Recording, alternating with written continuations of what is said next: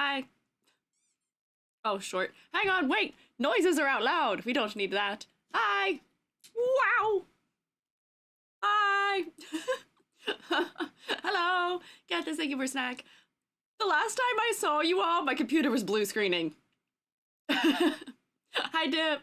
The last time I saw you all, maybe, which was Tuesday, my computer blue screened twice in one stream.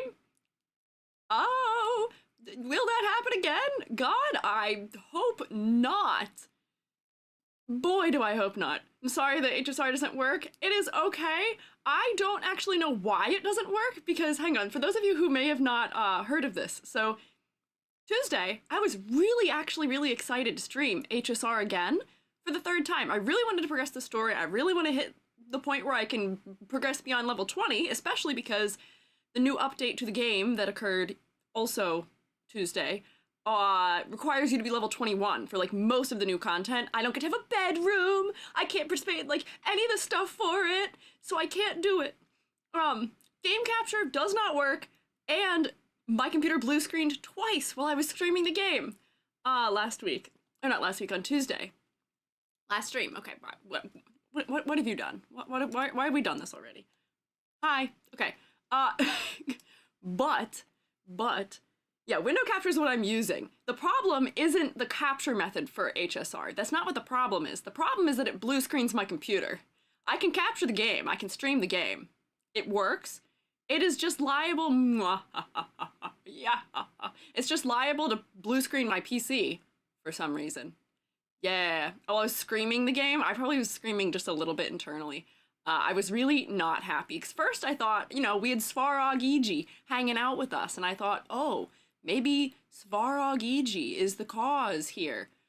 No, my computer, my PC, I tried doing it even when I wasn't live yesterday just to get my dailies. It blue screened again. It's the game. It is 100% the game because I've been doing modeling, like Blender work. I did a wild render of some sort and nothing is causing the problems. Maybe it is the combo of streaming it while playing it that is making it worse, but the game blue screened my computer when I wasn't live. So I don't know. What is wrong with it? I don't know. I did check my BIOS a little bit and found out that my computer does just like randomly spike a little bit. It just my temperature is just spiking randomly. Try diagnosing it. I appreciate it. my computer just the temperature is just spiking randomly, and then my computer freaks out despite the fact that the temperature is not actually that high. So what I'm gonna do is I have attempted to acquire more thermal paste, which I'm going to apply to the PC once it arrives on Saturday, and hopefully that will fix the problem. Yeah, because the game is not supposed to blue screen your computer. I don't know if you guys knew that, but Honkai Star Rail is not supposed to do that. It might not. Game update file might be corrupted. I had that happen with Overwatch. I don't know. I can see also now, because I did run the update. I ran the update. I haven't launched the game since I ran the update. Maybe that helped? Question mark? I say with fear in my heart. I hate computer problems because it scares me. My entire livelihood is requiring that big box that is sitting on my desk. So it better work, and my thermal paste better help. I replace my thermal paste every 6 months, and it is fine. Launch Task Manager and HSR resources being maxed out. None of them are being maxed out. I think it's just a temperature thing. I think my thermal paste is bad, and I think, you know, I'm used to replacing my thermal paste every 6 months. Maybe, since I'm a streamer now, maybe I'm putting undue stress on it, and I should replace it more frequently. Oh no, not me seeing you guys asking not only what is thermal paste, but also you're supposed to replace it. Guys. Yes. Oh my god. Yes. Yes? Question mark? I recently saw a very funny and very similar thing. ID10 posted on Twitter and was like, hey, friendly reminder, replace your thermal paste once a year. I replace mine every 6 months because I'm a heavy user, and I do a lot of crazy stuff, and mine tends to go bad a little before then. Please replace your thermal paste. That's a thing you are supposed to do in your computer maintenance. I hope you all are cracking your cases open and dusting things out, blasting some air in there to clean out, and replacing your thermal paste. Please. Let me come back here. There we go. My cat sleeps on the heat vent for my laptop. It's been okay so far. Oh god, PC went 12 years on it. Oh man, that's my other thing. Is the airflow okay to my computer? I don't know. I am going to hope and pray that that is not part of the problem. I'm gonna dust it, but I will say my new apartment has a bit more of a dust problem than where I lived previously, so we'll see. Most common BSOD causes are corrupt drivers issue with expert anti-cheat software. It could be the anti-cheat, but I don't know why I'd be freaking out when I'm not streaming. I don't know why it would be doing that. All I do is dust. I mean, dusting is at least good. That is good. Maybe that's why my PC's motherboard melted? Ririku. No! No! No! My heavens, what's going on with the blue eye? Oh, this is my Halloween costume. It hasn't shown up for a little bit. I'm cursed right now. This is my cursed Halloween costume, yeah. Are you monitoring your temperatures if you think it's the problem? I am, and I can see, like, it'll be fine. It'll be at, like, a normal range of temperature, and then it'll spike by, like, 50 degrees for, like, 0.2 of a second, and then go back to what it was at before. So it's definitely that. It's not normal? Yeah, it's definitely that. E.g. teaching PC care when? Never. I don't know enough about it to teach you about it. I can only teach you those couple of things. Yeah. Oh, now, and like, just like that, I'm normal. Anti-cheat doesn't care about streaming. Are you running Windows 10 or 11? I'm running 10, because my computer actually can't update to 11. There's a funny little thing on my motherboard that's missing, and I will never be allowed to have Windows 11 as a result. A water cooling pump and a ceiling leak from upstairs made me think my cooling exploded. That sounds scary. That sounds scary. That sounds kind of scary.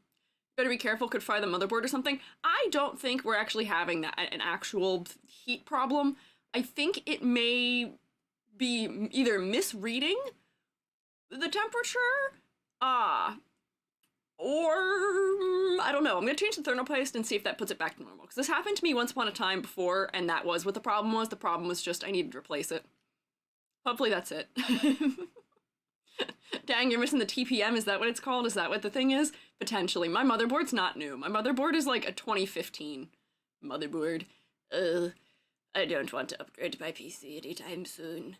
I was like, oh, maybe I'll get a different cooler since I have to pry my current one off anyway to replace the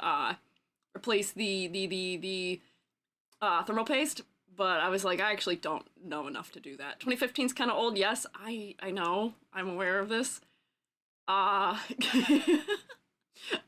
mean, me running like 4 programs at once to be VTuber, streamer, play game, is asking a lot of a computer. You have to update? I won't. I can't, actually. I will someday update the motherboard, but that is such an undertaking, and I would have to find one that is compatible with all the other things that are plugged into my computer currently. My computer itself isn't that old. I have a brand new graphics card. I got a cool graphics card. I got a graphics card that is an NVIDIA like 3070 or something. I have 64 gigabytes of RAM. I have much newer. I've got a 2020 CPU. Like, the oldest thing is the motherboard, definitely. It's a security chip that helps protect data and systems on Windows devices. Concerning. Concerning. Maybe I need to invest. Computer people. I may have to consult someone to help me figure out what motherboard to replace mine, but that is such an undertaking. That takes so long, and that actually terrifies me. The idea of potentially having to replace that. So I can keep backups, there should be no worry. I have backups of all my stuff. I have so many external hard drives with backups of all of my belongings, so I am okay. I will be alright. Isn't motherboard replaceable? It is replaceable, but you have to disconnect everything from it, and the compatibility hinges upon it of all of my things that are currently plugged into it. The motherboard is usually the worst thing to replace, not because of price, but because it's just extremely inconvenient and hard to make sure everything aligns. I don't want to do it. I really don't want to do it. The roommate said I wanted to do it. I will wait until the last possible minute. I will wait until October 10th to replace it. I have not taken roll. Hi. Happy Thursday. Hopefully we don't have any problems today. Shifka, thank you for following. Let me take roll and we can answer questions. We can do Q&A. Right now we are doing Q&A already. You guys are asking me questions about my computer. Also, Riruku, send me image to put on my model. I said that really aggressively. I'm so sorry. Let me put all of my funny little pinned images on. But Riruku, you are over the threshold for that, so you are welcome to do so if you so wish. Hang on, wait. I've been thrown another heart and I can't see what it is because I'm putting PNGs on my model. Stop rotating me. I have to be able to see so I can do this. Ah! Hang on, Selma. Striker. I need to set up a button that just toggles all of these on for me. Because for instance, it doesn't save between them. Alright, let's see. Who's here? Rusty for Spookable, Mythic Shogun, Nyla's best friend, Shayuna, Rolina, Mavel, and Cinda, Riruku, Dr. K. Manchu, Gear, Gethist, Gear again. Wait, I'm just reading other things. Hang on. I need a thing that just sorts it to just be the here. Katana, Shadow, Rose, Hoshi, Miss Pumpka, Enigmata Loon, thank you for following. Who else here? Lots of spinning. Sir Pigeon, hello. YouTube guys, Loon, Breast Mountain Lion, Cece, Blackest Octi, Callie, hello. Hi. You spin me right round, baby, right round, like a record, baby, right round, right round. I have questions. Do you have questions? If you have questions, go for it. Easy solution, buy a new PC? No. That's easy solution if you have infinite money, which I don't. I do not have the funds to buy a new PC. I will not be doing that anytime soon. Hi, Moss Cake. Hi, Starless Mate. Return of advertising billboard? Fanvertising? Kind of, yes. I do kind of become a billboard like this, but I am promoting the lovely shroommates who assisted me with decorating my house. Joby and I are obtaining a couch this week. Can you guys believe this? We haven't had a couch. We haven't had a couch. We're obtaining a couch this week, and I'm so happy. I am so happy. I'm so happy for a couch. Now we can watch Mythbusters in comfort. We've been sitting on something that does not qualify as furniture, probably technically. It works. So I'm very happy.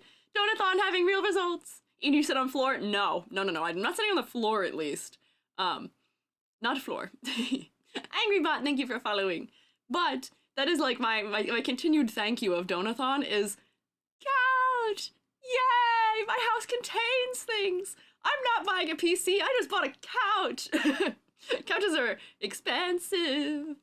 Bought a brand new computer and pieces to assemble during Black Friday and Leap Motion 2. Hey, congrats. Honestly, if I was going to be doing upgrading to my PC, I wish it started having problems a week and a half ago, so I could have also made purchases during Black Friday. Because I'm not doing it otherwise. I was like, oh, let me buy a new cooler for my computer. But because I forgot holiday season's occurring, so it's like, oh, you want a new cooler? You want this new cooler? Delivery, January 27th. And I was like, oh, okay, well, I guess I'm not doing that. I gotta take a trip to the PC world of some sort. Next, Dono, go get EG a souped up computer. I mean, other than my motherboard and me using a stock cooler, my computer is kind of souped up. Those are the only things that I think bear replacing. I'm very slowly upgrading RAM, but you know, I know that my computer is more than enough for my job. I can render stuff at crazy stock. I know, Mythic. I know. I've never had a problem with it. The stock cooler that came has been fine. I've never. Okay, don't shame me, all of you. Okay, leave me alone. Stock CPU cooler. Okay, maybe is that a bigger part of the problem here? Shame? No, leave me alone. Leave me alone. That might be a bigger part of the problem than I think it is, but I've never actually had a temperature problem with my computer, so we'll fix it. It'll be fine. It'll be fine. Okay, I promise. New couch or retail secondhand? Oh, secondhand. Joby and I are buying everything like the Facebook Marketplace route, essentially. It's too expensive. Leave me alone. Time to quit the stream. No! no, don't leave me alone. Just leave me alone about my stock CPU cooler. My temperatures have been fine. I never had a reason to change it. It'll be okay. But I am looking to get a new one to replace it anyway. That has been something I've been meaning to upgrade for a moment, but nothing is going to ship here within the next month. So I gotta go to like a PC center or something and be like, hey, buy one. Screw HSR funding, PC/furniture funding. What do you mean? Can we start asking questions now? Yes, you can. Hang on, wait, you can. Just wait for me to go.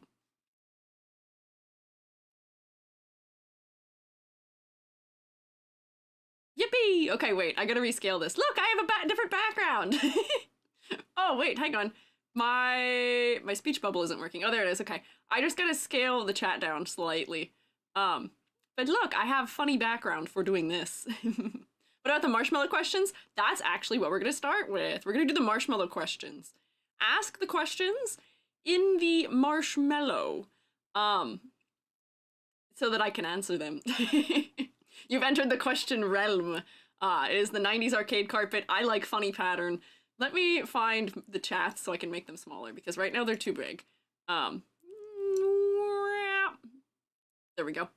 Although, you know what, honestly, maybe top and bottom chat would be better for this. Maybe I go like that and hide you entirely for a second and do top and bottom chat. I think that might work better for this overlay. Marshmallow, what's a marshmallow? It's a service where you can ask me questions and it logs them, so that way I don't lose them. There is a link at the top of both of the chats that should provide you with what you are looking for. Let me see. Horizontal chat? Yeah, there we go. Do that. I'm a pro streamer. I don't know if you knew this.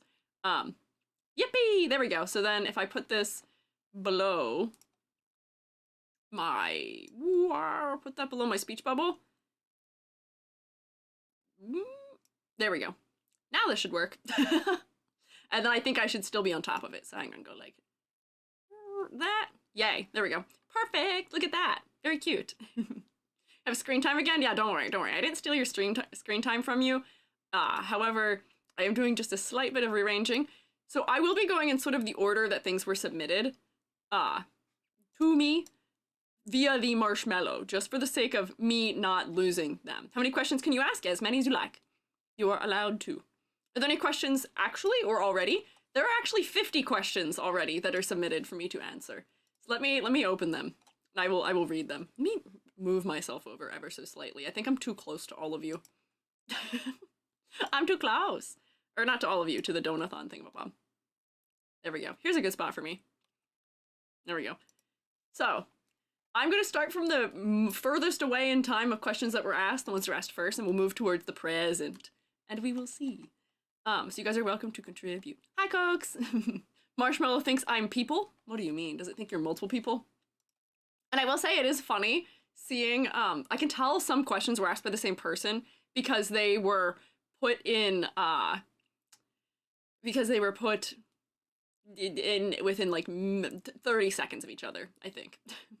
Sent image and live suggestions? What images are you sending me in your live suggestions, Ryuku? Oh, I've been tagged in something also. Oh, wait, you sending me thing. Thank you. There we go. There you go. Use this image. Bet. I totally forgot why you'd be sending me an image immediately, Ryuku, and I'm so sorry. I was like, wait, why? Okay, let me stick that in there, and then I will answer question. 1,000 character limit. That is a little bit unfortunate, the 1,000 character limit. Let me stick this in here. We've got Chibi Ryuku, who's going to come join us on the model. There we go. I gotta do it in here. Wow, wow, wow. Put a lot of questions at once because I forgot to put them in, so that might be you. That's fine. A couple people put a couple in. So here, let me just, props. Let me get a new one here. Can I get a Ryuku on my model, potentially? I got so many little creatures. Oh, I forgot that it freezes me when I do this. Uh-oh, your squeegee got locked in place. Oh, be good while I can't throw hands. Nope, that's the wrong folder. Oh boy. If I was smart, I would have remembered to ping you in advance about this, but unfortunately I'm not always smart. Uh-oh, Ryuku got crushed. Do you see that? Ryuku got fully smooshed. Here, wait, you're gonna have to live like right on top of where my sunglasses are. Because the image is so long, it has no idea what to do. It does not understand your scale. Whoops. Hang on. Other things are happening. You're rotating me. Why are you rotating me? Okay, put on head. Move position. Hang on. Move me over here. Hi. Squish the bug. I stepped on Ryuko a little bit. We've been caught. I'm always catching you. Let me, hang on. I gotta move. Let's move. Nope. Ah, look how smooshed Ryuko is. What happened? I gotta make you tall again. There we go. There's Ryuko. Okay, hang on. And then move you down a little bit. Maybe like right there is good? Yeah, I think so. Okay, that should be good. Little bug. Revenge for all the small, a little bit. You got a little squished as revenge. Okay, so we have questions. There's literally no rhyme or reason to this at all right now. It is just me going in the order that they are appearing in to me. All I see is an evil AI version of me? Hoshi, is that what that is? What is that, Hoshi? What do you mean? Please tell me that's not what that image is. What do you mean? Sent in 2 questions. I don't know if you actually get them because I don't have an account on Marshmallow. I get them even if you don't have an account. Don't worry. Don't worry. Do not. So, 4 days ago, someone asked me, which I think is actually before I posted that I was doing this. Somehow somebody got here early. I don't know how they did that. I don't remember if I posted the... Oh, it was from the Discord. From the Discord, probably. Which is that, E.G., do you have, or who is your favorite art teacher? I can't tell you that for safety reasons, but I can describe them for you. My favorite art teachers, at least for me, I don't know if you guys can relate, but my favorite art teachers for me were people who gave me a lot of freedom and who would let me kind of bend the rules of whatever project we were doing so that it fit more so whatever my interests were. So like I had 2 really great mentors once upon a time who, you know, would just... I'd be like, hey, I want to use the laser cutter for this project. Can I do XYZ crazy other thing even though the project says I have to do this thing? And they'd be like, well, yeah, why would we tell you no? Those are the kinds of art teachers I always liked, were the ones that would, like, allow me to do whatever I want. Which tends to be the kind of art teacher that I try and be. When my students are like, hey, we're doing Intaglio, but, whoa, hello? Hi! We've been raided. Shroommates, rotate at them if you are here and can hear us. Wayne Raid, hi! I'm Squiiji. I'm a freelance artist fungi. I'm also an art educator. I'm doing a Q&A right now, if you guys have questions. But welcome in. I also have many billboards plastered to my face right now because I am on day 13-ish of a donathon for furniture. But hello! Welcome in, fellas. I hope you guys did not get trapped in the advertisement, but hope you had a good stream. Let's see here, right? I can get the shout out. Whoops, that's not how you spell that. Shroommates, are you rotating at them? I hope you are. If you look, also YouTube Shroommates are rotating too. Yoink. There we go. Bonk. Stolen your thing. We'll see. Had to take art as a requirement. Our teacher stayed after school with me for 2 hours, 3 times a week to help. Whoa! See, that's fantastic dedication. That is a lot of dedication. I am dedicated in the way that I will stay after for a little bit, but that's a lot of hours. If you're on salary, that is something that makes sense, but otherwise it is tough to put that much commitment into it. That sounds like a very good art teacher. Very dedicated. Hang on, I'll wait a couple of seconds here and see if Huntress is trapped in ad, potentially. As maybe, let's see, Wayne Raid. Was awesome? Yeah, it sounds like it. I unfortunately have had a lot more bad art teachers than good ones, in my experience. Oh, are you guys back now? Huntress Wayne, have you been freed from ads? I am so sorry if you got trapped. Hi. I hope you had a good stream. Thank you for stopping by. I returned. Yippee! How was your stream? What were you guys up to? I'm so sorry that you guys raided and immediately got ad braked. I don't know why that happened. It's supposed to push it off. Athena, thank you for following. Was playing Elden Ring. Oh, how'd that go? That is a game. I'm not good at that game. I am not a gamer. That game is incredibly hard, and the idea of streaming it and playing it at the same time is crazy. I hope you had fun, though. Our teachers unfortunately suffered from seizures. It was very nice, and drew anime fan art herself. I will say, one of my favorite professors who was one of my mentors for my graduate degree that I just finished, who was on my committee, he had unfortunately had a stroke not too long before I was his student, and Was he the coolest man ever? Yeah, he was so funny because he'd be like, hey, guess what I get to do this weekend? I get to do experimental trial for ketamine, treating treating stroke patients. Or he'd be like, hey, I get to microdose on psilocybin for a clinical study this weekend. I'm like, what are you doing? Apparently it works, though. Apparently some of it helped. Ketamine, yeah. It's being used in clinical trials for patients who've had strokes to see if it can help. I don't remember exactly what it was, but apparently it can help with recovering some of, I guess, the neurological damage that's done by it. Yeah, which is crazy. I was like, good for you, man. Yeah, he was cool. He was sick.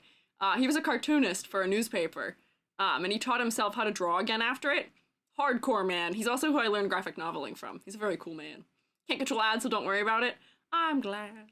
Usually it's apparently supposed to be better with it, but it's not. I don't know why it isn't. The horse tranquilizer, yes, in like very small doses. Yes. Cartoonists are awesome peeps. I know. The way that they stylize stuff is always like so silly and so fun to me.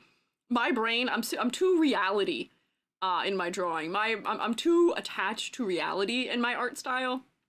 Not my VTuber art style, but I like can't draw cartoony. Like if you guys have seen Billy's art, I can't draw like that. My brain just screams at me, this isn't right, this is wrong, this is disproportionate, bad, wrong. But when other people do it, I'm like, oh, that's cool. And I don't know why my brain is like that. It's kind of not helpful.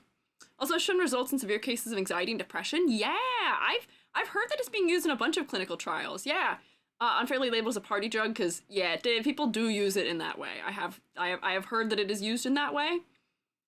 But it's one of those things where a lot of things that can have medicinal, helpful effects can be misused. That is a very common thing that happens, unfortunately. Hi, Athena. Yeah. But yeah, so that for the first question, I will just give the sweeping statement. I always liked teachers who gave me freedom and who were not going to be the kinds of fellows to stomp out my interests. You'd be surprised how many teachers labeled me. Go figure.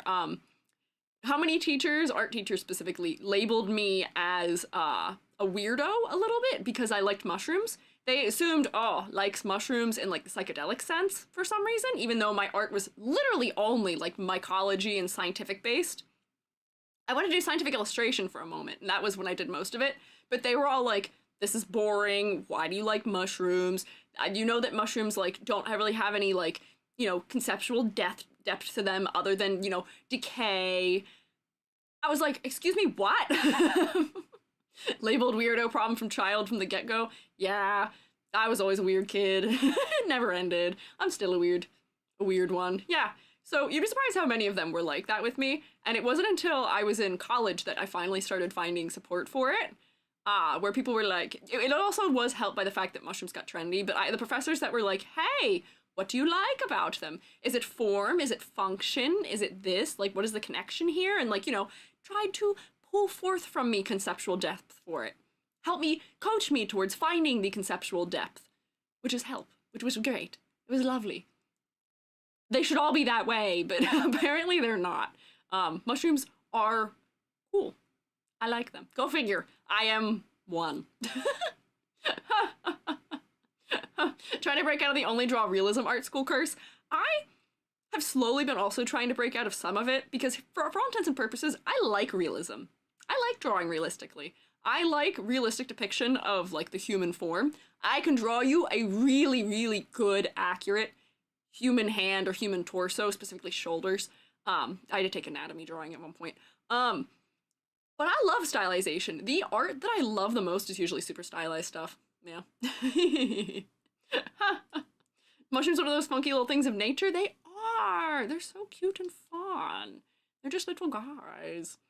Cow vertebrae to show until one time they call your mom about it. I'm not mad. You brought in cow vertebrae to share? Honestly, I can't even tell you that that's that unusual because when I was a little kid, I also think, you know, you do show and tell as a kid at school. Everyone brings in like a cool toy they like. E.G. brought in bird feathers. I had a hawk feather that I was really proud of having, and that was what I brought in. Our questions here in YouTube chat can be answered, or do we need to use the link to make sure? I would use the link to make sure. That way they're recorded and I can make sure that I get to them. So I should move on through questions. Yeah. You guys had show and tell? When I was a little kid, yeah. Like, I'm talking like elementary school? Like kindergarten through 3rd grade? Is that not a common thing anymore? I brought a real lizard, I say, for my dog? What? You brought a real lizard into school? I bet that went well. Oh man, I never had show and tell in elementary. Really? That's interesting. I wonder why. Huh. Well, here, let me see. Let's go. Next question. How do you have another person's model on your stream during a collab? That is a question that there's many answers to, actually. So at least for me, the streams I've done with people have mostly been, I just use VTube Studio and I just have an instance of it open that only they are in. I'm 3D, so I just have them send their model to me via that. But there is also a thing called OBS Ninja that you can use if you're 3D to send your model to other people. That's what I used for when I was in the PAX Australia panel. We all used OBS Ninja to send our models to each other because we were all 3D fellas. But you can also just, like, as simple as having Discord Foogies, which is just a link that you download, you copy into your OBS, and then if people have a Foogie set up with Foogie Tech, then it just works. So that's how I've done them before. You're gonna see me tomorrow do my, actually, I don't know if I was gonna make a statement. I don't actually know how we're going to share our models with each other tomorrow. We'll see. Because I might have to share mine also, which is not always the way it goes. We'll see. One of those things will be how I do it. Hi, Emmy. My niece did a show and tell recently and had me help her catch a frog for it. Uh-oh. Dangerous. Hello. Wonder if you've answered the question about how you came up with and stuck to your VTuber concept. I don't know if we've gotten there yet, but I know that I did see that is in here. There's a couple questions that kind of relate to it. Oh, wait, my turn if you haven't. No, so we have not gotten to that one yet. So I will get to there when I get to there. I brought moths? Why did so many of us bring real living things in for show and tell? Why? What for? Whose VTuber design is your favorite and why? Whoa, that is an interesting question.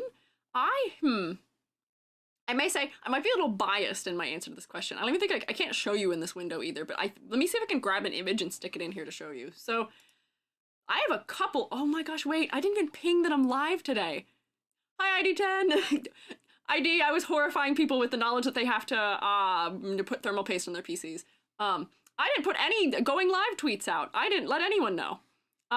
Yeah, I've horrified them with that knowledge because my computer blue screen twice this week. I changed my thermal paste less than 6 months ago, but I'm going to change it again because the temperatures are spiking for no reason. That was why we were talking about it. Hang on, wait. I didn't ping the Discord either. I skipped all of my steps. Wait, what? Yeah, they're also yelling at me for using a stock cooler, and I do have to fix that. Yeah, I got your live notification only like 10 minutes ago. Uh-oh. Let me do that. Might be a cooler mounting pressure issue. I think it might be. I think when I remounted it, it might not be right.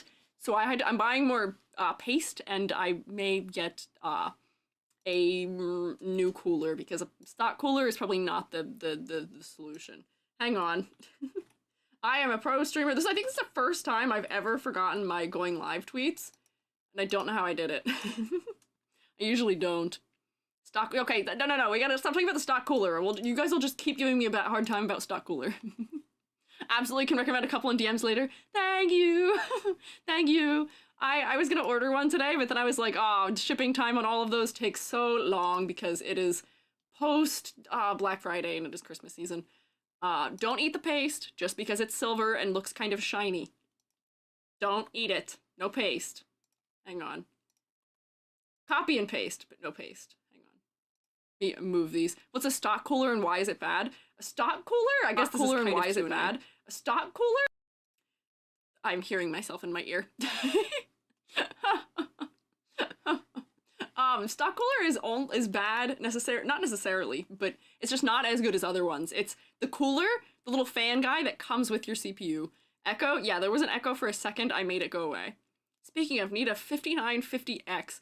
I don't know what that is. I don't know what a what is it? What is a 5950X? I don't know what that means. I'm guessing that is a computer part, but not one I know. Big processor. Big CPU? Oh, I don't know one. I don't know that one. I have a Ryzen something. I don't know what I have, actually. I have no clue. It is not that high of a number. It's like a 3,000 number, I think. 16 cores, 32 threads. I don't know. I have no idea. I don't know what I need. My computer, I gotta replace my motherboard. I gotta replace like 4 things, as we have learned.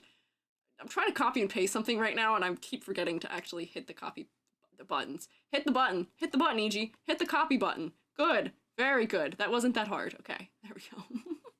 We'll get it figured out. You've got this. Thanks. There's so many moving parts. Being a VTuber makes it so hard sometimes.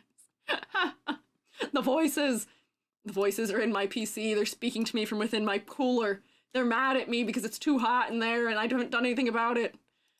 The voices are mad at me because I didn't post that I was live also. Okay, wait, hang on. So those are going. There we go. Okay, that's working. Exactly. I use a Arctic liquid freezer. Rev, good stuff. Never lets me down. Somebody else was talking about an Arctic liquid something earlier. Get you a Stream Deck. It opens a world with one button. I have a Stream Deck. I don't know. What do you mean, Wordy? What do I do with the Stream Deck under these circumstances? Q&A with EG done. I'm not asking you all questions, is what this appears to be. Here, I just gotta paste something and then we'll get back to actually answering questions. Ooh, wait, hang on. This is stream ping. You know what? Honestly, me being late with posting this probably is not that bad of a thing anyway, because I didn't actually answer questions for the first, like, while here. There we go. Okay. Got that. Good. Done. Bam! Solved. Can't you set buttons to open programs? I do have the buttons set to open programs. I actually have a button set to copy and paste on my thing. I just wasn't hitting it because I was distracted.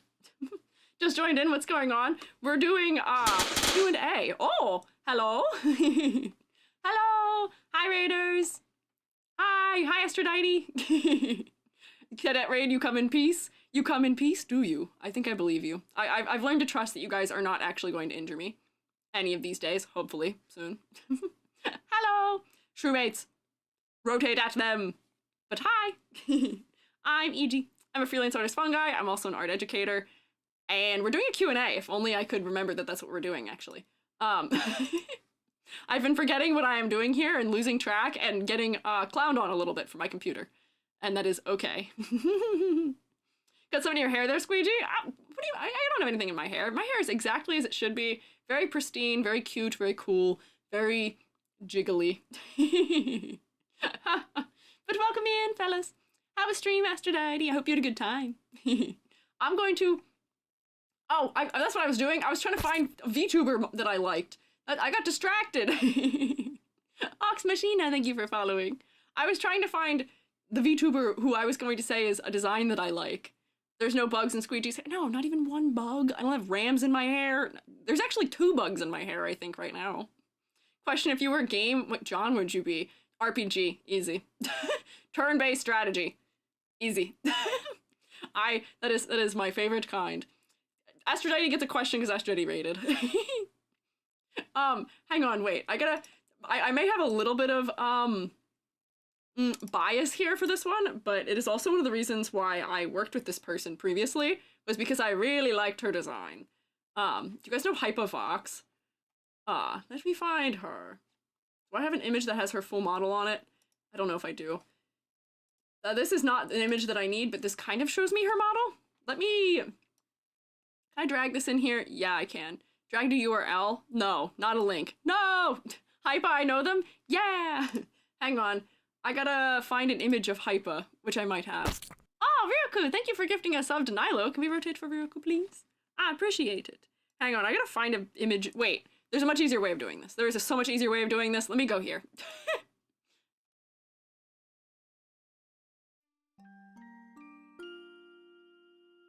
Hello?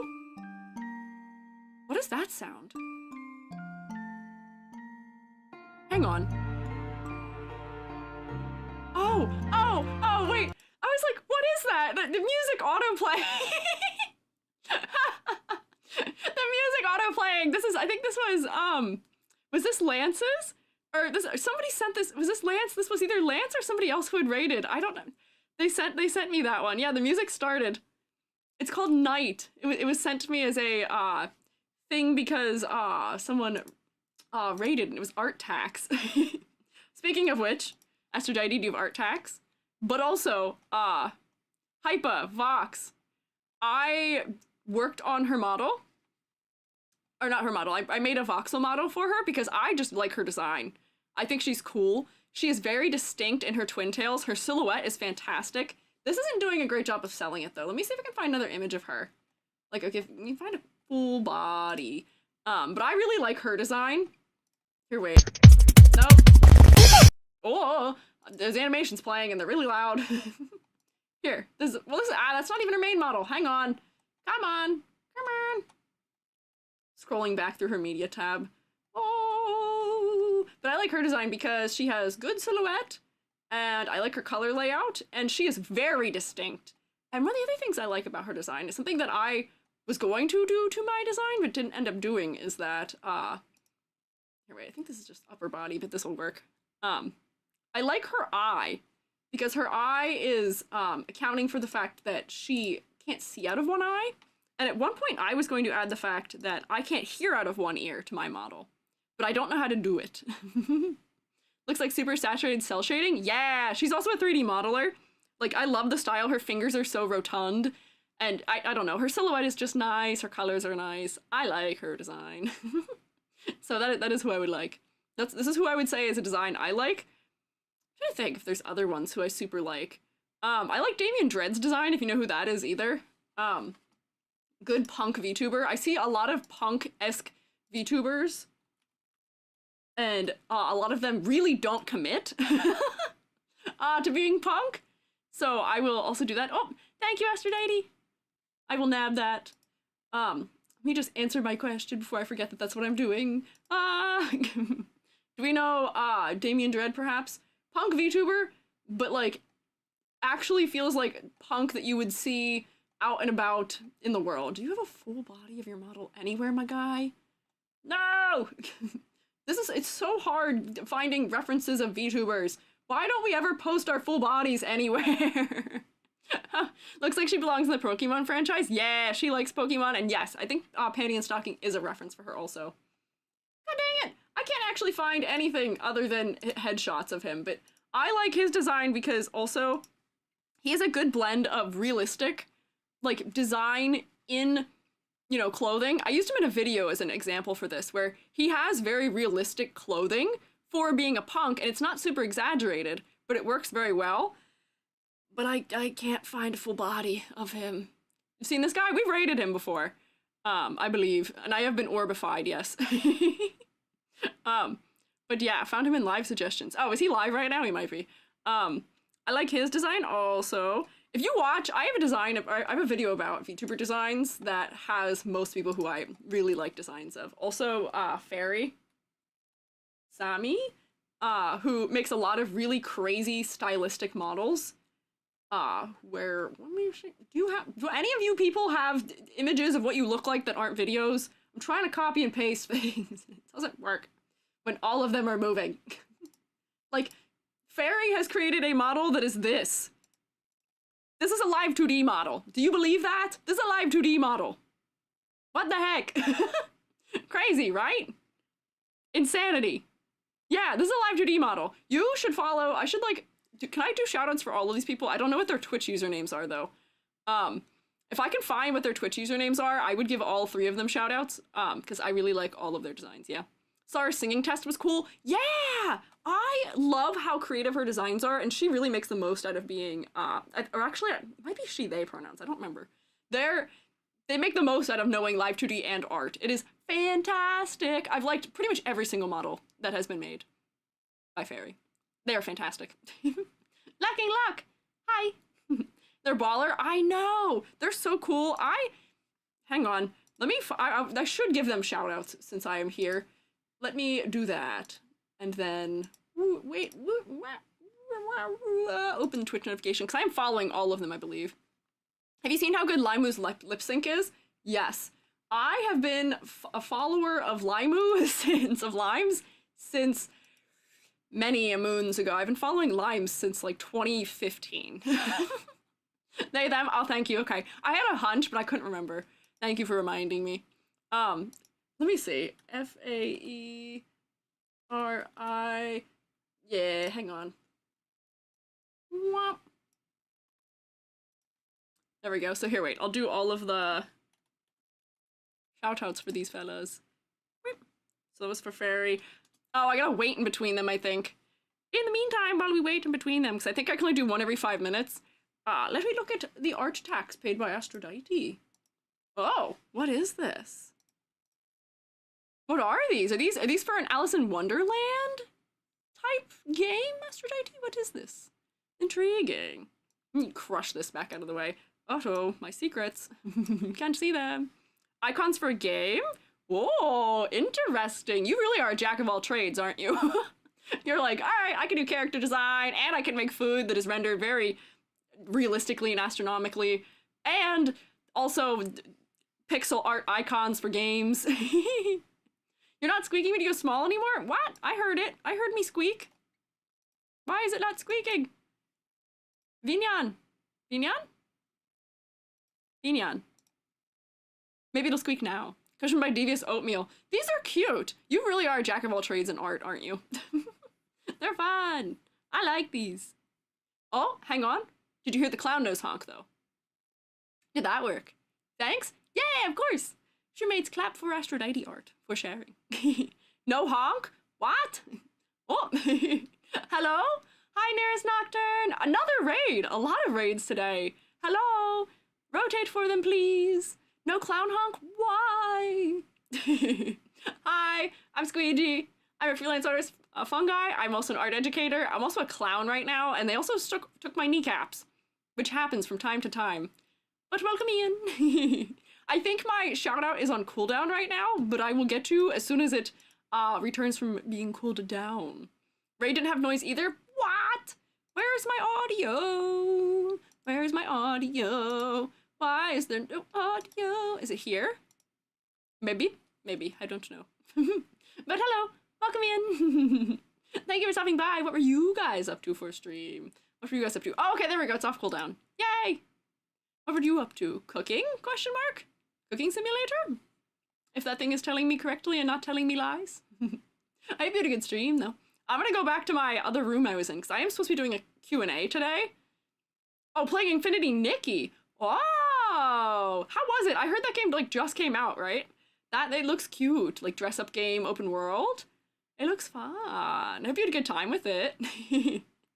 So what we have here: Rose Key, Alice, Dodo, Rose Pot, Rose Door. Interesting. Sounds played once beginning of the stream and never again. Uh-oh, rip.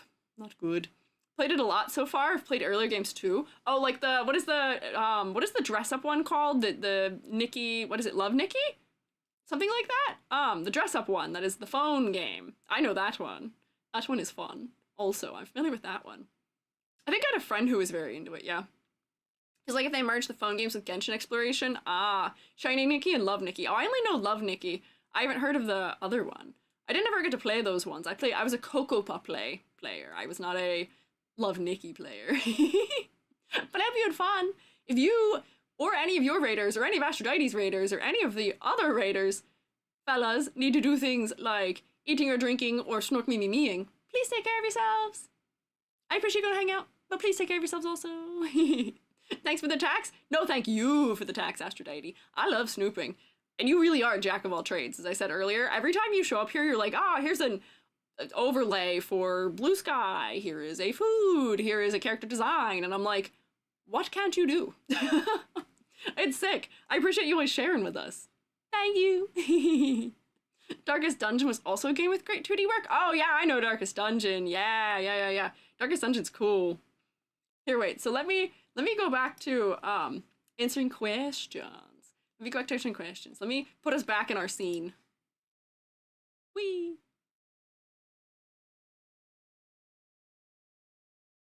Oh, hang on. Why did I not get big? There we go. Oh, it's come short, potentially. Love Darkest Dungeon? Yeah, I've watched I watched a couple streamers once upon a time play that game. I've never played it myself, but it is a good game. So the next question I had, it was actually 2 questions, which is funny. It is, did you know you can put ARKit tracking on live 2D models? Yes, I did know that. You gotta use VBridger for it. But yes, you can have ARKit tracking on low poly models, or not low poly, you can have it on that too, but on live 2D models, you can. It's true. Is the Q&A finally Q&Ing? Maybe. Beautiful transition. Thank you. Thank you. I animated it. Sounds back? Oh, yippee. Good. Maybe it was just the scene I was in where it wasn't working. I don't know why that would be. But I did know that you can put ARKit tracking on live 2D models. 2, do you know any commissions that use ARKit tracking on their models? I don't know what you mean by that. I use ARKit tracking on my model. All of the models I ever make have ARKit tracking on them. If you're talking about live 2D artists who make models that do ARKit tracking, or I just said the name of it. The app that you use for ARKit or live 2D, I sadly don't. I could name you just about every 3D modeler in the VTubing field right now, but I don't know many live 2D artists, unfortunately. VBridger. I don't know any VBridger artists off the top of my head, unfortunately. I do need to start learning some of those probably, because it has been not helpful for my consultations, me not knowing them though. What can you do? Phone destroyed all your progress? Oh no. Love the sweater, by the way. Thank you. I'm glad you like my sweater. Any people can commission is what they mean. Yeah, I sadly don't know anyone for 2D if that's what we're looking for. I sadly don't know. That's not really my realm. I'm not really in on live 2D. I know that Ransom can do it. Ransom is a rigger that I'm familiar with, but I don't quite know actually. I'm sorry about that. My knowledge doesn't stem very far in live 2D. I'm mostly 3D. If you could design any type of VTuber, what would it be? Example, Greek mythology inspired, Lord of the Rings inspired, folklore. I have had an idea for so long that I wish I had the time to make a reality. If you guys steal this from me, you're allowed, that's fine. I just want it to be real.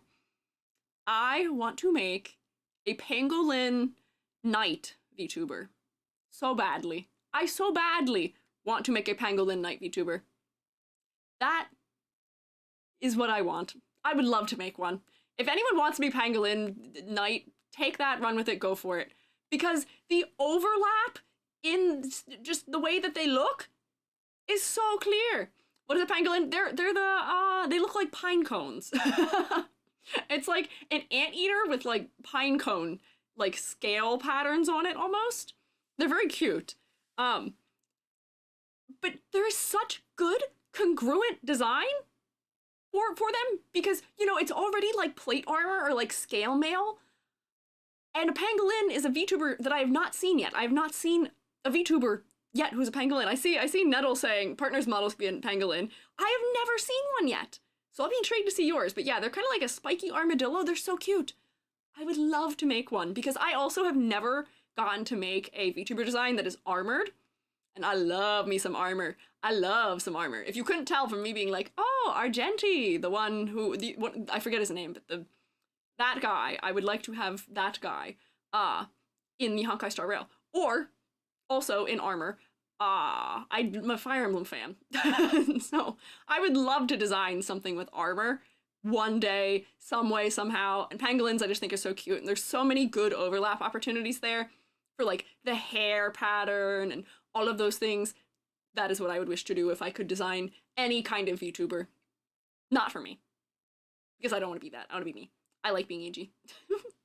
Apparently a penguin unintentionally killed a person and because a bullet deflected off of it. What? That's scary. That is kind of wild. There's a pangolin scale plate in a museum somewhere. Oh, that's also crazy. I would feel too bad to actually use that, but I kind of want, you know, in our fantasy realm where no pangolins were harmed in the making of the outfit. That. Boothill? No, I just couldn't, I can't always think of what Argenti's name is. I call him Argenti, and I don't know why. More specifically, someone shot the pangolin, but the bullet ricocheted off and killed them. Hey, play stupid games, win stupid prizes, I guess, is what I say to that. Do not shoot cute little guy, or it may not work well for you. Oh, bye, Beeb. Enjoy the VOD. Do you know what a baby pangolin is called? I don't. I'm not familiar. Oh, ad break was happening. Pango pup? Really? Is that what they're called? That's kind of cute. Them being called pups is very cute. I love when animal that is not cat or like dog gets to have a baby that is named similarly, where it's something like otter pups. I feel like that's so cute. Or like sometimes you get like kittens that are not like a kitten from a cat in like the thing you call the young. I don't know how we pick those, but they are cute when we do. Let's see. Should smaller VTubers reach out to bigger VTubers such as yourself? Wow, you consider me a bigger VTuber? That's crazy. I appreciate it, but that's crazy. If they want to be friends or get to know each other, everything seems like a business transaction. I would feel so guilty messaging someone bigger than me. I don't want to seem like a beggar for attention, and I would hate for them to look down on me because of my number. That is a really difficult question, and here's the thing. I only like go like, you think I'm bigger?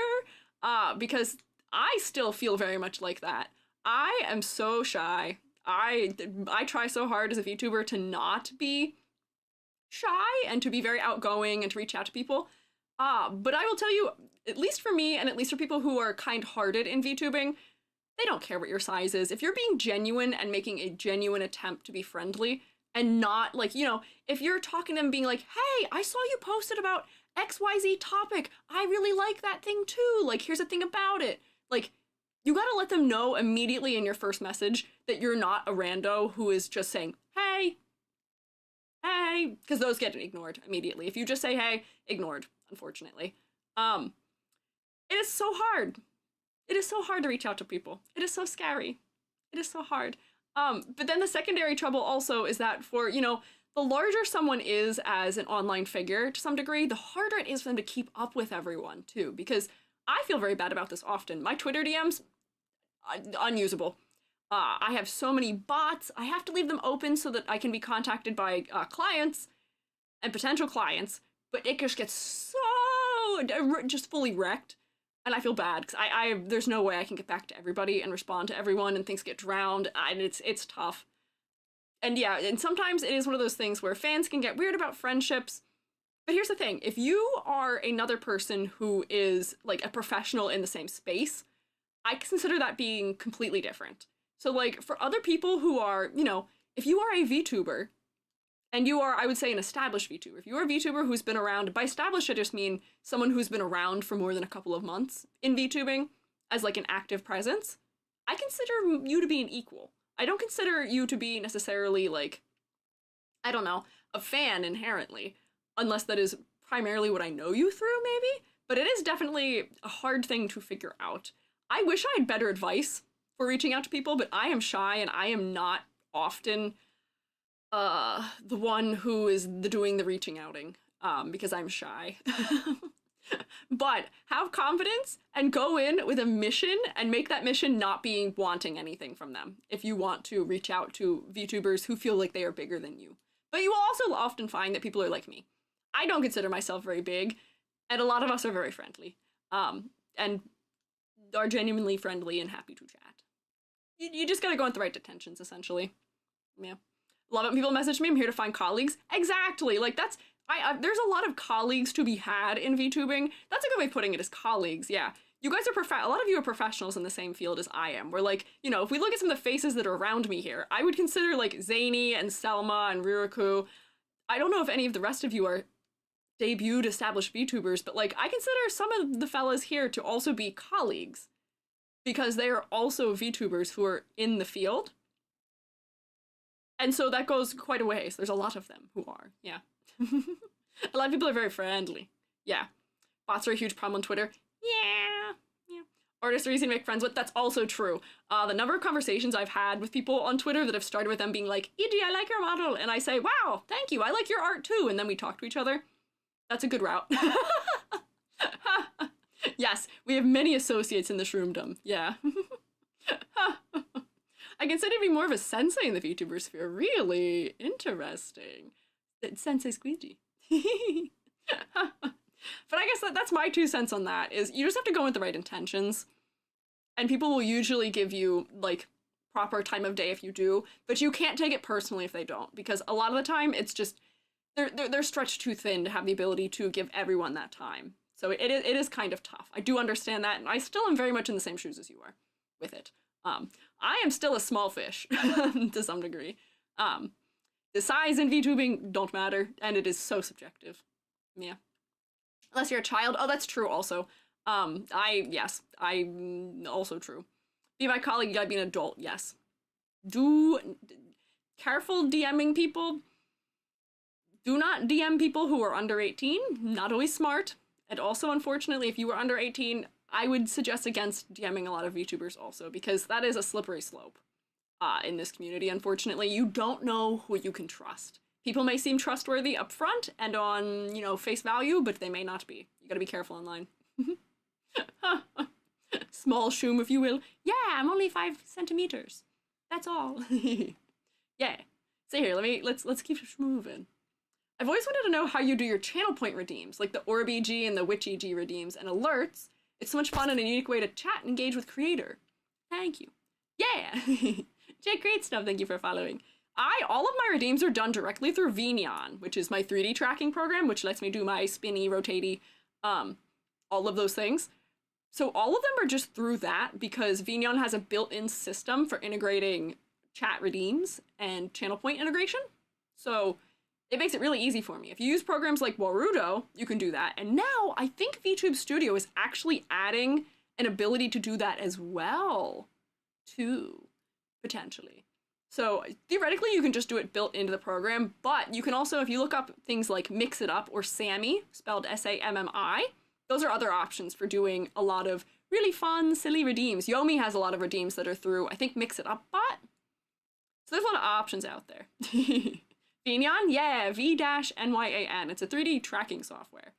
Yeah. Hi, Kato. Vneon is really nice. One day maybe I will convert to using Warudo, but it's not today.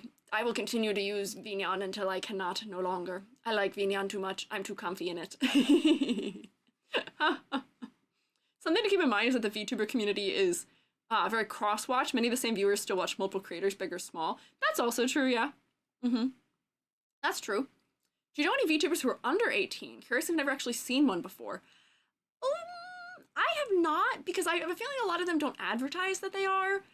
I would say that for this community, for being a VTuber, being under the age of 18 and being a VTuber is not safe. You are potentially putting yourself in harm's way, unfortunately, just because the general viewer base may not handle that well. You gotta be, it's tough. All are small and I knew them. I see. You just gotta be careful. There were some that were debuted in corporations below that age. They debuted before they were 18. Kind of in a similar vein as it happens in K-pop sometimes. But I will say, it's that's a tough topic, maybe. Also, the money need to get a model more often than not. Yeah, it is tough. It is tough. Yeah, they won't talk about their age probably either. Probably for their own safety also. Does Vneon mobile tracking app work with Vneon? The Vneon mobile tracking app. Are you talking about the meow face that Suvi has? I think that does work with the program, but meow face is being shut down at the end of the year because Google is requiring businesses to now put your address and legal name. And Suvi is not going to do that for obvious reasons. Yeah, it's appreciated, unfortunately. Yeah. Are you allowed to stream if you're a child without the express permission of a guardian? That's also true. I believe you have to be over 18 to stream on Twitch. I believe. Google sucks? Yeah. Being a content creator in general at a younger age can be dangerous? Yeah. Stay safe, fellas. Please be careful, guys. It is a dangerous world out there.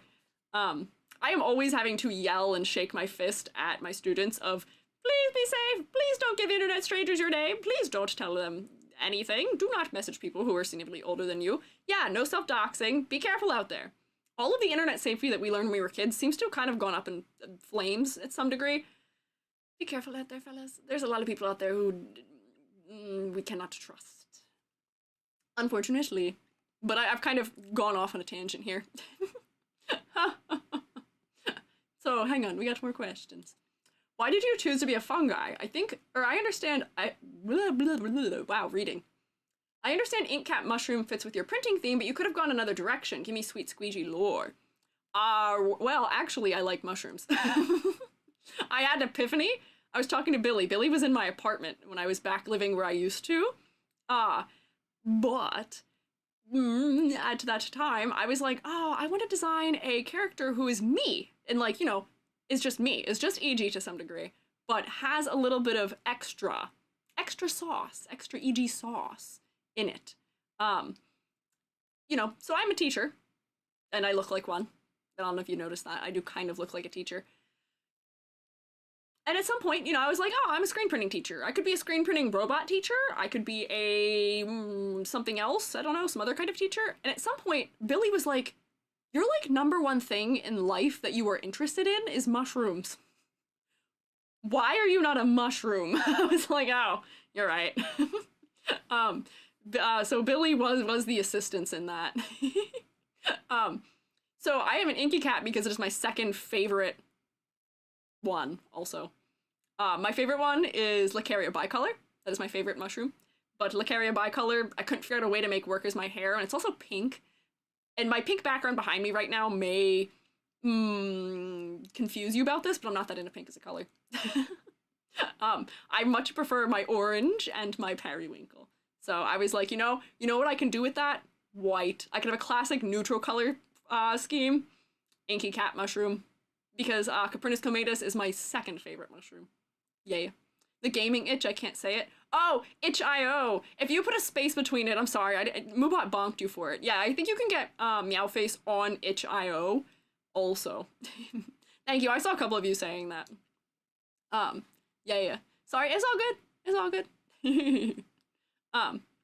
Would you, wait. Let me see, did I miss anything? Yeah, no, it's updated to there. Lacarias are so pretty. I know, aren't they? They're so I like colorful mushrooms, so I like wax caps a lot of the time too. Lot of good mushrooms. Favorites oyster mushrooms, deep fried with sweet basil that I get from Bubble World. What is Bubble World? I do like oyster mushrooms also. I have an oyster mushroom grow kit that I haven't done yet. Don't you get Vignon from itch.io? You do. You can get Vignon from itch.io. I think that is where mine is from. I believe, if I remember correctly. Yeah. Let's see, what else we got here? As an artist in VTubers, is there anything you would say to V artists in particular? They're still kind of a niche compared to V singer, so I wasn't sure what kind of content people would enjoy from them. That's a hard question. I would say that we are not as much of a niche anymore as we may have once been. But I do think it's one of those things, we have to find a way to make drawing and making art interesting as a V artist. Where, for me, my angle for trying to make it interesting is chat integration techniques, where, you know, I can have the lurk bait going at the same time. I can be, you know, taking feedback from my community while I'm working on things. Because otherwise, at least for me, as much as it might be nice to co-work to a drawing stream or something like that, a lot of the times they aren't especially strong at like maintaining viewer focus and maintaining viewers. So some people can get away with doing it the old way of calm, a little bit of talking, some mood music in the background, and can stream like that, and it is a-okay. But unfortunately, if you're trying to start out doing that, it might be kind of rough. You gotta build a community somehow. And you may have to do it slightly differently with a little bit more gimmick to it to have some retention. But honestly, all I would say in it is just do what you like to do. If you're passionate about it, people will see that, and it will be more interesting. Draw what you like drawing. Don't draw what you think they want you to see, that you want them to draw. Hopefully not art form for brain rot? What? Coco Melon? What are you talking about Coco Melon for? Oh, not Coco Melon of art. Yeah, no, not Coco Melon of art drawing. No. You just gotta find ways to keep your viewers engaged similarly, which can be difficult if you're just drawing, because a lot of times that takes a lot of focus. And for as good as co-working can be, it might not always be the solution. Yay. Also, if there's enough time, where should a VTuber that wants to try making their own 3D model start? Seen a lot of cool low poly and pixel art VTubers around. I've many a time suggested for 3D modeling Rainhet's tutorials, R-A-I-N-H-E-T. Rainhet's has some fantastic tutorials, which are technically how I learned how to do it. And yes, Blender will be your friend because Blender is free. And have a decent art program also at the ready if you can. Something like Krita or maybe Metabang if you're looking for something free. Because Blender's built-in tools aren't great for drawing. But there's a lot of good options out there, and I'm trying to think. There is a... there's somebody who did a really good series of low poly tutorials. I can't think of who it is now. If I think of it, I will come back and plug it in here. Yeah. I heard learn how to keep your viewers encaged. Not encaged. I'm not caging my viewers. I'm not keeping you guys in a cage. I'm not Joel. Joel keeps his viewers in a cage, not me. You guys get to free roam of the attic and the basement. Love Rainhead tutorials. That's also how I learned. Yeah, that's how I pivoted my CAD knowledge into VTuber models. Yeah, it's not easy, but it is well worth it. And the learning curve, I will say, for all intents and purposes, between 3D and 2D is very similar, yeah. I think I used a low poly well tutorial that was amazing. Yeah, there's one. I can't think of who did it. It's not a Strexus. I can't think of who had it. I'll have to find it. I wonder how a mantis shrimp VTuber would look. I feel like there has to be already a mantis shrimp VTuber. I feel like that has to already exist if I had to guess. I don't know. I feel like it must be. They lie, we're trapped in a cage of learning, flee before it's too late. You don't want to learn? What do you mean? Do you not want to learn? Do you not want to be stuck here with me? What do you mean? Probably it's a living meme. I would imagine so. Did you know that those mantis shrimp can actually see less colors than we can? We have additive ability to see color because of the way that our cones and rods work in our eyes. But because the mantis shrimp have so many, they actually see less colors than us. Because they're not working additively, they only see that many colors. Which is kind of actually really sad for them. I cry for the mantis shrimp. It can just see ultraviolet. Being able to see ultraviolet, honestly, is still kind of cool, though. I would say it's still pretty cool. Let us out, banging on the bars? No, I won't. I won't. La Cruzo low poly, you mean? I like that low poly tutorial. That might be what it was. Let me see. La Cruzo. Yeah. I think it was La Cruzo's. Yes, it was. You're so right. Thank you. I'll paste that in the chat. My suggestion for a low poly tutorial that you can then translate into a VTubing model, La Cruzo has a good tutorial for it. Let me paste this. Whoops. Hits enter. You can chew on those bars all you want, but you will not get out. They are solid steel, and I've learned that even if you used a piece of tooth floss and, you know, back and forth, including the abrasive of toothpaste, you could not escape jail like that. It doesn't work. It don't work. Don't even think about it. You will not escape my clutches. You are never safe from EG. You are trapped here forever. You're stuck with me. Moves away. Bars taste like new pennies? No. There appears to be many mantis shrimp VTubers. Oh. Link isn't clickable? Why not? It's clickable for me. Interesting. I don't know why it's not clickable. Oh, next question is also very similar. What was your learning process with 3D art? How'd you get your start? Any resources or channels you'd recommend? So Rain Hat, as I said, and La Cruzo, also, I didn't learn from La Cruzo. I learned low poly kind of just tinkering around myself. But I got my start in 3D modeling in CAD for 3D printing in Rhino 3D. That was my first 3D program. Wild. Because most of the skills I was trying to learn were for, mostly with the intent of working on architecture to some degree, in art restoration and conservation. Yeah. So I was using Rhino 3D, which is considered the art of the CAD programs. That's considered the artsy one. But I know how to use like 3DX or 3ds Max and a couple other programs as well. So that was my start, actually. I made like glasses and architecture and a bunch of other funny hard surface modeling things in there. Also a bunch of random stuff for 3D printing. I made a snail. That was cool. I liked the snail for 3D printing. A lot of stuff for resin printing. That was my start, was technically sculpting a little bit. Slayer, thank you for following. Does this count as attendance? Hi, Selma. I would say so, yeah, probably. Likely, I would say so. Chat is stronger than you believe, not nearly strong enough to escape, but stronger than you believe. I believe you. I believe you. I guess we gotta add a jail to the shroom state. There's walls. You can't escape the shroom state. You're trapped here with me forever. I'm not a dictator. What do you mean? Hi, Bugs. Notice while trying to research the tutorials are like how to start 3D modeling without much people who know 3D and just need to learn the bits specific to VTubing. So that comes down to, you're gonna need to look into specifically the things you need for VTubing are overlapping significantly with VR chat avatar creation, but for 3D, you need to look up how to do like face tracking, probably AR kit tracking. That would be important, and also making sure your bones are posed and labeled correctly. But honestly, a lot of your other 3D skills do translate. You just gotta make sure your poly count is not too high. Don't worry, it took up the whole bar, and that is okay. Fear not. But I will say, it is always a trouble trying to find mid-level tutorials for a lot of things, especially in 3D. Billy and I go back and forth about this a lot, where Billy is like, I cannot find the answer to this problem I'm having. It's been hours, and shows me the problem, and I have an answer within 10 minutes. And then I do the same thing to Billy also, where we've just learned different parts of Blender now.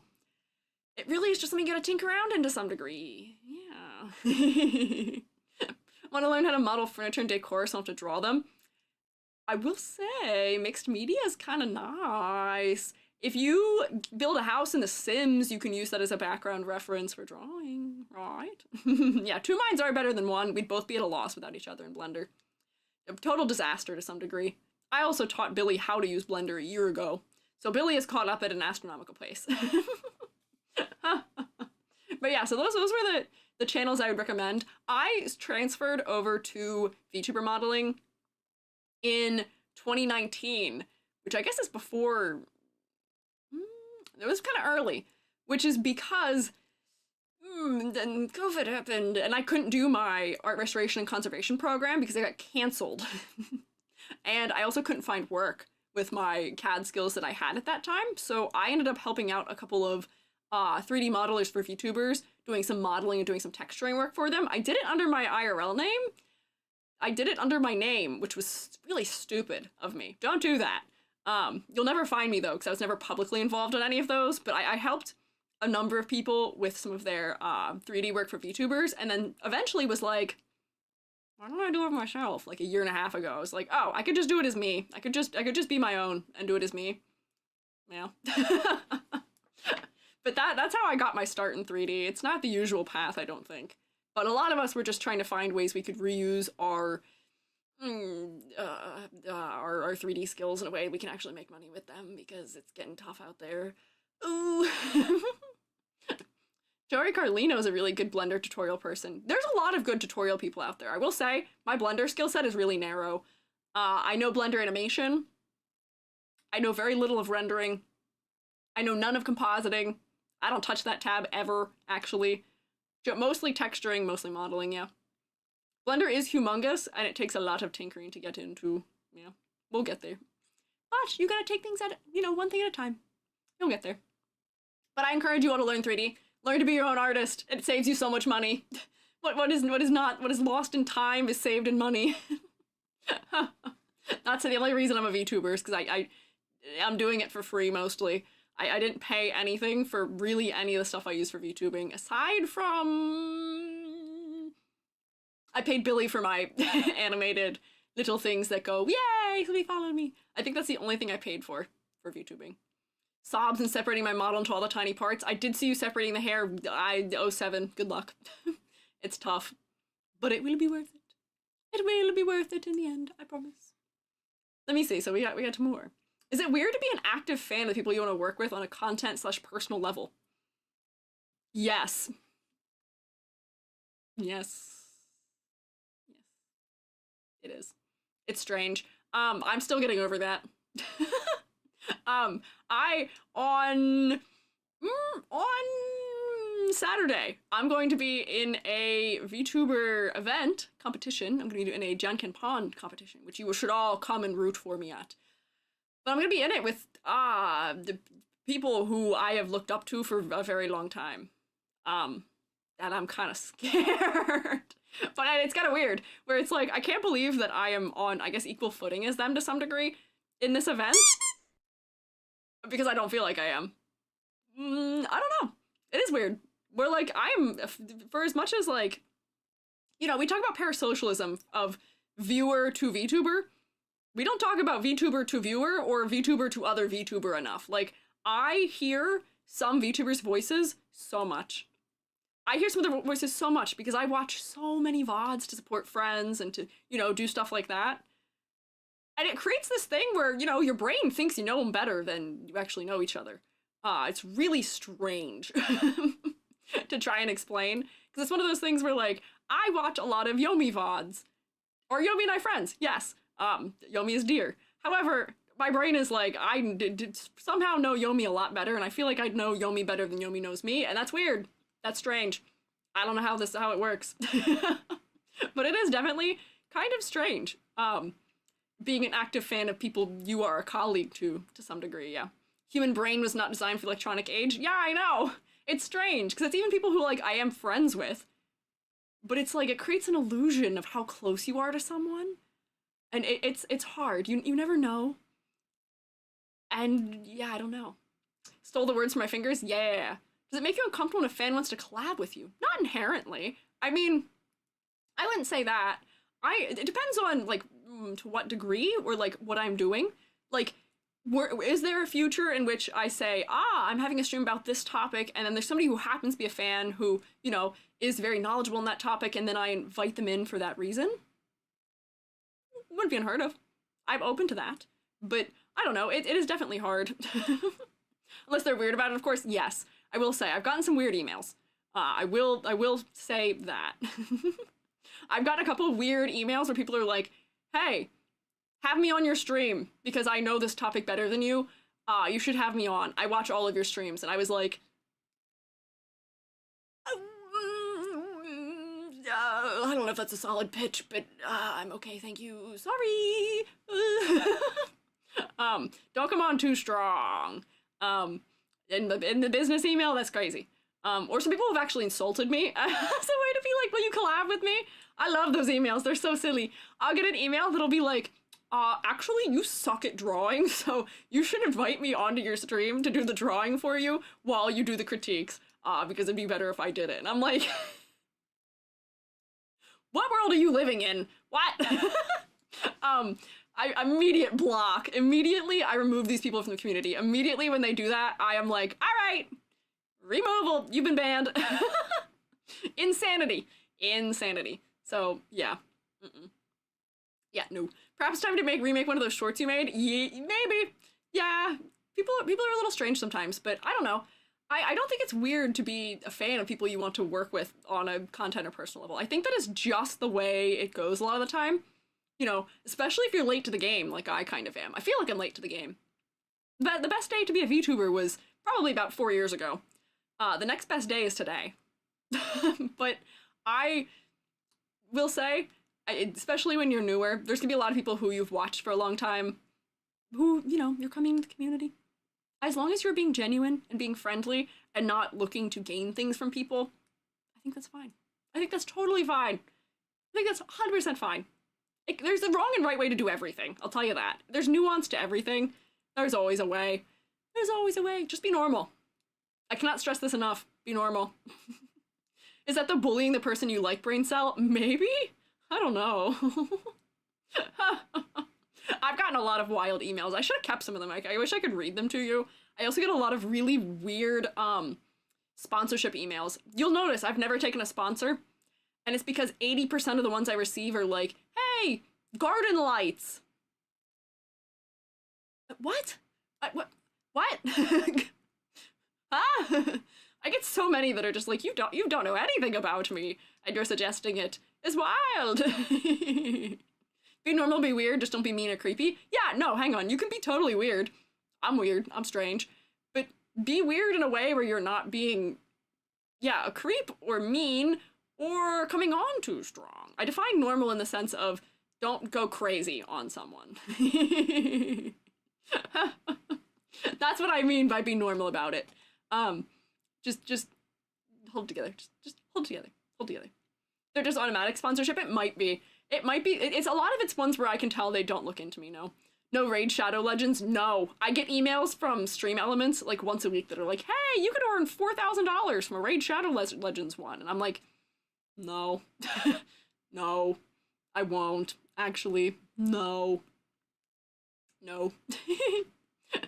I'm on the way, thankful my flight got delayed because I'm taking mental notes while watching at the airport. Nice advice. Hey, hi Lance. Good luck on your trip. I hope you have a good flight. I'm sorry you're delayed though.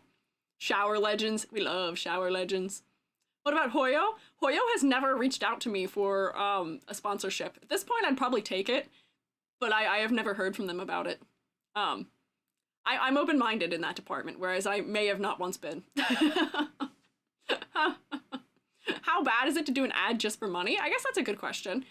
It's not bad. It's actually totally fine.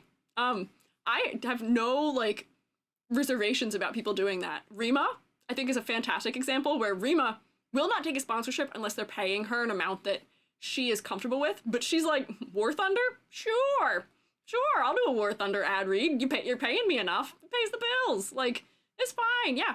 If I wasn't getting lowballed, I may have accepted a sponsorship of some sort. I'm also kind of sad because I also was reached out to by a company that I do, for all intents and purposes, like. However, I am not taking unpaid sponsorships. Like, that's not a thing I can do. I don't want to subject you all to that if I'm not getting anything from it. I appreciate people, they're sending me product, but, like, product is like $15. I don't need it. Unpaid, that's so much of what a lot of sponsorships are these days, is I'll send you product, you make video about it, that's it, and I say no. I won't do that, actually. If you want to do that, you are welcome to. You are more than welcome to. However, I won't. You gotta figure out where you want to draw the line for yourself with advertisements. If you need money, then don't go for ones that aren't gonna pay you. And if you need money, if they are lowballing you, but you need the money, that's fine. You can take it. Don't feel bad about it. You gotta do what you gotta do to survive sometimes. But if you are stable like I am, I will not take a lowball. I will not take an unpaid ad. That's not how it goes. It won't work. You gotta do what you gotta do to get by, and I'm doing A-okay. Everybody's got their price, yeah. But Squiiji, it's experience, exposure, networking. No, I do nothing for those things. Never. The only thing I will do for free is out of the kindness from my heart. I want my friends to succeed, and I want you all to succeed. That's what I do for free. What if it's a product you really want? That's fair. Here, I'll give you an example. If Stretch Sense was like, e.g., we'll send you gloves, and you just have to review them, I would say, absolutely in a heartbeat, because that is A, an expensive product, and B, it aligns directly with what I do as a VTuber. So I'd say, sure. There's conditions. There's ways I would probably do anything.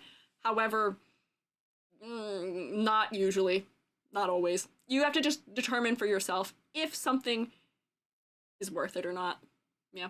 Like, they sent me a new 3DS, I'd do it exactly, because that is, you can determine that is worth it enough for you. And, that is, that is worth some shmoney. Like, that's not a cheap device to some degree. It's a couple $100. Yeah. Do sponsors require that they're in one of your own videos with your own content, or can you make separate vids solely for advertising them? I've always wondered that. Depends.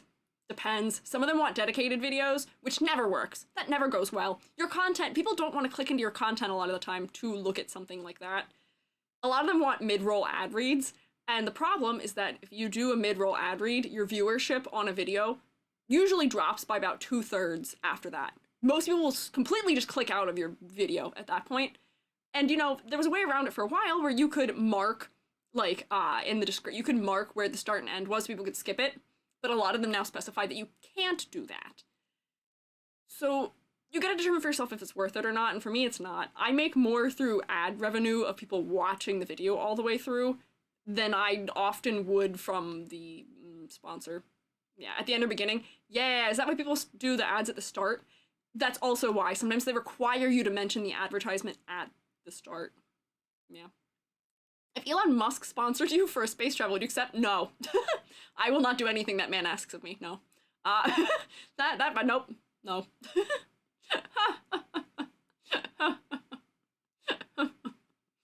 Hello. I'm new to your streams and currently working on a VTuber. Did you have any advice you could give me to help my design stand out? Love your model, by the way. Thank you. Also, Zany, resubscribe. Welcome back. I hope you enjoyed Canadian Rotate, Zany. Welcome back. Try to mention the rubric? Yeah. So if you look, my answer to that question is look at any of my Monday critique streams. I have a bunch of them that are archived on Twitch and on YouTube. I have a whole rubric about ways to make sure that your model is working as best as it can. But a lot of it comes down to have a concept, clearly determine what your concept is, determine what it is that you want from the model. What angles do you want to work for your model? For me, I was like, okay, I need to be an educator. I need to look like somebody you can trust. I look so trustworthy, right? I need a good silhouette. And, you know, you check the boxes, and then it works. That's what I would suggest. But I would also, for a deeper suggestion or a deeper explanation, I got a lot of days worth of videos of me talking about just that. Okay, thank you so much. Of course. Watch my YouTube videos like a squirrel before winter. Yeah, there you go. Stocking them up. Stocking them up. Not even a little travel to the moon. No. No. I don't like space. It's like the ocean. It wants to eat me. Mushrooms were not meant to go to space. I'll tell you that. No. Liaren, thank you for following. Thank you. You remind me of my friend from high school who nobody hated because they were the most reliable person on the planet. That has been my defining trait for most of my life, is that I am the reliable person usually. That does get me into trouble sometimes.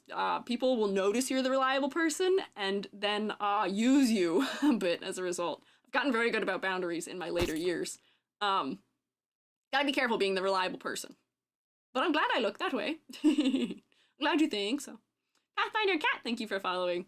Got homework, aka watching all critique VODs? Yeah. You're good, you're good. I understood what word you meant, don't worry. Here, let me continue the questions here.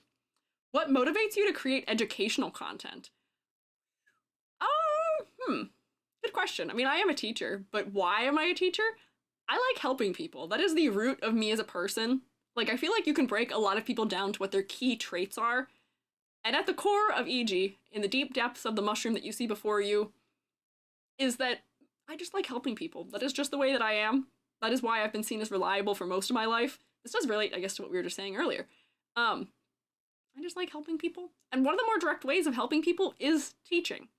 And I found a love for it a lot earlier than many people may have had the opportunity to. You know, for a lot of people, they don't get an opportunity to teach until they're maybe like a senior in high school, getting to do some sort of placement, or even like well into a college program for teaching when they determine whether they like it or not. I knew I liked teaching very early because I got to teach Kung Fu when I was younger. So I have a black belt, Northern Shaolin Kung Fu. I got to start teaching Kung Fu when I was a 10th grader. And from that point forward, I really loved doing that. Like, I liked helping people because in that sense, it was training people in self-defense, where I was like, what I'm doing here can have an actionable result that can help people. You know, this person will be able to defend themselves if they get themselves into an unfortunate circumstance or if something happens, God forbid. The things that I'm able to help train them in will have a tangible impact on their life. Like, that is what I like to do.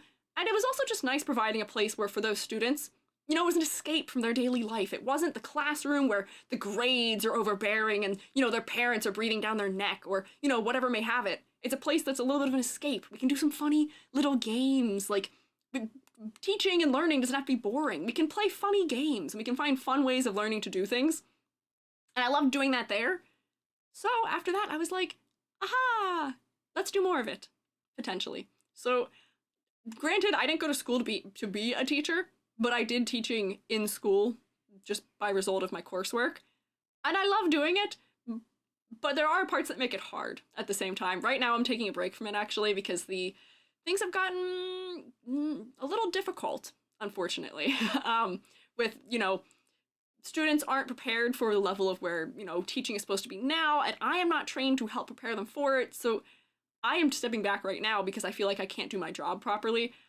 I need to work and train myself so that I can do better for them. But at the same time, I'm waiting for some things to blow over a little bit. The climate in teaching right now is kind of rough. Yeah.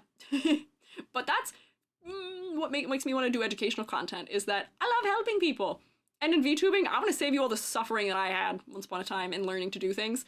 Why would I let you all struggle with the things I struggled with when I have the power to not? I have the power to make sure you don't. Like, there is no benefit to gatekeeping knowledge in this community, and for as much as some people make it seem like there is, I'm not gonna let that be the case. I'm telling you all my secrets. I don't keep anything to myself. I share all of the secrets. Not secrets that are like NDA, but like secrets that are like, here's how to do something. Here's the way of doing it. Yeah. Sorry, I monologued there for a moment. If you can't tell, I'm passionate about this a little bit. Yeah, and you're good at it? Thanks. That's the other reason. I have been told also all my life that I'm a good teacher. So I was like, you know, I enjoy some degree of doing it, and people think I'm good at it, so I might as well keep doing it, right? Makes sense. Do college professors get paid decently in the US? Depends on what you're teaching. It depends if you're full-time or if you are tenured or not. I was an adjunct, and being an adjunct was rough. I did not get paid a livable wage. If you'd believe it, I'm actually making more right now doing VTubing and commission work than I was making as an adjunct. So, do with that knowledge what you will. The arts are tough. Yeah, it depends on where you're teaching and how long you've been teaching, and a lot of factors. Yeah, it's tough. Absolutely believe it. Yeah, it's okay. That's alright. I'm surviving. Heard that, never had to register as a weapon after I got my black belt. So this is just very quick, going back. I did have to register with the police when I got my black belt. That was a thing I had to do. I'm not registered as a weapon. That's not what it is. It just means that I am, like, skilled in the martial art to a degree where, like, you had to, did what? Yeah, I did. I did have to do that. That does come from some truth. It's because, essentially, if I were to assault someone, I have the ability to kill someone to a degree that your average person, if they commit physical assault, doesn't. This is a weird tangent. It's because, you know, if I were to assault someone, yeah, I'm held to a higher standard, but also because if I were to use those powers for evil, you average fellas, if you get into a fist fight with someone on the streets, you're probably not going to do too much terrible lasting damage.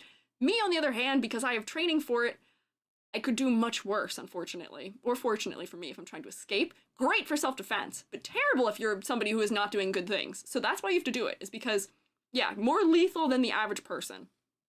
That is why you have to register. Because for them, it's seen as like a higher charge, almost, if you do that.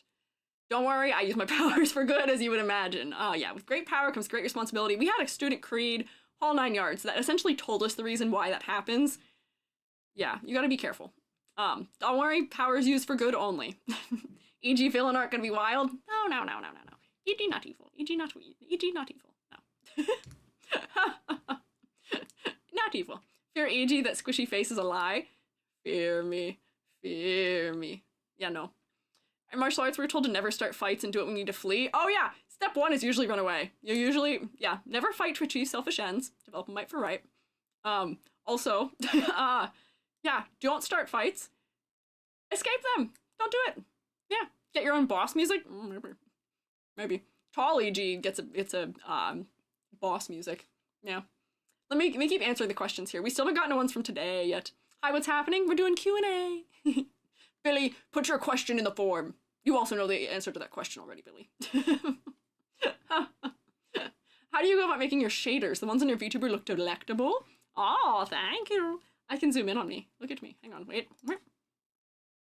Hello. I'm really close to you now. Do you see the... That's Ren we're looking at right now. Do you see the halftone on me? My shader is I didn't make my shader. I just tinkered with the settings for me.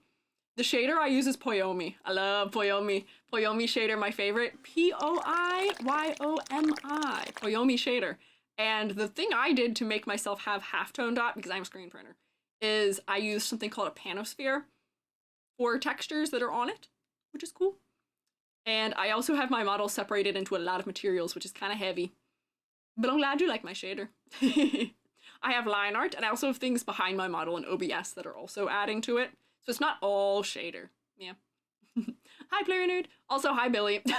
Sorry you got here and I immediately yelled at you to ask your question in the thing. Yippee. Let's see. But yeah, my shader is just Poyomi. How do you spell it again? Poiyomi. Poyomi is a fantastic shader. It has so much flexibility. It is so nice. If you're looking for good shaders, I've also used Liltoon a lot. Liltoon. Liltoon is also fantastic. Mtoon is the basic VRM shader, and it can also look really nice if you invest into it. Poyomi Pro is worth it. Yeah, I use Pro. I have Pro. I am so looking forward to. There's gonna be ambient occlusion in the Pro version, I think soon. I don't know if it's in it yet. And I want that so bad. I want ambient occlusion. I want ambient occlusion so bad. Bouncing eyes, too much movement, can't concentrate. Sorry. It already released? Dang it! Darn, I gotta try it. But I gotta rebuild EG. EG needs a rebuild still. There's problems on this model, and I've not had the willpower to fix them. So I gotta do the rebuild at some point. AG should do, what, a VR chat meetup? We will eventually, maybe, as a result of the VR chat art gallery. I will be there, and I will be EG.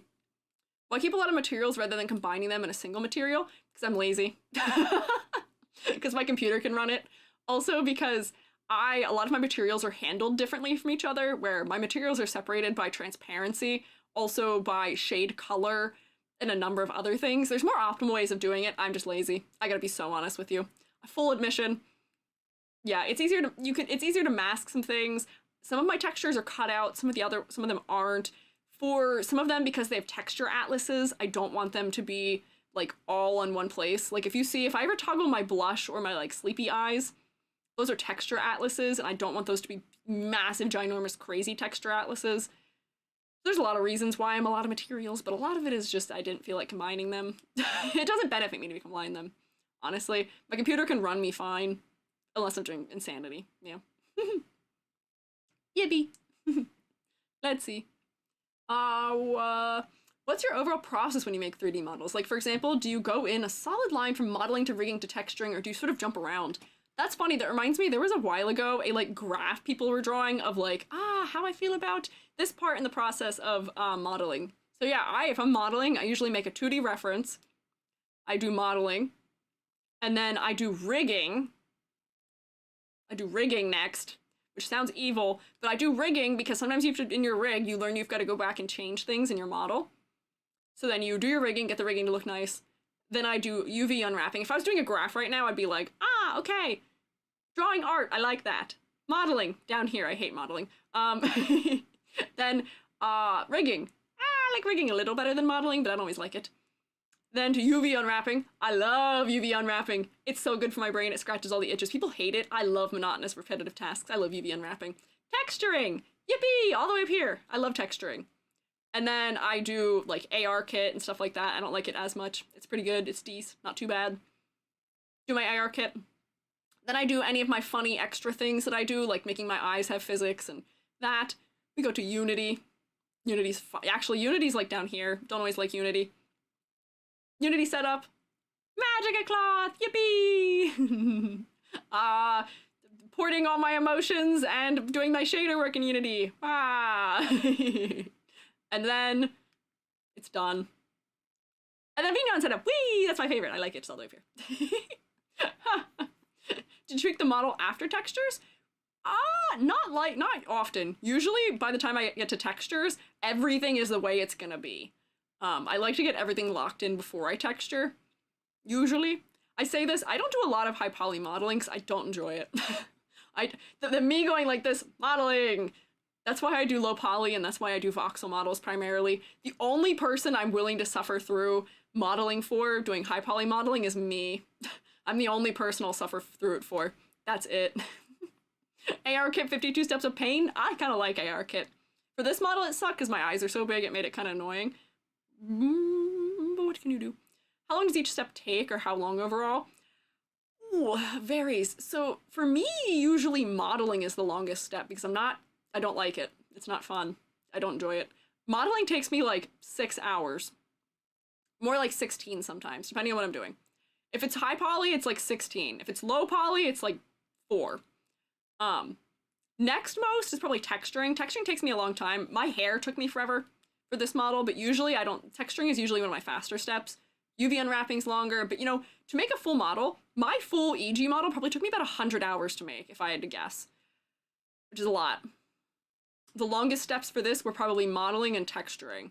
The fastest step for this was probably rigging.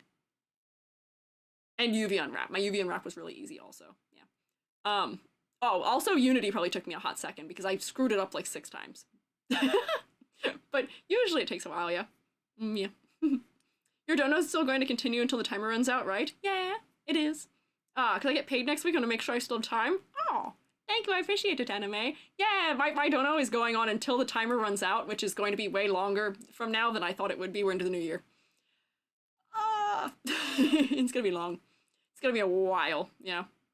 Unity's annoying? Yeah, Unity's a little annoying, but it's okay. It's not too bad. It's not too bad. But yeah, no, I don't jump around. Usually I do each step to its completion before I finish it. Yay! Let me keep going through questions. I think you mentioned once that your model is 5'2" or something like that, because full body tracking doesn't work as well when it's smaller than that. Is that correct, or am I misremembering? Nope, that's true. I made my model how tall I am in real life. Because if I ever want to use myself for tracking, being the same height as I am in life isn't kind of important. Proportioning also is kind of important. My proportions are actually very different, which makes it kind of funky. There's a reason why. I don't know if any of you guys remember. Do you remember back when Kyo of Niji Sanji, what was I don't know what that guy's last name is. Kyo of Niji Sanji. Do you remember when his model got an brush up that made him tall? Do you remember that? It's partially so that for his 3D, it would match his actual height. Because for you to have any kind of 3D tracking on, if you are completely different proportions than your model is, it's gonna get jank. It's gonna get janky really quickly. So that is why. And then also, if I'm any smaller than this, for things like VR chat or for Vignon, being smaller than that is not advantageous. Just because trying to scale the camera to you just ends up being a pain. You want to be comparable in size to other people's models. Like, you don't want to put yourself on a strange size relation, because if I were to join VR chat and actually be 5 centimeters tall, I might as well not be there. I'd like to look people in the eye. Oh, thanks. Okay, so it's okay to be short if it matches you? Yes. Hi, how are you? Welcome back to my palace of suffering. Eon of Ladders. Eldritch EG is here. Boy. Hello. Sir Benjamin, I'm glad you had the monies and were able to use them here. I'm glad you're able to use them. You're 5 feet tall. Hoshi, if you're 5 foot, if you're 4'8", if you are, I don't know, 5'2", or not 5'2", 3'2", that's fine. Make your model that height. It's just best for it to be comparable to your size, so the tracking works better. If you try and make it not that, it will get janky. If only Kyo was able to get his 3D before leaving. I know. I know. It's tough. Yeah. Rip. Do any VTubers just model waist up, since like that's all you'll see? I have never actually seen that, and the reason I haven't seen that is because that half defeats the purpose of getting a 3D model, but also because to have a VTuber model that's only waist up, technically for humanoid format, you'd still need bones for the legs and the feet and the parts you're missing. It just ends up not being worth it, I think. I don't know. Between 6'3", I think? What? Some of you are really tall. What? Wouldn't your models be taller then, since your head is so big? It'd be like putting on a mascot head. Yeah, my model right now, I didn't actually do that right. I should have matched my shoulder height with my IRL shoulder height and just made my bobblehead big. But I didn't. I didn't do that. I should have. Right now my height matches my height, but I don't know if you guys have ever noticed, if I do my hand tracking, if I point to like my chin and then point to my forehead, it doesn't actually transcend my face correctly. And like my shoulders versus my chin distance isn't right because of that. And several other things, yeah.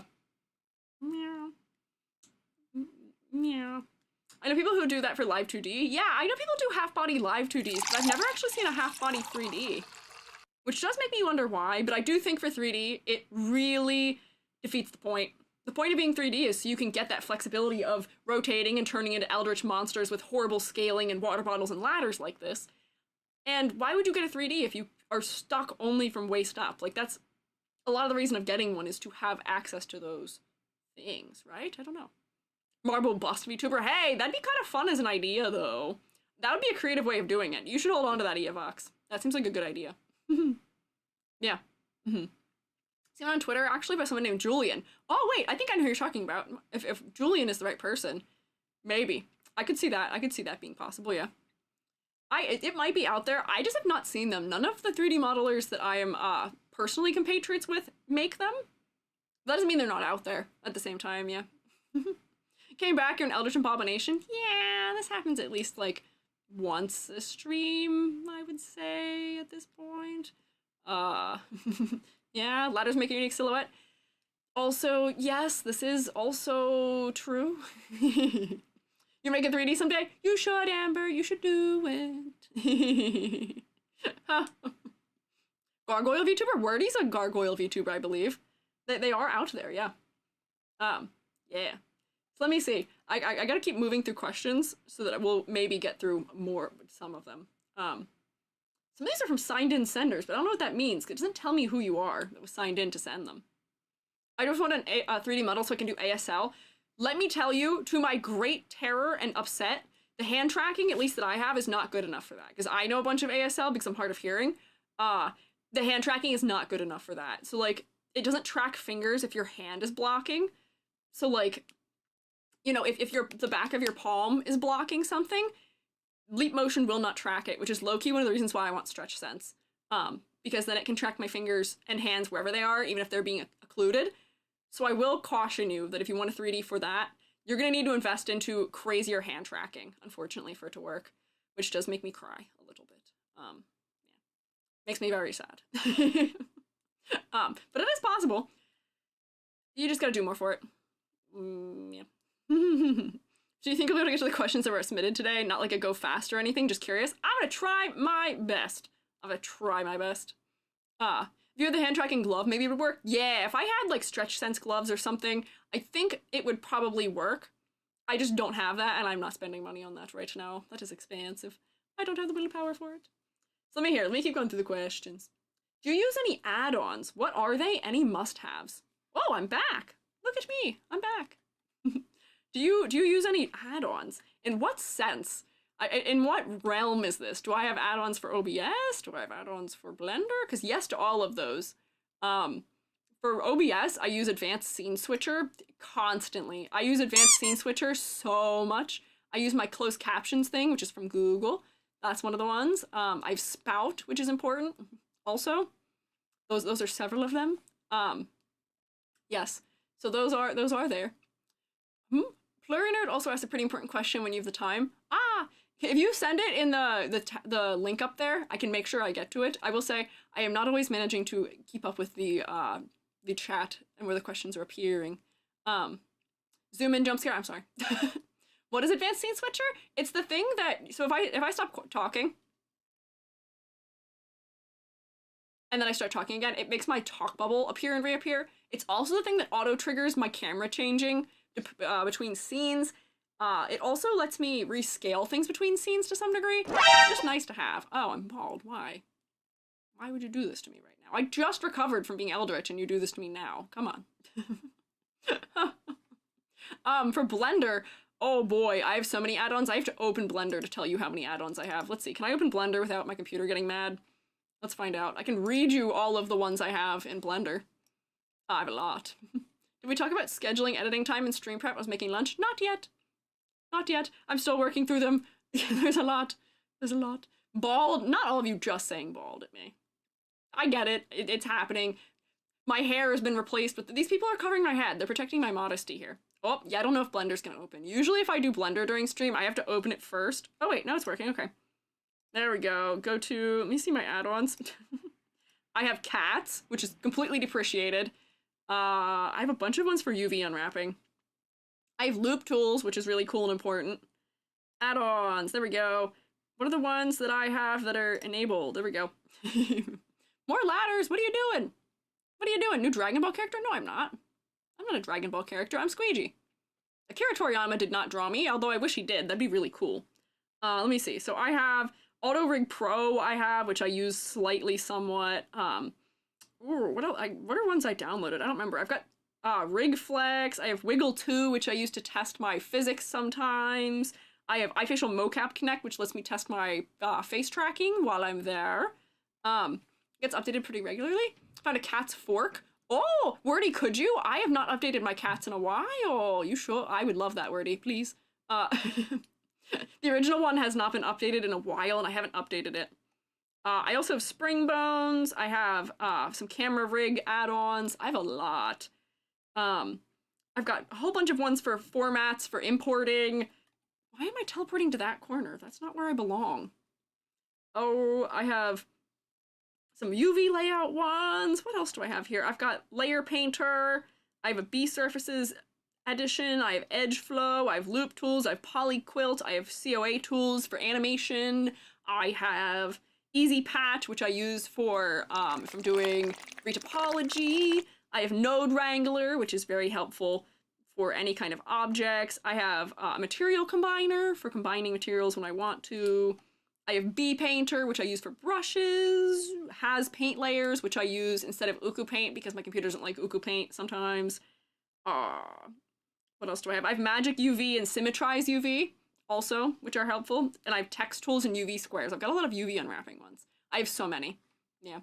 I got you. Where would you prefer I send it? Could you make a resource for it in the resources tab of the server, perhaps? So I have a feeling that would be something that would benefit other people. If you're trying to make VTuber models in Blender, you need to have cats. It's so necessary. It's so good. It's so helpful. You should have it. So that was my quick readout of all of those. Can't wait to rewatch the streamer later to use this information. I can copy and paste them into the resources if you guys want for later, just so that they're somewhere more easily accessed. I use a lot of them and they're not useful. You need to have cats. Yeah, if you don't have a pet cat, you can't make a VTuber model. I'm sorry to tell this to you. I'm sorry to break it to you. You have to have a pet cat. No. Cats is a plugin that lets you combine armatures and doing all sorts of stuff that is useful for making VTuber models. That's my sticking in wordies. Yeah, I can stick it in there. We can make a plugin one for it, which might be nice. Yeah. New Dragon Ball character, sibling of Krillin. I don't know anything about Dragon Ball. My Akira Toriyama franchise of choice is Chrono Trigger. I don't know those ones. I have 6 cats? Ryoku, that's a lot of cats. Dang. You guys are really loaning people cats. How? Let me see. Okay. Would you be open to doing 3D model critiques someday? Ooh, in what sense? Maybe. I can critique a lot of... I don't know in what sense I would do a 3D model critique, because I'd probably be critiquing them just for their, like, design to some degree, but I guess some of my critique would be how well you're following your references, or, you know, are you making your edges stand out enough from the model? Do you have stylistic consistency? Is something too small? Can we fix some normals, maybe? But I don't actually think I would consider myself qualified for that in some ways. I don't know. I'd consider it if people really want me to do that, but I don't know. 3D model critique sounds like a collab video. Yeah, I might have to, I'll pester like Zingy or someone. Maybe I'll get some of my 3D fellas to come help me critique them, maybe. That might be useful. I've got some fellows who are much more knowledgeable than I am, who I am compatriots with, who would probably be more useful for that. So maybe I can drag them in here for that. Wait, we can't send 3D models? No, you can send 3D models for the character design commissions, or critiques, but I think they're talking about critiquing 3D models on the basis of, like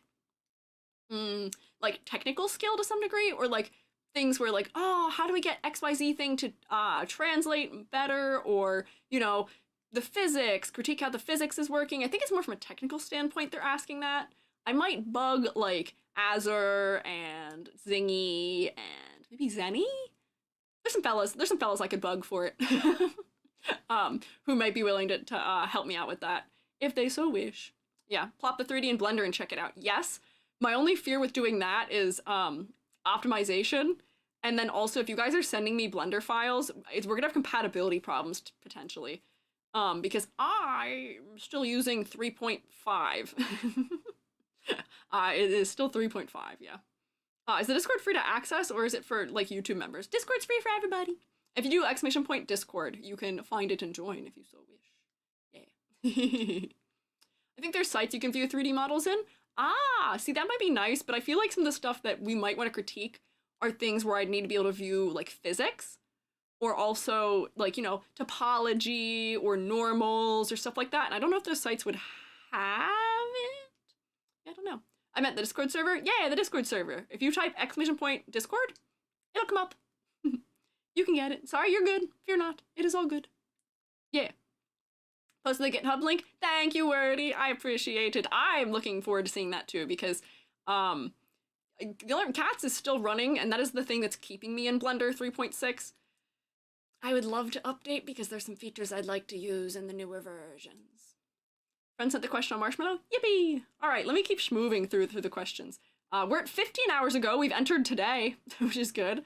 How Hi Squeiji, I've been interested in learning 3D modeling as a hobby, and I've been shopping around for a PC build that could handle it. Are there any common mistakes people make when building one when they first start out? ID10, if you are still here, that is a question for you. I would direct you at ID10 or other tech people. I am not a tech person, I will tell you that right now, unfortunately. I don't think I'm qualified to answer that question at all, unfortunately.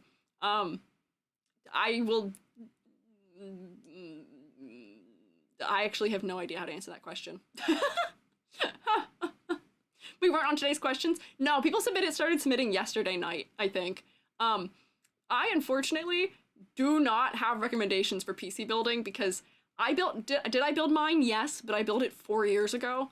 I also built my mother one 4 years ago. PC builds are very specific to you and what you need. I would do research and I would contact someone who, like, that is a specialty of theirs. I learned some of that stuff once, like 4 years ago. And that's it. If today's talking about it evidenced anything of me needing to replace maybe my stock cooler. Only recommendation for blue screen computer. Yeah, if you want a computer that blue screens trying to play Honkai Star Rail, I can just give you my build. Unfortunately, I'm gonna have to defer. That is not a question I think I am at the skill level to answer for you, unfortunately. Our next question is, what is your Pokemon Pocket trading card game friend code? I can give you guys my trading card game code. Let me find it. I have it on my Blue Sky. That's funny. You need more sheep in your PC? What? I don't think you should put living things in the PC. I don't think so. I don't want to put things inside my PC. Peek question. I know. I think that's so funny. I'm waiting for us to get to a point where potentially there will be a, wait, hang on. Where do I have it? A question about my Honkai Star Rail friend code, which I'll tell you, there's only 7 friend slots left right now. So there's my Pokemon trading card game friend code, if you would like it. It is posting here. You guys are so silly. That's an easy answer. Yippee! Okay, close that. And we'll keep going. If you had an ultimate attack, like in a fighting game, what would it be? Gun. All of my attacks would be using my black belt abilities to, you know, rock'em sock'em maybe a little bit. Lots of kicks probably, or my fighting moves. But for my ultimate, it's just, well, what's a better weapon than a gun? I just fully switch my moveset and just start using a gun, probably. That's my answer. I just do like a crazy, like, Spore ultimate blast, yeah. Bash the Stampede moveset, yeah, I'm gonna do a bunch of tackles and takedowns, because that's what he does. He does a lot of disarming moves. Probably do that, and then that would be my ultimate would be gun. Yeah. Could use the Gloop It Up Redeem's attack? I could, maybe. That is also an option. Oh, why numbers in chat? They asked for my Pokemon trading card game pocket, friend code. Does McCree do that? I don't know that. Hair drips gloop makes you slip. Those are just gonna be part of the moveset. They're not the whole moveset. Don't worry, not the full moveset. My full moveset is gonna be mostly punching. That can be a part of it, and then also gun. Someone asked me earlier, out of random, and I don't know why I read this. This was a question, I think, in the YouTube chat. Somebody was like, EG, strange question. Have you ever used a gun before? I'm from Appalachia. I hope that answers your question. I hope that answers your question. Mag Dumpling, the best martial art? What? I don't know what that means. What do you mean, Mythic? Lamau, you guys laughing? Yeah. People asking my social security number? No. I will not tell you that. God bless Appalachia? Yeah. I'll tell you, for what it's worth, for being from Appalachia, I am not a gun nut. I'll tell you that much. I'm not. I just accept that they exist. I'm American, of course they do. Nah, it's not true. Not all Americans are chill with guns. I coexist with them is what I would say. I have family who is very gun nut-y, and I'm not like that at all. I respect and fear them. That's what I would say. Some of these questions, and these are more personal questions we're getting into a stretch of, which is, what gets you out of bed in the morning? Hungry. My stomach, it does growl. That's not a great answer, but I have to eat first thing in the morning or my blood sugar gets screwed up. So yes. I wake up and my stomach is growling, and I'm like, oh, there it is. What gets you out of bed in the morning? An alarm. I'm a routines person. There's no great proverb for me to give you for that, unfortunately. I like my job, which does help. I'll tell you that. That does help. I like what I do right now, which helps me get up. It actually prevents me from going to sleep, and also makes me want to get up earlier than I should. So it works. But I don't have a great proverb for you. What gets me up in the morning is necessity. My body says up, and my brain, having motivation to want to work on things, says do things. I will say when my seasonal affective starts hitting worse, it does get more challenging to get up, and at that point, I do rely on other things to get me out of bed, like stress, which is not also healthy, maybe. Gun ownership. Squiiji from PA, I'll remind you that the Appalachians do span the entire East Coast. That is an interesting guess you make, but I will remind you, there is an entire East Coast full of Appalachians, and some of them are more interesting than others. It's a whole mountain range. Good guess, try again later. I have lived in that state previously, but Appalachia's a big place. Yeah. Someone put EG in a fighting game. If you guys have that power, you are welcome to, yeah. You are welcome to, if you so wish. Have you ever had an unruly student create an outburst during class? Oh, I could give you lists upon lists, end upon end, students upon students who have fully disturbed my class and disrupted and caused major problems. Students, because they equally think I'm 40 and think I'm 17 for some reason, don't always show me the most respect at the beginning of semester sometimes. And I've had all manner of students who like want to be jokesters and talk over me, and just like want to make a bit out of everything I say. And to some degree, like sometimes I'm like, you know, I understand that that's funny. However, I can't laugh at it right now or I lose full control here. Either a hag or a child, according to them, yes. Yes. Yes. That is what they think. They don't know how old I am. They think I'm old enough that I don't understand TikTok, but they think I'm young enough that they don't have to listen to me. I don't understand it. It's strange, very strange. You're 4017? Maybe. You know, you don't know. You never know. I've had students play Markiplier videos out loud in class while I am doing a demo. I've had students decide to stand on tables and try and talk while I'm teaching during class. That has also happened. I've had students play the, do you know, are you guys familiar with the, I'm gonna say this word, and I'm so sorry, I don't usually say words like this. It is an anatomical body part. Students have played the penis game in my class while I'm teaching. The game where you say that word, and you say it, you know, you start saying it quietly, and then they say it with increasing volume. I had them do that to me during a critique once. The what game? You and me both. It's one that I knew of because it was probably peak popularity about 15 years ago. The fact this is a college level class is baffling. They're college freshmen, most of them, which is why. It was not good. It was not good. Do they ask English or Spanish? I don't know that one, and I know that's not a good thing.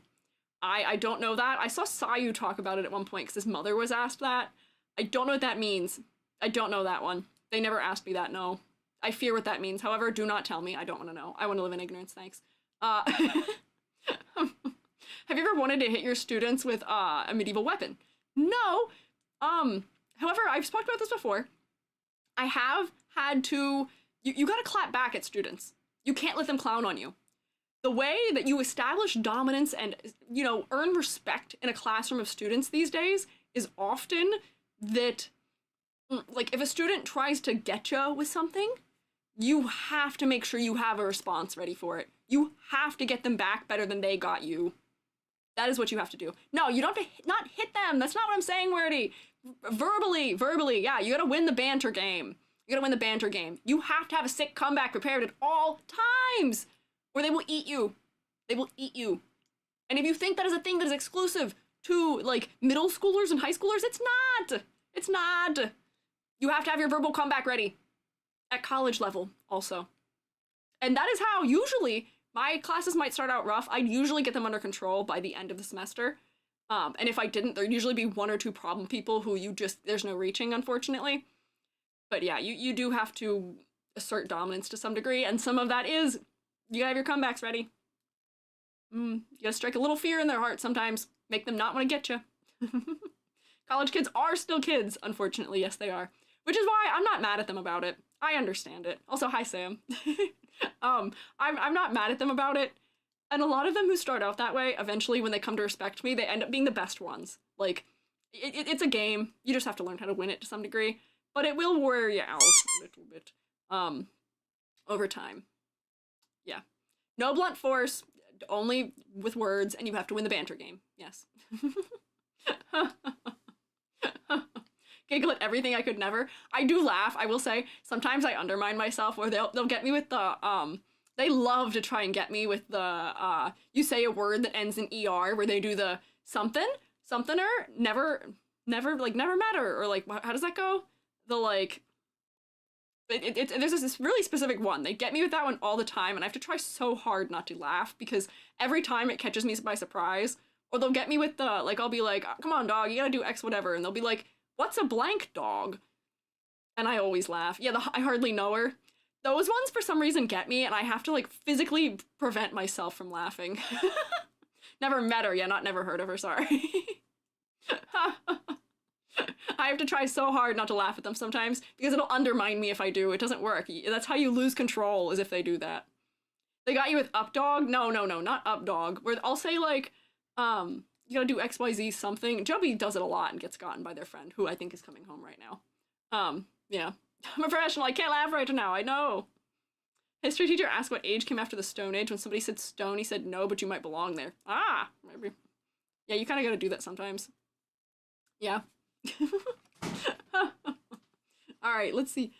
Oh, that's funny. They have asked, there's people who have asked a question about Jubby, but it is a funny question about Jubby, which is, what is a habit of Jubby that you utterly despise? And I'll tell you there's none of them. I like Jubby. How are you gonna have a partner who you live with and live with them while they have something that you utterly despise? That doesn't work. That doesn't work. Hi, Jubby. Hello. Hi. What do you utterly despise? Nothing. That's what I'm saying. I'm saying, how do you have... They've asked... Look at this question I've been asked. What's a habit of Jubby that you utterly despise? To which I answer and say, none of them. Word. How are you gonna live with someone who does something you despise? Like, what do you mean? That's true. I think we'd kill each other if we did that. Don't know, my husband never refills empty toilet rolls, but I wouldn't say I despise it. Yeah, like, you're allowed to have little, like, quirks, maybe, where it's like, oh, I wish you didn't do that, or something. But, like, you can't say, no despise. Come on. No way. You're just saying that because Jubby's there? No. I believe that fully. I don't think I would be willing to live with Jubby if there was a part of Jubby I despised. Like, come on. Jubby eat too much banana? What? Jubby don't eat, what? Jubby eats okay amount of foods. Like, slight annoyance at best? Yeah, wouldn't say there's anything that goes beyond, like, slight annoyance at most. Like, it's fine. Stars aligned for the question of match time with Jubby arrival. Yes, the stars have aligned. Yeah, eat each other alive. That's a phrase. That's a saying. That's a saying. Yeah, no. There's nothing that is even remotely to that degree. To in fact use utterly and despise? No. Nothing. Sorry to give you nothing for that question. But no. Jubby sounds like they just woke up. They just sound like a chill guy. Jubby is a chill guy. Jubby is a low-key chill guy. I'm low-key just a chill guy. Jubby, you guys hear Jubby after work when Jubby is at the eepiest. Yeah. Jubby? Long day. Yeah, Jubby comes home and takes a nap a lot of the time. Because Jubby is very sleepy after work. But don't be fooled. Jubby is a chaotic fella. Jubby's very silly. Jubby will vocal stim in every room of the house, just the same sentence over and over and over again for hours sometimes. That's just how it is. Jubby is chaos and to be reckoned with sometimes. Thank you for a snack, Zany. I will have some fish cracker. Yes, Jubby is chill guy. For real. Fish cracker. What's next? Can you come up with a nonsensical word that us roommates can confuse the newbies with? What? Why do you want to confuse new people? Why do you want random word? Crunch that cracker. Oh, sorry. Did you hear it? Did I crunch it too loud?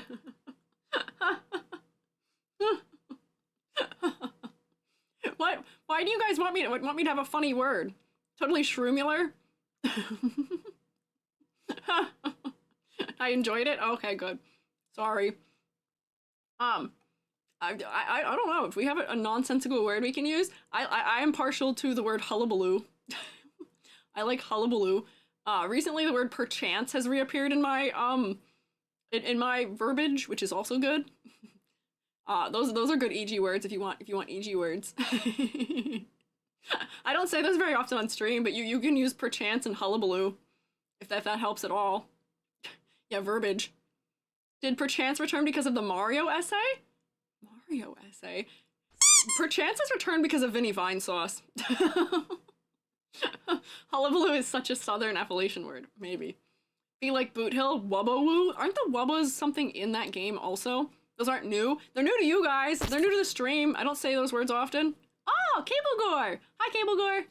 Welcome back! I'm glad you're rotating still with us. Yippee! I'm also sorry you're in an ad right now.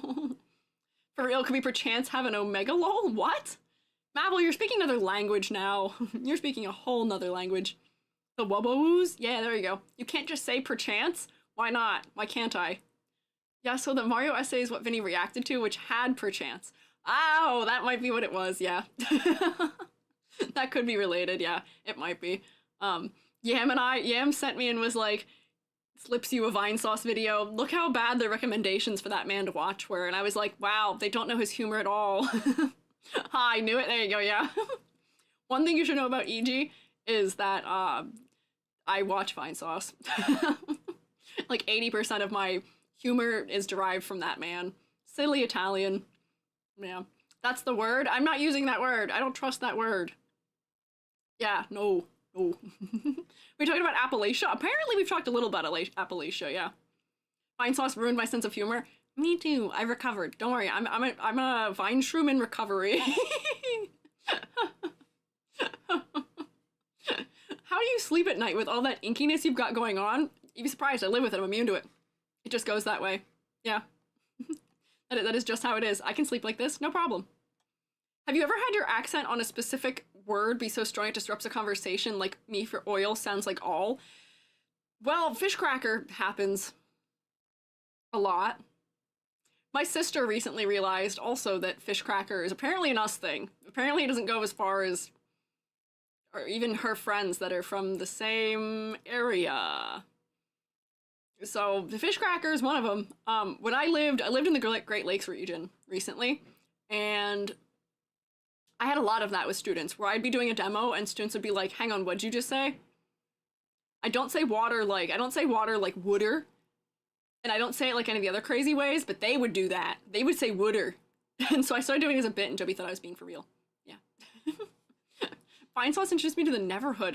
I will always be thankful for that. I don't know what the Neverhood is. I don't know that one, huh? I don't know. I don't know that one. Use a phrase I hear all the time here. My friend from Cali said, what? Warder? Yeah, warder. People say water real funny. Yeah. Oh wait, there was another one recently too. Accreditation?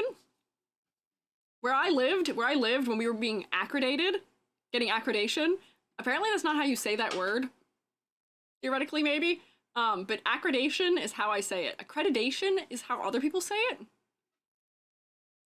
Where I lived when we were receiving that, that's what it was called. That's how we said it. And the number of times I got into conversations with people after that about, oh, we're getting accreditation, and the comments I'm getting on the YouTube video I had where I mentioned that word, also people are like, oh, you're saying it right, or you're saying that word wrong, it's not pronounced that way, you've made it 2 syllables instead of 3. Whatever. Don't even know the word you're saying. Accreditation. Let's see, is my closed caption? Yeah, my closed caption is the word. Accreditation, I think, is how you actually say it. But I'm saying it correct and all right combined. Oh no. I'm saying it correct enough that my closed captions know what it is. How do you say caramel? Caramel. Have you guys ever done those, like, accent tests? I feel like those are kind of funny. I feel like I should do one of those accent tests one day. Billy and I did one. Aluminum? Yeah, I don't say aluminium. I'm not British. Yeah, they're fun. I should maybe do one of those someday.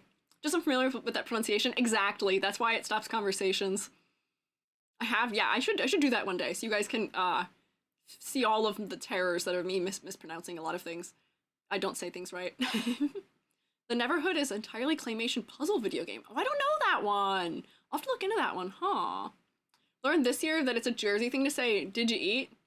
Did you eat? Oh, wait, no, I know what you're talking about, Manzana, yeah. I know what you're talking about, yeah. Buggy or shopping cart? Both. If you do, drop it in Discord for us to do. I will. Yeah, I'll do that. Atlas, thank you for following. Also, yippee! Look at that! 3.6k! Thank you guys, big number. Look at that! Digital rotation. I love the serotonin of that little thing that comes across the stream where it's like, wow, you accomplished a goal! Yay! I like it. Yeah, shopping cart versus trolley. Trolley is British, I think. No, you missed the A and caramel? Yeah. How about pecans? Y'all familiar with pecans? Pecans. Yeah, I'll do the test and then I'll drop it so you guys can try it too if you guys want. Yeah. Yeah, not pecan. Pecan. Pecan pie. Get a few exchange things together, you'll hear a lot of different pronunciations. I did like where I was at for my master's degree, because it was in the Great Lakes region. It was somewhere where we got a lot of students from, like, you get like Minnesota and Missouri and Michigan, and you get like the Ohio and the Pennsylvania and the New York, and sometimes you get like, further away ones, you get further south people. It was a school a lot of people traveled to go to, so we got so many accents. We got so many. What about syrup? Syrup. Not syrup. I don't say it syrup, I say it syrup. Syrup. It sounds very southern the way I say it. Syrup. Let me keep going through the questions here. Would you ever consider a swimsuit outfit? No. No. I like my skin covered. Also, how make androgynous swimsuit, question mark? I have not answered this question for myself IRL. And I have not figured out how to do it for my VTuber model. I like my skin covered. I like sweater. Will I have a summer model? Yes, but will it be... yeah, wetsuit more likely, yes. With silly goggles, maybe. If I could have like a funny floaty, if I made it like silly, I just fear. I don't like... I don't know what the option is for me as non-binary. I've not found a good solution IRL, therefore that does also translate to me. Try and make an androgynous swimsuit? Yeah, like, I would love to figure out a good way of doing it. I want to make it silly. I feel like a wetsuit might be too crazy. But like, yeah, I get like flippers and a floaty and a snorkel mask or something. I'd have to figure out a way of doing it. Dick Van Dyke swimsuit from Chitty Chitty Bang Bang. Interesting. I'll look into it maybe. My summer outfit, I've already planned it, potentially somewhat. But it is not that. The one Dago Craig wore in Glass Onion, I know what you're talking about. I don't know if that'd be flattering on me. I don't know if that'd be flattering. Androgynous swimsuits were easier as a boobs haver. Yeah. I also can't wear, like, unfortunately for me to wear like a wetsuit IRL doesn't work so well. I need something that unaccentuates the hips. The anatomy. Oh boy, is it a struggle. So like, that's why I don't do the wetsuit option IRL. It don't work. Yeah, the dang hips. Yeah. It's not helpful. So I need like silly shirts and like a baggy top or something. A submarine. I could be a whole submarine, maybe. Bottom heavy design. I've been a bottom heavy design my whole life. I don't want to be a bottom heavy design. Just for once, I wish I was a shoulders heavy design, okay? Just once. That's all I ask for, please. Relocate to the widest part of my body, please. I wish. Swim trunks? Maybe. I don't know. I assign Hawaiian shirt. Maybe. Hawaiian shirt, actually not a bad idea.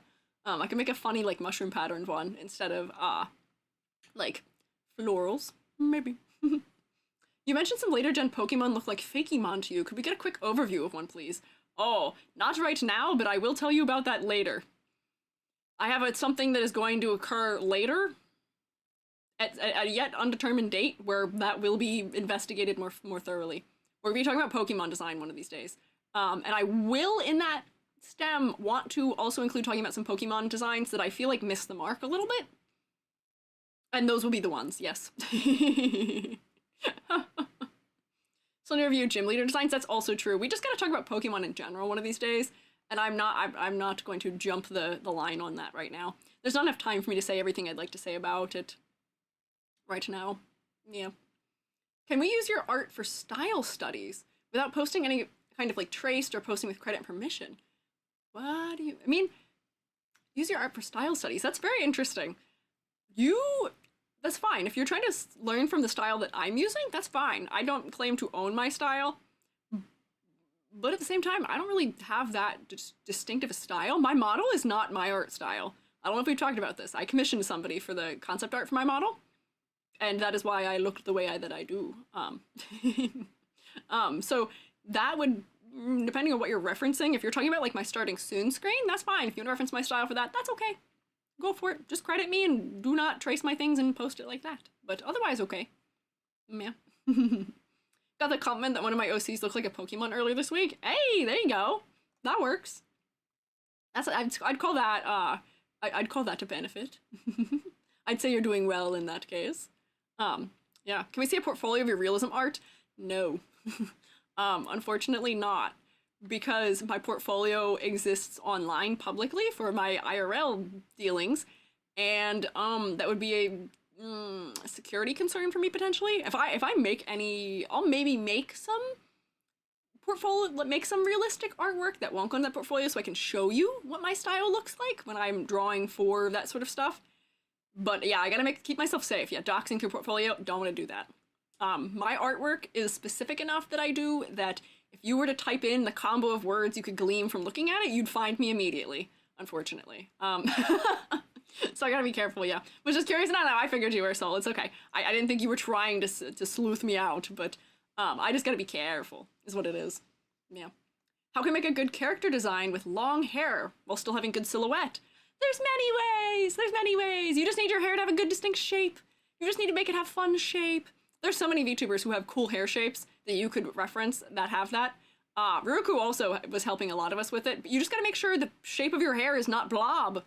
Just shape it to something. If you style it, have braids, have pigtails, make it not fully obstruct the back of your body, or make where it's exceeding out the edge of your body, have a very specific shape where you say, okay, this is gonna have an overall star shape, or overall like tentacle-y shape, or have gaps, have negative space in it, because that'll help for it.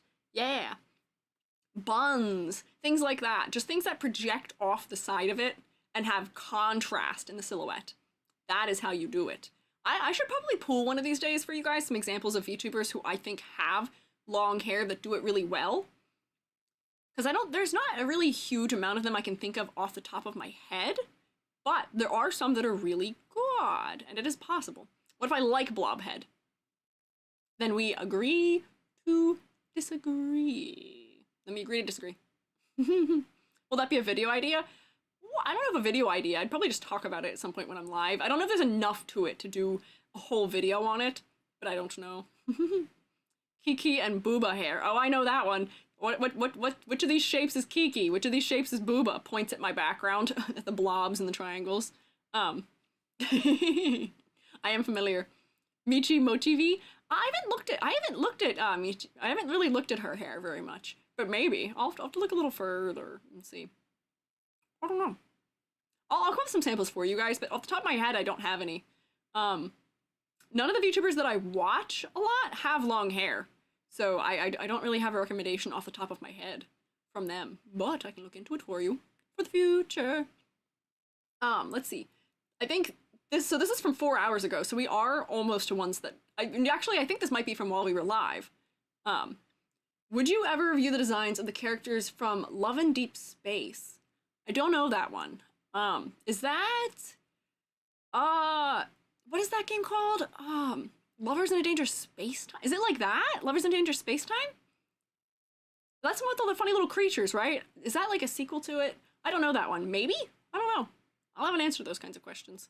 For a lot of what games I will and will not cover, it depends on, Otome? Oh, it's an Otome. Oh. Most of the games I will or will not review, depend on whether or not I think there's enough depth to the characters, but also I'm very slowly walking through requests, so if that's a game people want me to review, we can put that in the request someday, maybe? But Mythic Shogun responding with hot guys makes me a little concerned. What is the rating of that game? Because now I'm thinking it might not be the same one. And it isn't Guilty Gear? Oh, Guilty Gear is definitely potentially an option. It's a dating game. Oh, if it's just a dating game, that might not be so bad, but I don't know. Maybe? I don't know. I'd have to look into it and see if there's character design that warrants it for that. Yeah. We're fighting for our lives? What? Why are you fighting for your lives? Huh? Isn't that a game that says you can ship the male leads together? What? I don't know this one. I'm not familiar with it. I haven't heard of that one before. I'm guessing it's not the game I think it is. Because I thought it was like the little creatures where you fly around in space, the co-op game. Because I would actually talk about those character designs, the lovers in a dangerous space-time. I'd talk about those. But if that's not like the same series, I don't know. Rated teen on Google Play? Okay. Sometimes I worry with those like dating-focused games. I don't know what their ratings are, but I don't know. Otome Gacha game only has 4 main characters, but a lot of outfits. Oh. The character designs are pretty normal instead of creative. Oh.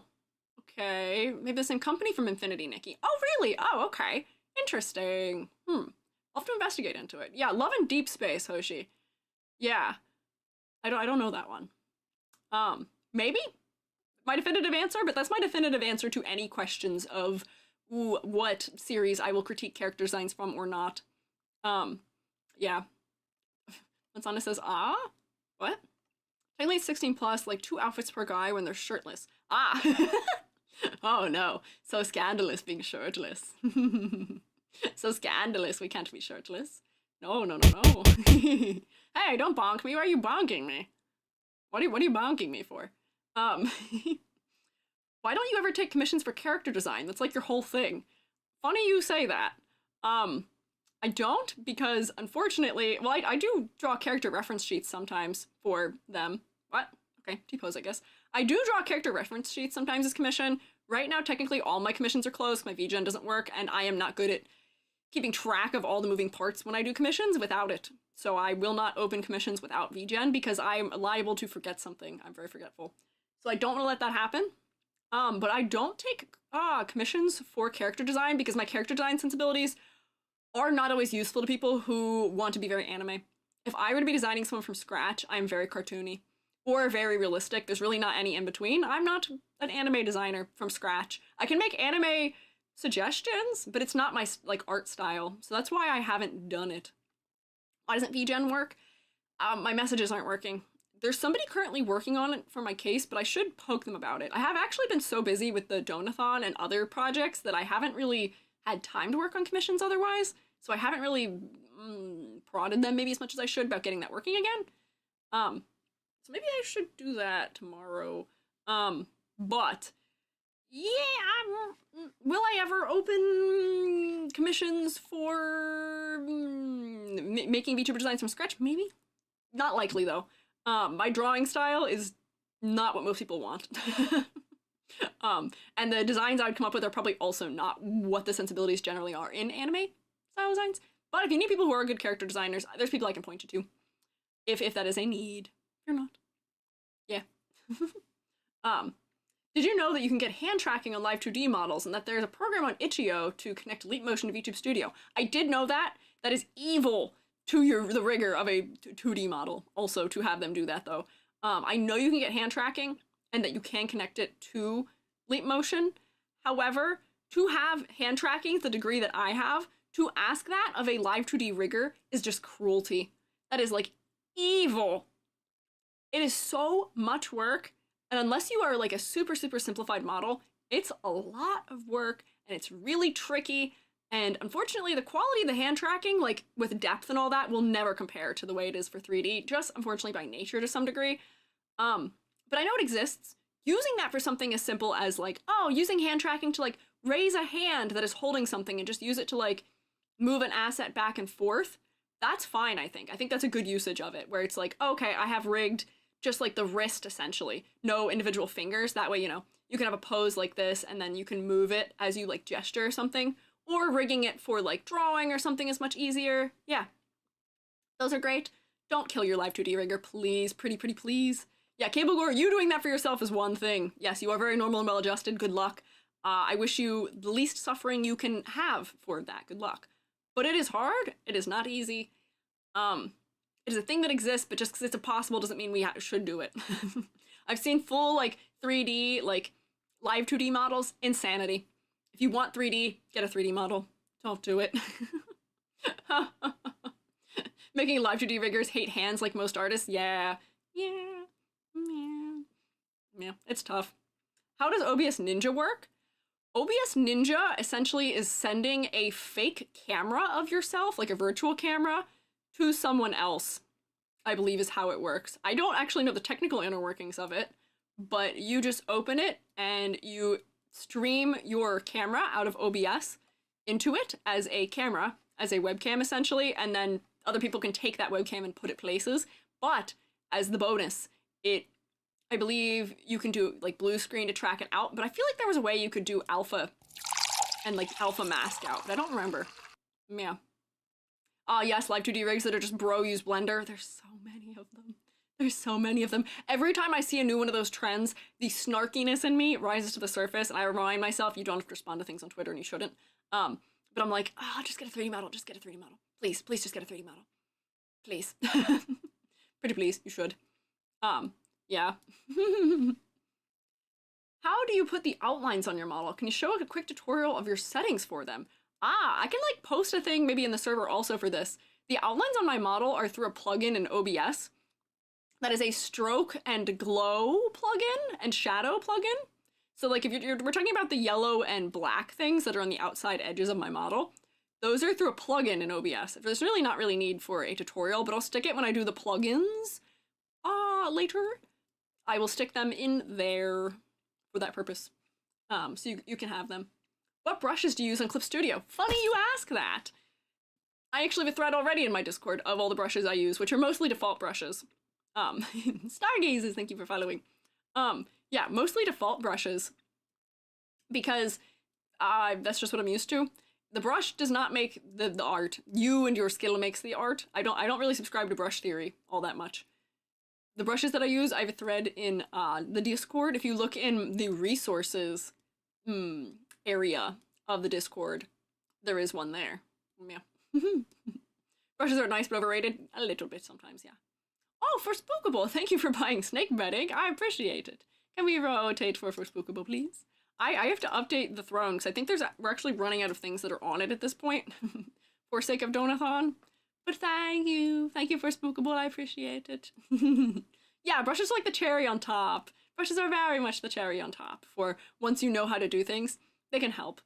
Your skill should not be dependent on what brush you're using, though. Sometimes it just makes you think differently, and that helps. But yeah, I have my brushes posted in the Discord, so I guess we can do !Discord. Reality's on it on YouTube. We do Discord, so you guys can see it if you so wish. Whoop. Oh, my face tracking, what happened? Hello? Oh, there we go. Yeah. So let me also see, am I reading all the questions? I'm trying my best to do all of them. We're more than halfway through the ones that were submitted before I refresh this. I'll have to refresh again and see what all has added, but we're getting through more of them than I thought I would. Have you ever used any other drawing programs besides Clip Studio? Yeah, I started out in Paint Tool Sci once upon a time, and then I used Sci 2 all the way up until like 2018. And then I switched to Clip Studio and haven't looked back. But not really. I tried out Metabang, I tried out Krita, I tried out Fire Alpaca, but I didn't really stick with any of them. So I mostly moved on to Clip Studio and have just used Clip Studio exclusively ever since. I also, every once in a while, will use, oh boy, what is it called? Pixel art program. I use, oh man, what is the name of it? I can't think of it now. Where do I have it? It's on my desktop. Oh, nope, not there. Hello? Where is it? Nope, it's not on my desktop. Never mind, I can't find it. Oh, there's a pixel art one I use. Sprite. Yeah, it's Sprite. You can tell how often I use it from me not remembering it. Hi, Andian. Yeah, Sprite. If I do pixel art stuff, I use Sprite. Sometimes. But I'm still using for my voxel models. I still use Clip Studio for it. So It depends. That's another one of those things. Your skill level is not also determined by your program. Like, you can make masterpieces in MS Paint the same way you can in Clip Studio. It's just whatever you enjoy. Yeah. Psy might be better for beginners. Clip Studio's a little bit overwhelming. For people who are new to it. It was really overwhelming for me at first.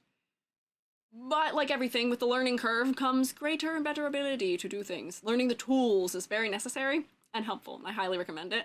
But it's all about just what you're comfortable with.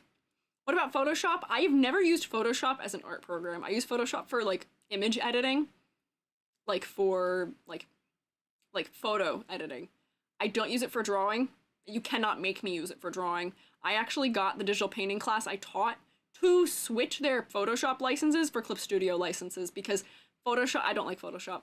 I don't like Adobe, full stop. Photoshop is not intuitive, and it also doesn't play nice with all graphics tablets these days, drawing tablets. It's got some abilities we're not so keen on, yeah, like that AI feature that I'm not so keen on, and you can do, if you're trying to do digital drawing or digital painting, you can do everything that it can do in Clip Studio, and you can even import your Photoshop brushes into Clip Studio nowadays. Like, there's no point. No point. I like Clip Studio, that's why. Here for switching to Clip licenses. Yeah, I don't like the Clip Studios starting to do some of that, like, monthly license stuff. If they ever get rid of having a perpetual license, I will jump ship immediately. I will just go back to Psy. But it makes me sad. Only use Adobe when it's given for free by school. Yeah, I unfortunately have Adobe still because I need After Effects and I need Premiere a little bit and I need, I also need Illustrator, and there's really not a good competitor for some of those things.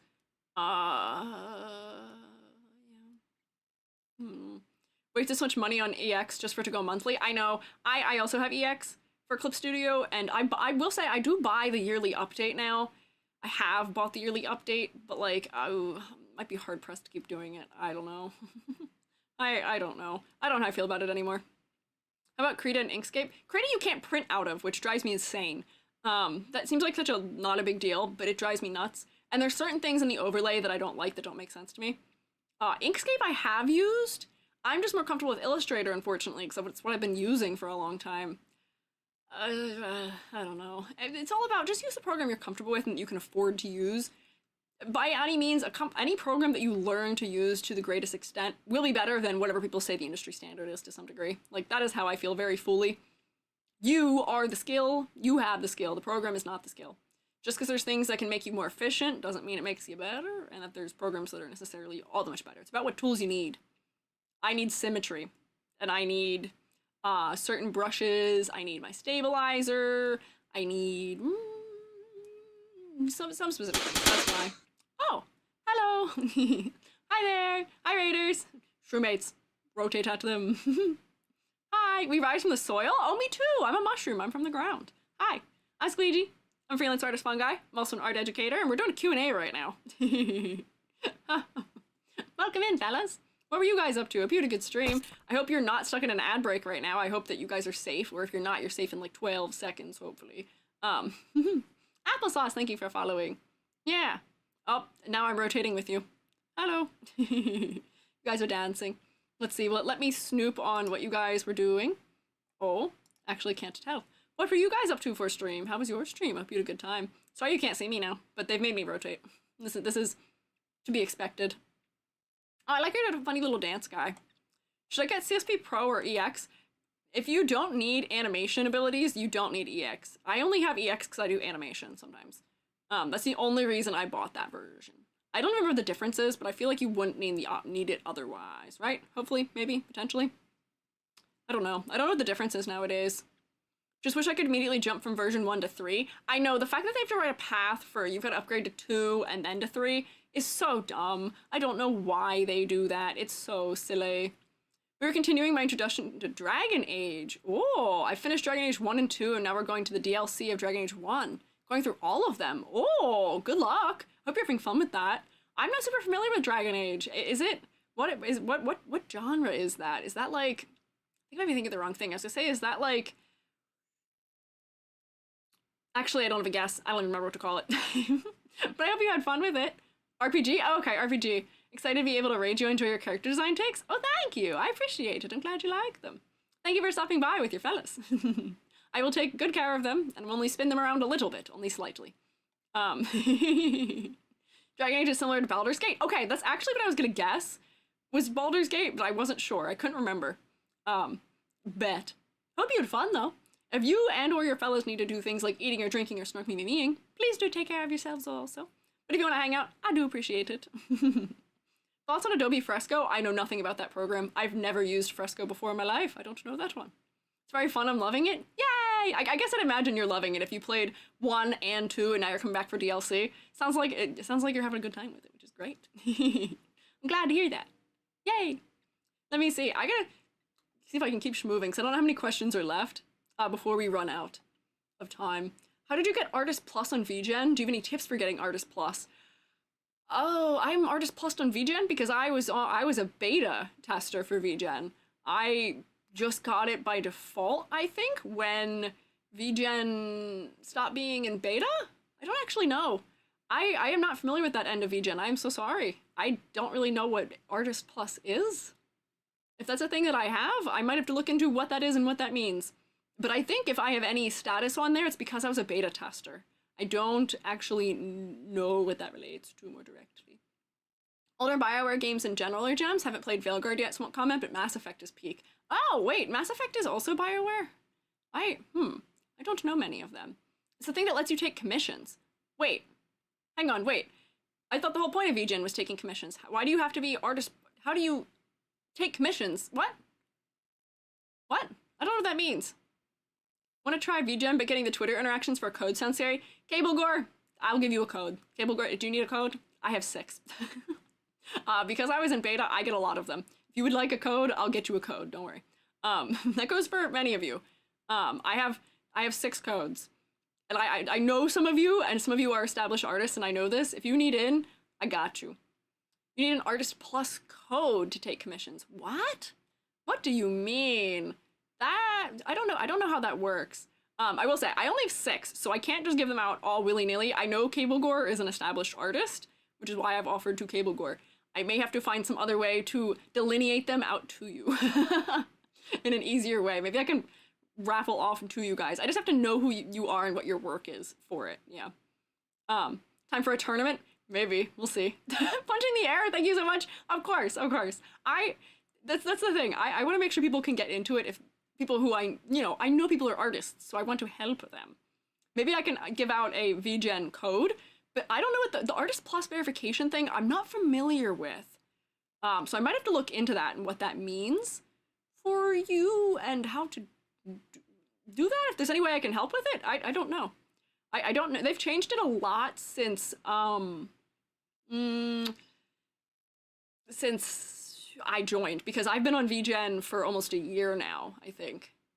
Actually, it might be over a year, actually. Actually, I think it is. Oh boy, it might actually be over a year. Yeah, verification doesn't get paid through other means than PayPal. Oh, I see, okay. I will say, I use Stripe as my payment method on there. I take it through Stripe, I don't take it through PayPal, because PayPal skunks you. They take your shmoney more than Stripe does, at least right now. At least for me, PayPal takes a much bigger cut. So that's why I use it, so I can see why that might be annoying. I can see if there's anything I can do to help with that. I'll look into that after stream, maybe. I don't know. When you make an account, you can order commissions, but actually to actually accept them, you have to have a code to verify yourself. Oh, yes, I do know that. That's the code that I have. I have 6 of them that I can potentially give out. Maybe. That'll hopefully allow for that. I don't know how it all works. I'll have to look into it. VGen's changed a lot since I joined. Currently, I have beef with it also. Raffle time or another Kahoot? Well, funny you say that, Manzana. We actually have a competition that will be occurring amongst the community coming up kind of soon, and maybe that can be one of the rewards for it if people would like. That's what the Artist Plus code is. Okay, maybe they just changed the name of it now. Maybe they just changed the name of it. But yeah, maybe do something like that, yes. Yeah. What are your favorite VTuber model types? Outfit type, style, hair type, style? Ooh, I don't know how to answer that question. Types. Outfit type, style, hair. The type of models that I like for VTuber models, like, I like stylistically kind of wild models, stylistically out there models. So like, I like Fairy Sammy's models because they are very artistically interesting. They're not your usual VTuber model. I like, like,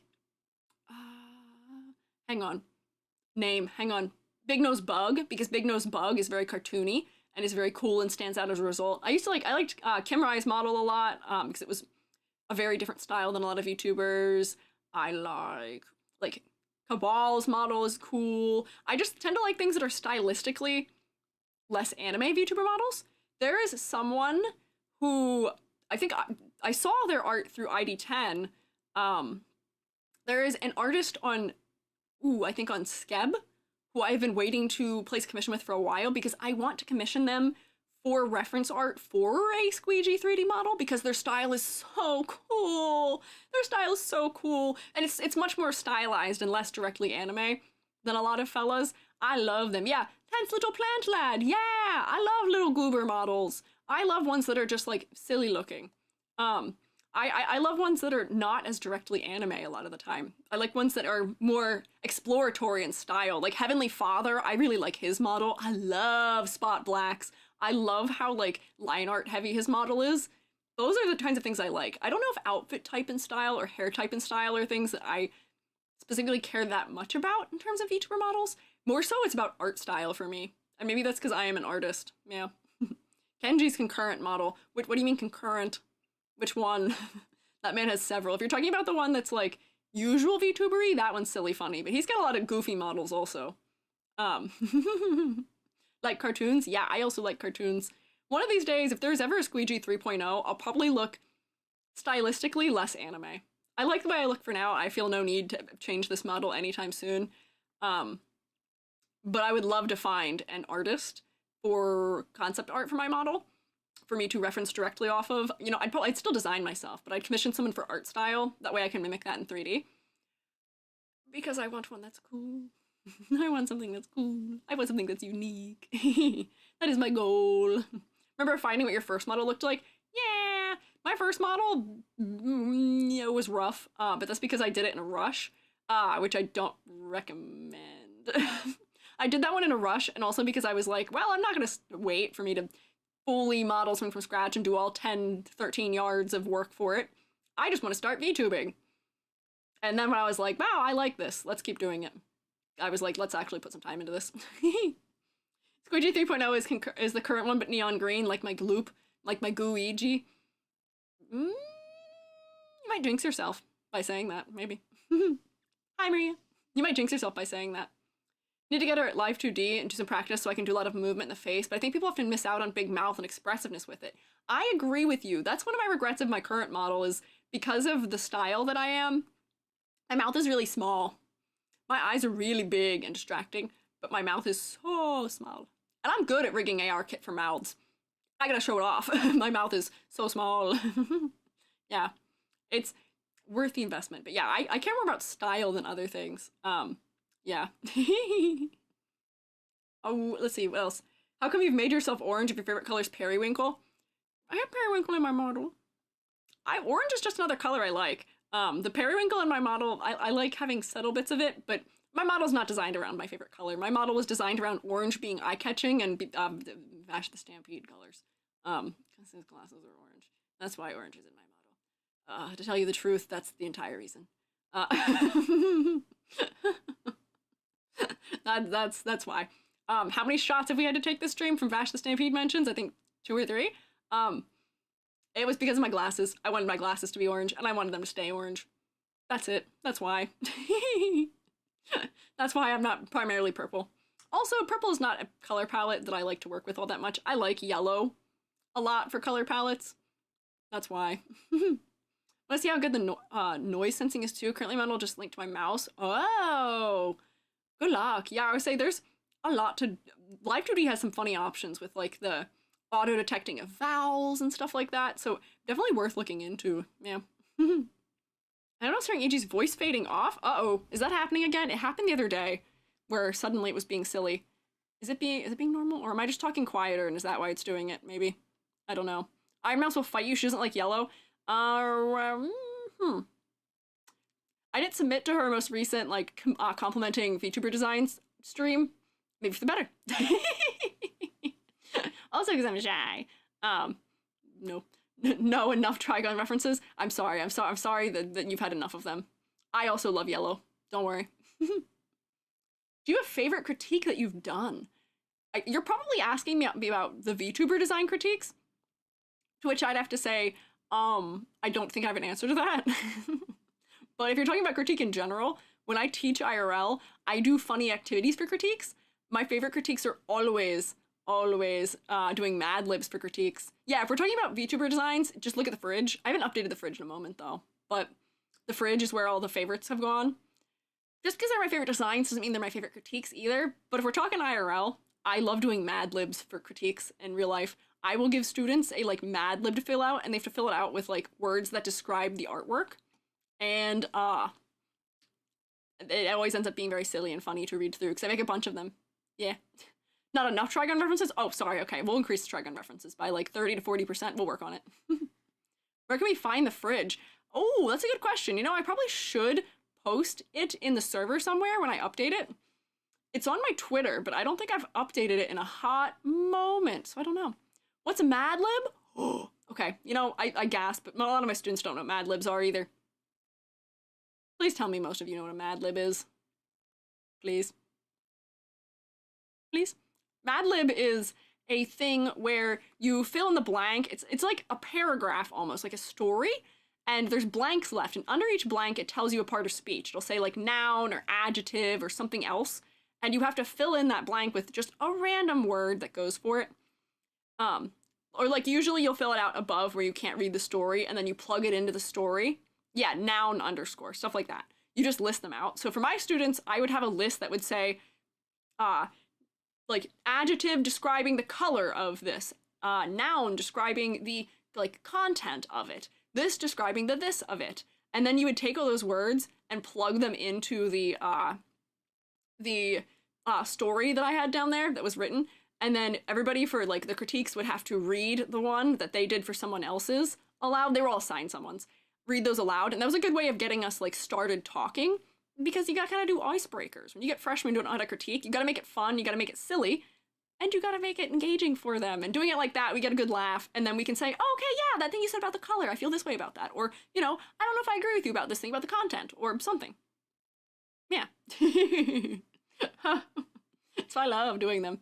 Seen them before, just didn't know what they were called. Yeah, they're not an especially new thing, I guess, nowadays. I don't know how popular they are, but they were big when I was a kid. And it's just an activity I like doing. So those have always been the most fun ones. Yeah. Yeah. So we're getting to ones that are within the last hour now. These are from like 40 some minutes ago, so we are getting to more recent questions now, which is good. Any tips on how to get Twitch affiliate and or partner? So this is a hard question for me to answer a little bit, because I would say that I wasn't inherently pushing for either of those things. And for me, most of VTubing has been doing it for fun. Which sounds a little bit like a cop-out. My genuine suggestions for how to get those things is you need to build a community, and you need to build a platform, not just on Twitch. So the reason why I got affiliate and partner, I feel like relatively quickly, I guess in the grand scheme of VTubing, is because I make YouTube videos. And because I'd been making YouTube videos for over a year already. I think that was what helped me the most, was doing that, establishing myself as somebody who exists in the community, also establishing what the content I make things about is. Then it's also edited content, so it's evergreen. People can find it anyway, any day, anyhow. It's up there forever. It's always topical to some degree. And then also, like I kind of picked my branding early on, too, with that, of, you know, I talked about character design, art things, and VTubing, and that's still what I stream about. So you got to establish yourself into your niche, I guess, and then keep running with that, so that way when you are streaming, you're getting the benefit of that as well, which I know is hard to do at the same time. That's half of why I did it first. I started doing all the video making before starting to be a streamer, because I didn't think I was going to be a streamer at that point, actually, either, but that helped me establish sort of a basis for myself and then move on from there into those things. Yeah, I would experiment around, see what things you are, like, interested in. And technically, I do kind of have a whole video on how to succeed as a VTuber these days. From once upon a time, it's from a year ago, but I'd say that everything in it still stands. And I think a lot of those things go to answering that question as well. But honestly, my biggest suggestion to you is do the things you find fun. Don't do things because you think they're gonna help you grow to some degree. Because if you aren't feeling genuinely about something, people will know and it's not gonna help you. Like, that's why I'm still here and still doing my thing. It's because I like it. I enjoy it. I wake up every day and I look forward to it. So, like, people have asked me, like, oh, how do you psych yourself up to stream? How do you, come up with ideas for stream? How do you prepare to do all those things? Because it's stuff I like, it's not hard. Because it's stuff I'm excited to do, it's not hard. I'm motivated. Am I a shy person? Yeah. Do I have the benefit of being a teacher and not having stage fright then as a result? Also, yes, maybe. But you gotta pick something you like.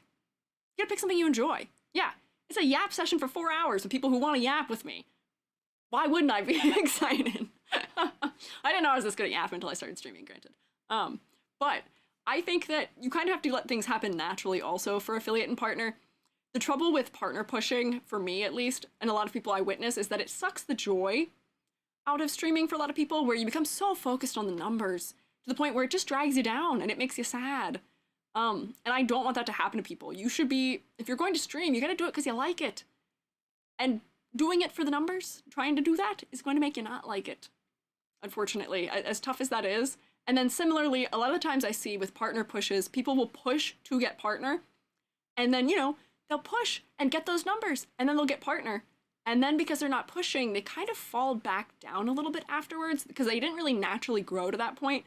And then they get in their head and they get upset about it and they get sad. It's so hard. You gotta do it for the love of the game. You can't listen to the numbers. You gotta do it for the fun of it. You gotta do it. You have to know the reasons you want to stream and stream for those reasons. And if you want to stream because you want popularity and fame and shmoney, that's actually totally fine. I'll tell you that much. It's totally fine. You can want those things. It's fine. But you need drive. You need things that are propelling you towards your success. And you need to not give up on them. And you need the numbers to not be a part of what you're looking for. Yes. So that's my feeling there. You're kind of sounding Irish. I don't try to. I'm not trying to sound Irish. I'm so sorry. Not that sounding Irish is bad, by any means. But I don't know how I'm sounding Irish. I'm just EG. Yeah. But those, I kind of tangented there, which also, following question was any tips on how to grow your Twitch streams or YouTube videos? That. All of what I just said. Things you are passionate about, find a niche, find something that you can do that not a lot of other people are doing. So, like, for me, it was talking about art and VTubing, the intersection thereof. I was inspired by Yam Allbat because she did the same thing. She did something similar, so I was like, oh, those are my skills. I can combine those. And I do character design. Bam, put those together. Like, I see Lance. Lance is a fun example of, like, a niche. Lance is making VTuber music, which is very funny, silly. Combining VTuber and the silly sound effects they make with making some music. That's an interesting niche to do and to combine. So I think that's another good example of doing the right things for helping yourself grow in those departments. Yeah, and licensed music is crazy good too, which also helps. But similar thing, somebody asked me before about how I got commissions when I started. Similar thing, find a niche. No one at that time when I started streaming was, or not started streaming, when I started making models, was making voxel models, voxel style models. It was something where I was like, this is something I know how to do, and I've never seen a VTuber with this style of model. I can pick that and extrapolate on that. And then, as a result of that, that's how I got my commission base, was through finding something other people weren't doing that I could do. So that's generally my suggestion for most things. Who's Lance? Oh, Lance White. Lance is a shroomate, also a streamer. Lance is another VTuber, who is a regular around these parts. Lance is also making a silly song with me in it, of my voice, which I have to, I want to see where the progress was on that. I think Lance worked on it this week, and I didn't get to check again. But yeah. Yeah. Fun fact, Appalachia is an area that historically had a ton of Irish and Scottish. Accents very heavily influenced by Irish and Scottish accents of the time. Oh, interesting. So maybe it is more where I live than I think it is. Maybe. I don't know. Can a study with me be a niche if it's studying multiple topics? Maybe?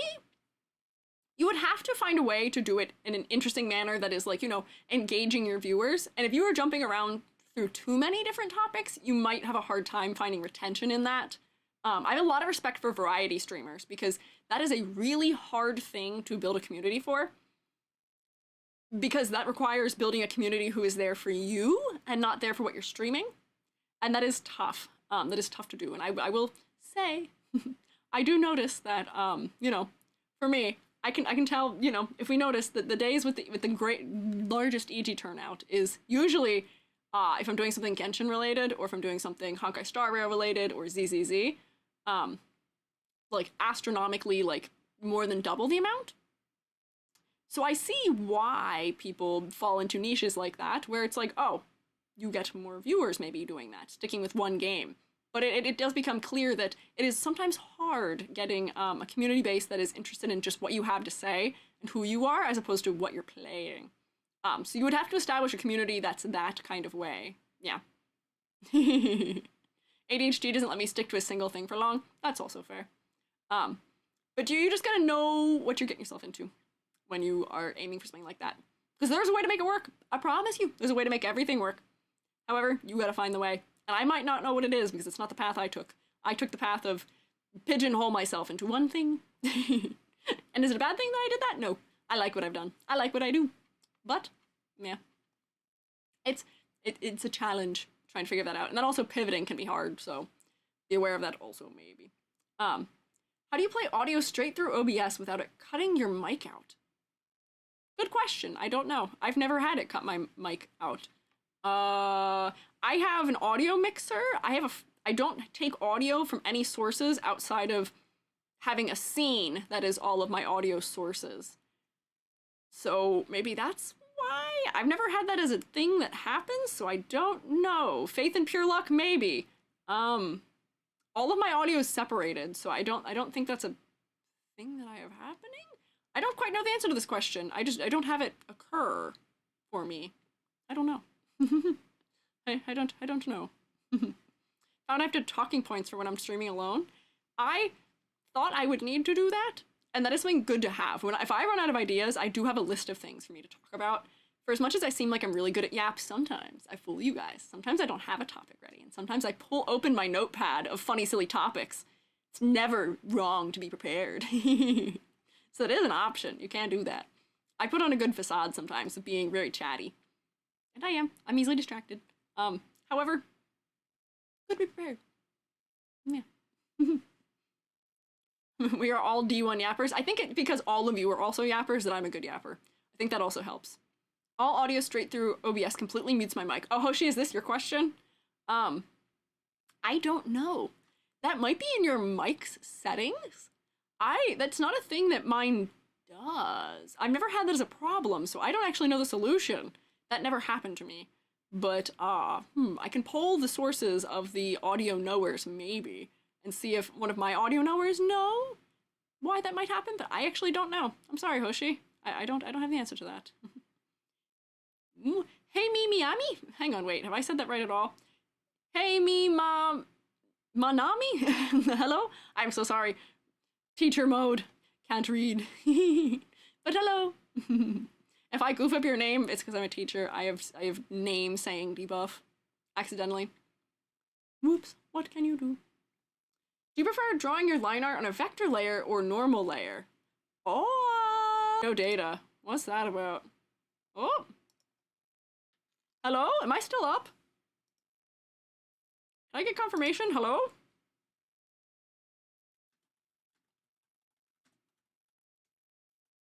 Question mark? Oh no, poor YouTube. Oh, just lag? Oh, okay. Oh, rip. Okay. I got so scared. I was afraid because my computer blue screened so many times recently. I was like, please tell me it's not blue screening right now. What is a vector layer? A vector is a math-based drawing layer.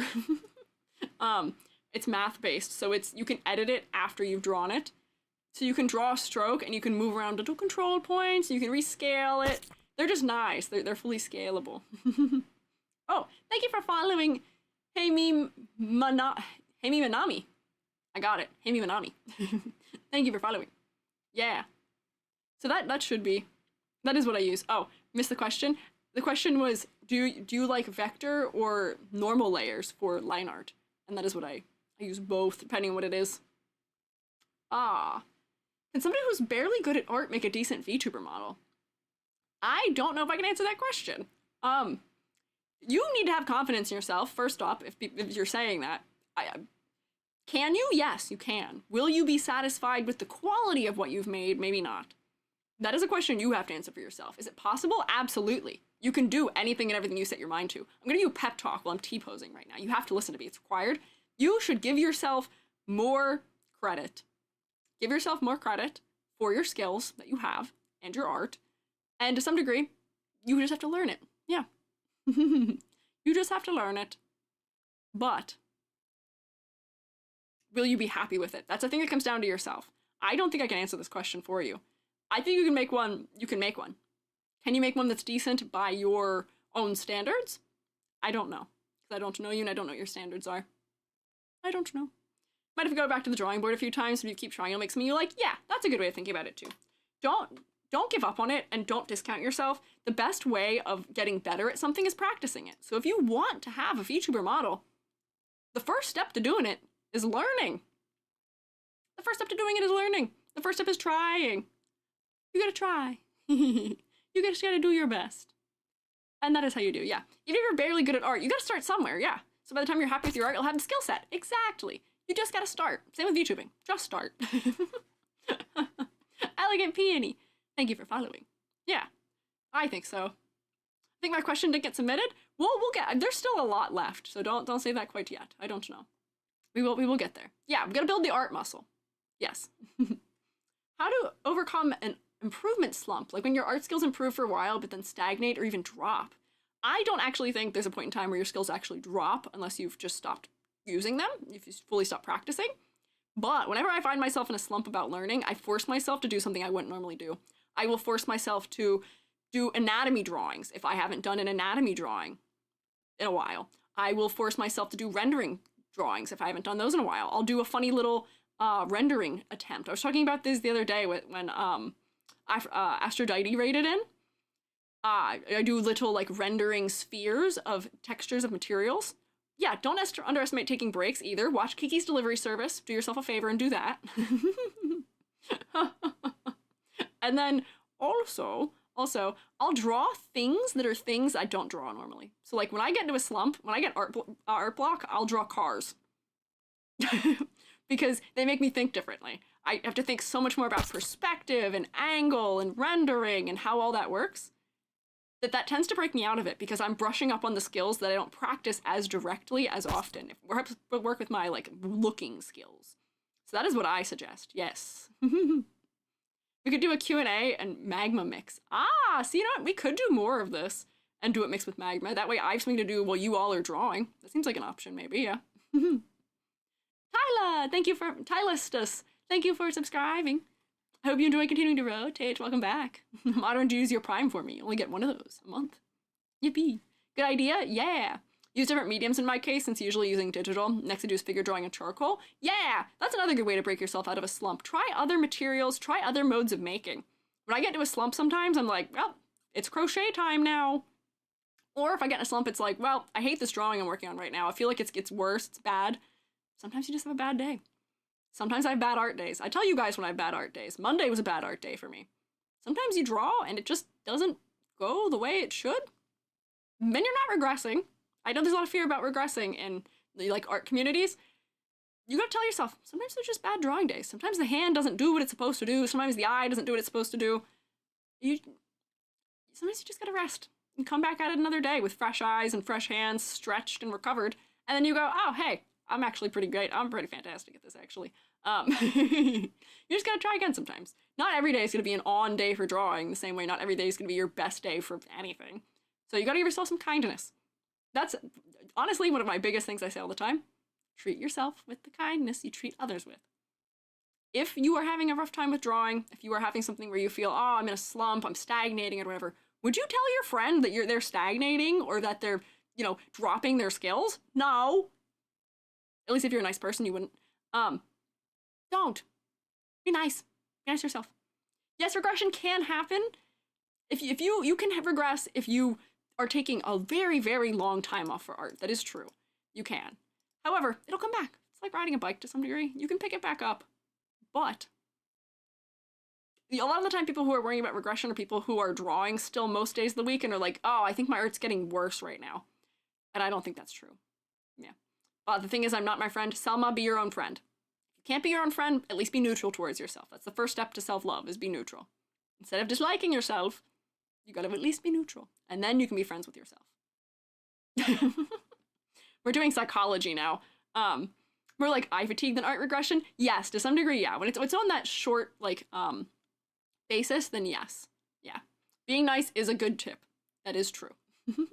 And yes, sometimes you need a break. Sometimes you just need to take a break. I take a break from drawing sometimes. I'll like be like, well, I'm not gonna draw anything for the next week and a half. Because my hand doesn't know what's going on anymore. And I take a break, and it's better. Give yourself kindness. Give yourself time. And try things you don't usually try. Whether that be a medium, whether that be a subject of drawing, practice something you wouldn't normally practice. Try a new way of learning. There's a lot of different learning techniques. Or go on an inspiration hunt. I do that too. Sometimes I'll be like, well, I'm kind of slumped. I don't know what to do about this. And I'll just go look at a lot of art by people I like. And I'll be like, hey, that thing they do right there, that's cool. The way they shade the eyes, oh, I like that. Or, ooh, the ambient occlusion there. Interesting. I should try something like that. Go on an art inspiration hunt. And that'll sometimes inspire you back into feeling like, you know, you're getting better, you're improving, you're doing things you like and are interested by, right? Yeah. So let's see, I'll keep moving. So I think these might have been ones that were from 15 minutes before I started stream, actually, not 15 minutes ago. How'd you settle on a VTuber concept? I've been watching your videos about design. I have a basic concept and ideas, but can't seem to pull it all together. I have the species and motifs, but have a hard time deciding on a skill or interest based on the content I want to make. I mean, for me, it was kind of easy because I just picked the thing that I do in life to some degree. Like, I picked my IRL profession because, since it is what I do, I don't have to act, I don't have to play a character to be it. So for picking my concept, I picked something that is, you know, inherent to who I am as a person already. So if you are someone, like, I talk about, like, Saiken, who is a doctor, IRL, and who is therefore a doctor VTuber. Because he is knowledgeable in that department, he can apply it to being a VTuber, and it just creates a very coherent experience. So I would have you think about what skills you have. What things do you do? What hobbies do you have? What do you do in your free time? What do you do for work? Like, what is your, you know, maybe what is your current job that you do, but what is your aim? What is your dream job? And maybe make that be what your concept is. Because if that is something that you dream about and is something that you are so passionate about, it'll be easy to be a character that is associated with it, if that makes sense. So that's why I picked this for me, is because you won't look at me and be like, ah, there's no way you're a teacher, or ah, that teacher thing you are has nothing to do with what you look like. That's fine. I think a lot of the VTubers who do the best are people who are them, but designed up to some degree, maybe. Yeah. Because I like goats in Halloween. Yeah, there you go. See, that works. Student? Well, what are you a student in? Like, what would you like to be getting a degree in eventually? What is your aspiration? If you are like, oh, I am really into space, I want to be an astronaut, or like, I want to work for NASA someday, then maybe you should be like an astro engineer or an astronaut or something. Yeah, IRL VTuber professions are interesting because then the knowledge you bring from that works for it. My job is teenager. Okay, your job is teenager, but I'm sure there's things you're interested in. You're interested in. You have to have things you're interested in, right? Right. I hope you have hobbies. I hope you have things you like and enjoy. If you're somebody who's really into fashion, you can make that be a part of your design. Like, you gotta do some soul searching. I can't answer that question for people. Everyone has hobbies. Everyone has hobbies. I sure hope. And I know there's an ongoing plight technically right now about how people are losing hobbies to some degree for favor of watching TV or stuff like that. But I think there's still a hobby to be irked out of there somewhere. It does work. Yeah, look around you. What is out there? Hobby is learning. If your hobby is learning, then that is what you do account for there. You can be a student as your design. Will learning on stream be tricky to manage?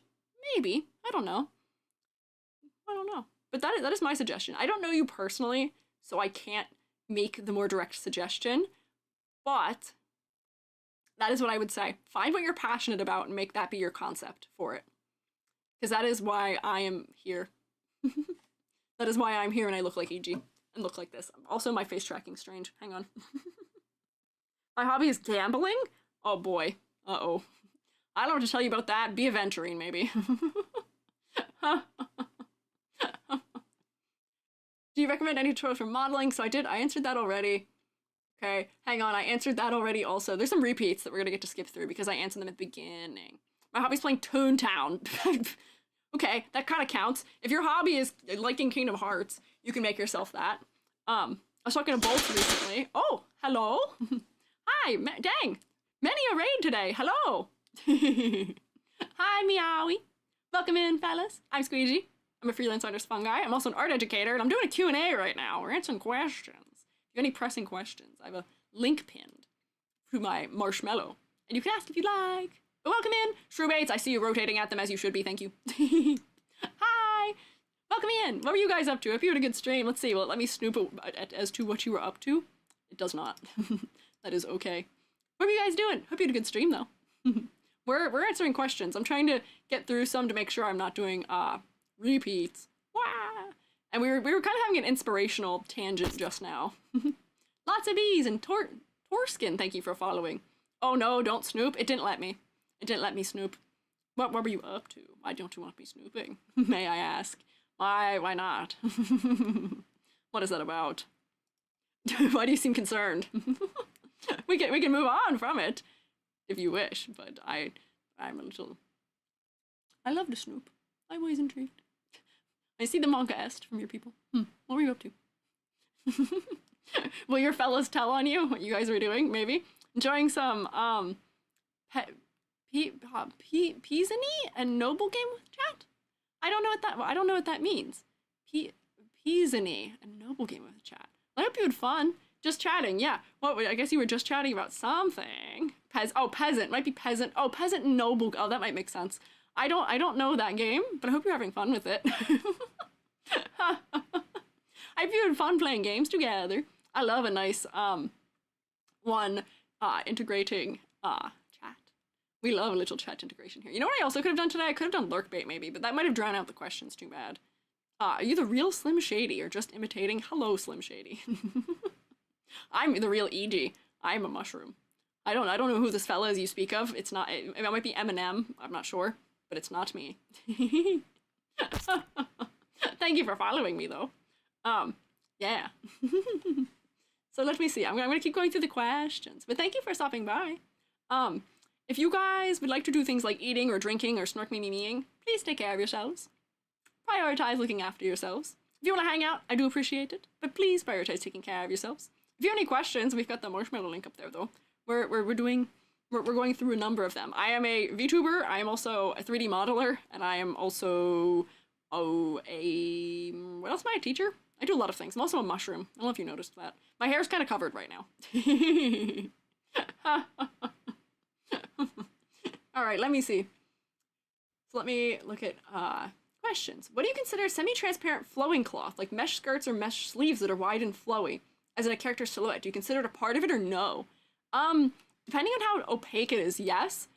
If it is opaque enough that I can visually see it and it is distinct, this is like one of those things where hard to put a clear line as to what is and isn't. But usually I count them unless they're super transparent. Usually they qualify, especially because a lot of the times they are providing something that's interesting to silhouette, where they tend to be a little flowy, they tend to exit the edge of the silhouette a little bit more. So I do usually count them, but not always. Let me see. Oh, I answered this question kind of already. What should I do to overcome art block? We already said stuff about mix it up. Do things you wouldn't do. Look at some videos of other techniques you haven't tried. Try some drawing styles you haven't tried before, maybe. Also look into drawing things, objects you haven't drawn prior. I draw cars, because I don't do that normally. Try drawing in a different medium. If you're doing digital, try paint. Try charcoal. Try switching it up somehow. Because that's usually what art block is. Usually you're getting stuck because you're too used to doing things one way. Mix it up. Make it different. Used to fill a sketchbook with mediocre doodles in a few weeks, but now I struggle to even complete one drawing. I'm at a serious total loss. I think you're probably being too hard on yourself also, if that's the case. You're talking about mediocre doodles. A sketchbook is not meant to be a refined, polished location. I feel like all these sketchbook reviews we see put too much importance on having a refined sketchbook full of fantastic drawings. No, sketchbook is for being messy and silly. Sketchbook is for being funny. Yeah, please rest. And also, sketchbook is for being goofy, silly. You try things out in a sketchbook. Everything that goes in my sketchbook is probably considered mediocre by the common eyeball, but it's supposed to be full of a million unfinished drawings that are tests and trials and practice. Be nice. J-Max, thank you for following. Yeah, you should. I do both traditional and digital, and I get art block anyways. Well, maybe you need to mix it up as to what you are drawing as opposed to the medium. Or try a different traditional medium. Try a totally different way of working. If you do drawing, try sculpture if you have the means to do it.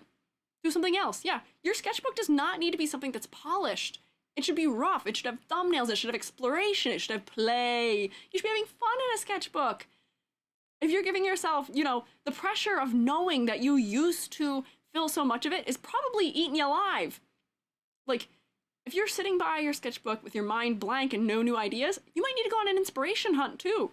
What motivates you? What makes you want to draw? Go find some things on the internet. Go browse the aesthetic wiki. Go browse Pinterest. Find something silly to draw. If you need silly options of things to draw and you can't think of other things to draw, mash up characters. I draw Garfield as things when I can't think of other things to draw. I have an old drawing of Garfield as Sailor Moon. I have a drawing of Garfield as Solid Snake. I have Garfield in a plug suit from Evangelion. Like, that's just a silly, goofy thing to do to fill a sketchbook. Mine's Miku. Yeah, you gotta find a funny thing that, you know, frees your brain from whatever it is that you're doing. That way, yeah, you don't feel like there's too much important. Yeah, Sailor Gorf. Or Gorf, I think I was calling him Gorf Moon, is what I was calling him. Yeah. So you just gotta find the thing that makes you feel passionate about drawing and find the thing that makes you not care. The blank page is scary. Somebody's gotta put stuff on it. You gotta do a blind drawing exercise. Just draw a scribble with your eyes closed and then make it into something after maybe. Or, you know, there's a lot of exercises that can help with that, but a lot of the times it comes down to pressure. You're putting too much pressure on yourselves a lot of the time. You gotta find the fun in it. I think you're taking the fun out of it for yourself. Take care of yourself, okay? There's a lot of EG monologue today. Yeah, so much positivity in this stream. It's me. What do you expect? Meowie! Thank you for following. I appreciate it. Thank you also for rating. We try and be positive here. I've talked to my students a lot about all these topics, which is why I have a lot to say about them to some degree. These are universal feelings to have. It's tough. Being an artist is hard. People don't understand all the time. But don't worry, EG's got some of the answers, not all of them. I can help sometimes, but not all the time. Stress, thank you for following also. Yeah. Let me see. What else do we have? How are you with a heart? I'm good. I was a little sad earlier this week. I had a little bit of seasonal affective over the weekend, and then my computer blue screen twice, but I am doing much better now. I'm feeling pretty swell. I'm doing my best. We don't get all the answers, but we'll do our best. Exactly. I'll give you something. I'll do the best I can for you. Sorry I can't stay. No, it's okay. Take care of yourself, Meowie. Get your snark memes or your food or your beverage. Take care of yourself, please. I'm glad you love my videos, though. But do prioritize your health, please. I beg of thee. But thank you. But I'm good. Thank you, anonymous asker who asked if I'm good. I'm good. Will you ever make a 3D VTuber tutorial? No. No. The way that I do things, I fear if I were to put them on the internet the way I'd make them, it's gonna look like none of the ways I do things are the most efficient way of doing something. The only thing I'd maybe make a tutorial for is low poly or voxel. So much of my 3D stuff is just the solution that works, not the best way of doing something. I don't want to teach you my bad habits, and that's probably all I have in high poly 3D modeling. But I have many a tutorial I can point you towards. But I might make a tutorial for voxel or low poly someday. But at the same time, I don't want to make a tutorial for something that there's someone who can do it astronomically better than I can, that I can just point you to, on the other hand. Yeah. Like, I'll show you guys how I do voxel modeling someday. I plan to stream it at some point, but I probably won't. And I did earlier recommend some fellas to look into for it. Yeah. Yeah. Remember to love yourselves always? Yes. Yes. Do love yourselves always. If you can't love yourself, because I know that is a tall ask sometimes. I tried to combine the word tall and hard. I know that's a tall ask sometimes. At least be neutral about yourself. Because that's how you step towards loving yourself. You gotta first be neutral. Yes. Hi, Char. Hello. Yeah, I didn't want to say, yeah, tall ard, because that sounds strange and bad. I do goof up words a lot. I merge words a lot. Yeah, tall order is what I wanted. Also, I don't know if you guys noticed, Hair Fight came back today. The Hair Fight was gone for a while. Hair Fight is back now. Yeah. How did you discover VTubing? Or if you mean more technical questions, then what do you think are the best ways to study or practice 2D? How did I discover VTubing? I actually have no idea. I can tell you the first VTuber I watched. I mean, here, I can give you one answer. Part of the reason why I'm into VTubing is because of Limes. Because I've been watching the Vinesauce extended universe. Limes and, oh man, what is that fella called now? Not Dorb anymore. What is your name now? Alt? Who were part of the Vinesauce team? Them becoming VTubers definitely invested me more into the community. That's definitely part of what got me into it. But funny enough, once upon a time, way back in the year of like, oh man, like 19? Might actually be, I don't know. At some point in time, some year, I followed a VTuber called Han BYOL. I don't know how to say his name to this day. I used to watch him. I used to watch him stream to about 20-ish people. And that was, I think, the first VTuber I actually watched was that fella. And I don't know, I'm here today. It just happened. I think by being in anime communities and also doing 3D modeling, I think that was what brought me to VTubing, but I don't quite fully have the answer to that question. Said like Boyle. I think it's BYOL though. I don't think it's BOYL. Did I spell it wrong? It might have. Purple fella. But that was the first VTuber I watched. I don't actually know what brought me over to it. Probably just anime to some degree, like many. Bioil? Maybe? I don't know. It just went by Han from my memory. So I don't know. Yeah, purple guy. He was a purple guy. I don't remember. I have no idea. Been watching VTuber clips for years. Ichi's the first one I actively watch. Oh, I'm honored, Hoshi. I watch a lot of VTuber clips. I don't watch a huge amount of VTubers, but I watch a lot of clips of them. They're silly guys. Yeah. Apart from the Discord, is there a way for me to let you criticize my art? I'm currently making a ZZZ OC, and I'd love to know your opinion. Interesting. Well, if you want opinions, the Discord people will give you their thoughts. For me, it's usually the critique form. I wish I had a more direct option for you, but unfortunately, I get a lot of requests for that, so that's a lot to get through. But if you submit an OC to the VTuber design critique, I will look at it there. We do limit those to kind of one per person, like one design per person, but that is an option. Yeah. Don't watch a huge amount of VTubers, hard to find more relaxed, cozy communities. You know what's funny, Cablecore? I kind of found that similar, where, sometimes the energy level is not quite right for me in a lot of VTuber streams, where, I'm asexual. We've talked about this. I'm asexual. A lot of VTubing doesn't work for me as a result of that. A lot of VTuber designs are a little too leaning into that department for me to be comfortable watching them, because I don't like seeing that kind of content all the time, which is not to say anything to their detriment. Get your bag. Do what you like to do. I'm glad they're doing well for it. It's just not the kind of thing I like watching on a personal basis. So I just watch the ones that I like to watch.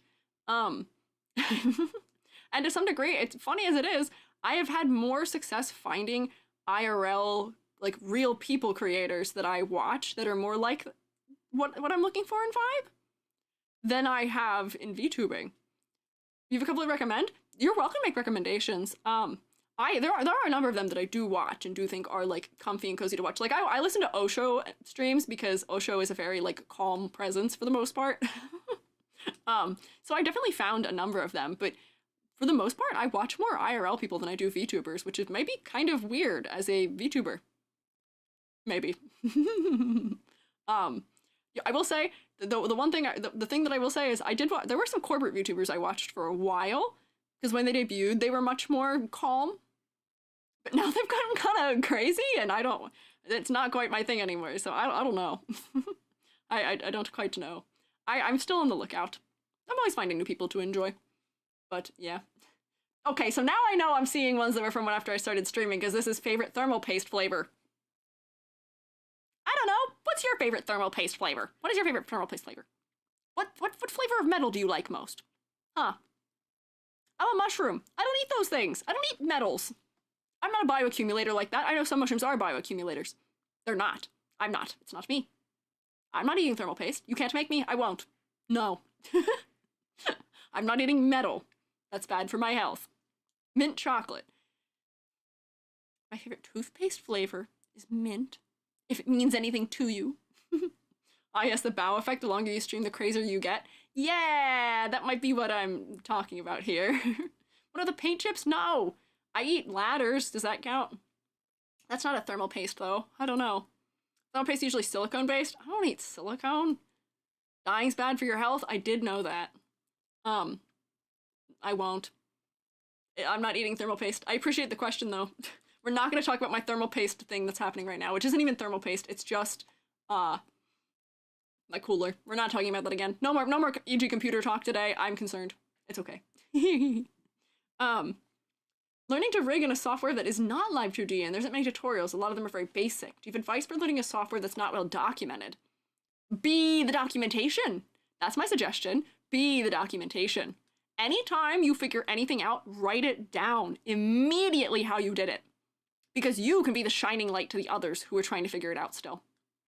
That is my strongest suggestion to you. We all grow by growing together. And if you are setting a standard of, hey, I learned this thing that you can do in this program and how to do it that way, and you put it somewhere out there as a tutorial or something on Twitter or on YouTube, other people are likely to follow in suit. And then maybe they figured out something that you don't know. Finding communities also helps. That's another way that I would say to learn that, is you guys can work together to improve the documentation that exists. Once upon a time in my life before I was me, back before I did anything under a name of any sort, I was helping with documentation that went towards VC Face a little bit, and towards the VSF avatar format. I helped with some documentation stuff for that because there wasn't much out there for it. You can contribute to those things. A lot of them are open source. Anochi, I believe, is open source. You should. If you're learning things about it, you can help pave the way forward to help other people. Yeah, so anything you figure out, if you have not seen something out there that already says it, even if you have, put it out there. Help make it common knowledge. We all grow together. Work together. Yeah, that's my thought on that one. Been wanting to learn emoji? Yeah, it seems interesting. I'm intrigued by it because I like not paying money for things. I like being able to donate, and Live2D is a subscription service, which is so expensive. It's expensive. It's hard, but it's worth it. Learn. Okay, hang on. We're getting to all the questions that are from while I'm live right now. Hang on. So I gotta scroll back. Wow, there's a lot. We might not have enough to get through here. Hang on. Wow. Okay, wait. Okay. Favorite thermal paste. There we go. Learning software. Yes. Be the documentation. Do help. Pay money to people who you want to support, but subscription services like Live2D I don't like and I do not want to pay for. I want to donate money to the Anochi creator instead of paying subscription to Live2D. Yes. What is the thing you were sitting on before the couch? That's for me to know and you to not know. I'm a 3D modeler and I've gotten a V-Roid to look nice and custom. It's killing me I can't use substance to texture. Scared of face rigging in a fully custom model.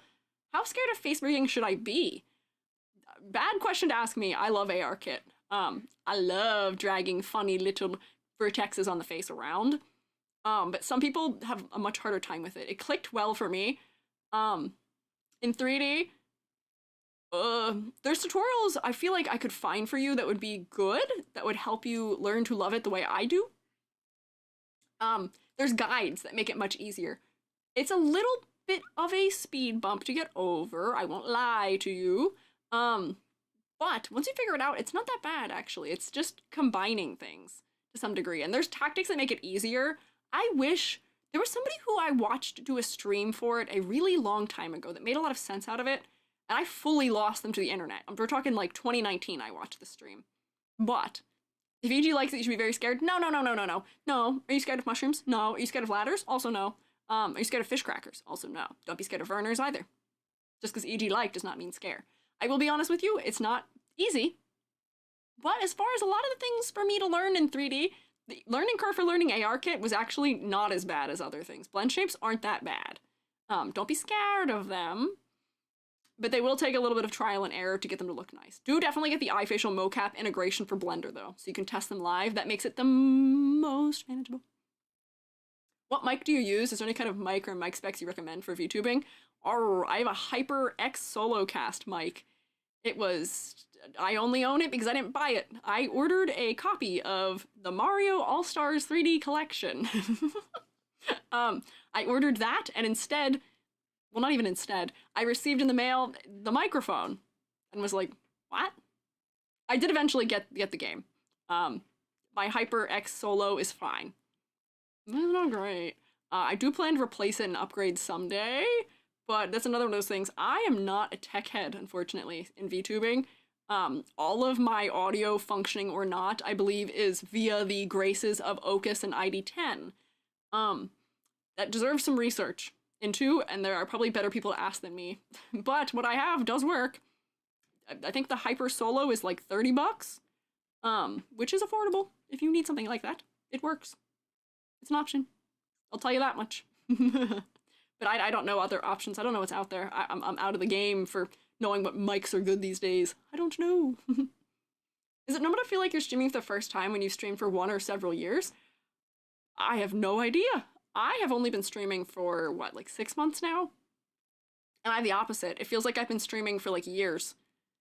As much as, like, you know, I do still have new streamer scuff, and I have scuff all the time. But it feels like I've been streaming for so much, like, infinitely longer than that, but also short at the same time. So I don't know. Time is a funny, fickle thing. I guess that question would come down to how often you're doing it, and how comfortable with it you are. Maybe you're still feeling like you are streaming for the first time because you're not comfortable with it yet still. Maybe that is why. I don't know. I don't really have a good answer for that because I, unfortunately, don't have the experience to answer that to some degree. But if I had to make a psychological guess, I'd assume it's probably because you feel like you aren't comfortable with it yet. You aren't meeting the expectations of what you assumed to be meeting in your first year. Or, like, earlier in the career. So, like, if you're still having troubles with scuff, or feel like your quality isn't where you want it to be, or, like, you're not comfortable in front of an audience, maybe that's why you're feeling that way? And that probably is normal to feel that way. It is tough out there. It is hard. There's many things you gotta figure out and get to all work at once to stream. So I don't blame you for feeling that way. But I don't know if I've been in this game long enough to have a more specific answer. Like, I can't answer that from a place of me knowing the answer. I'm speculating. But I hope that helps in some way, maybe? I don't know. Scary to stream? Yeah. The first time I went live, I was terrified. I was really scared, actually. And I went live and was like, here's the thing. I went live and I was like, oh, there'll be like 10 people. It'll be really chill. No. I went live and I think I went live to, I think I had like 70 people on YouTube and I think I had like 40 people on Twitch. And I was like trying to not hyperventilate. I was like, wow, this is bigger than any classroom I've ever taught in before. Oh my god. I was so scared. Scary. Granted, here's the thing. The reason why I started with numbers like that is because I was already established. I'd been a VTuber doing commission work and making videos for over a year. That's why. But, yeah. That's why. So hyped when I saw you streaming. Thank you. Oh, thank you. I don't understand Twitch too. I appreciate it. But yeah, I laid some groundwork, but that anxiety, I confronted my day one and figured out sort of, it's not that different from teaching. So that's why I'm not that scared about it. But it does take practice to get over that fear. I didn't stop panicking. I would like sweat. I'd be so sweaty during stream because I was nervous and I'm a nervous sweater. I'd be sweating until I think like 2 or 3 weeks in, all the way through my new model debut. I think I finally started to get in my groove and not be scared when I debuted my new model. Maybe. Yeah. But if you're nervous to get started, don't worry. I think that's normal. But the only way you get past that is by doing it. And don't psych yourself out about it too hard. However scary you think it is, it's not. It's actually not that bad. It's interesting. It's not that bad. Step 1, panic. Step 2, panic less. Yes, slowly over time, panic less. Yeah, you pouring water over me when I'm talking about sweating? How could you? I'm gonna open, I have a furnace here. You're gonna have to listen to it open. Hang on. Actually, yeah, you will have to listen to it. for my hydrate. I drank my water. I'm gonna have a little bit of black cherry Vernors as a treat. Thank you. Can't wait to stream. Unfortunately, I do have to. I know, that's how I was too. I wanted to start streaming as of like a year ago, but I was like, you know what would be a really bad idea?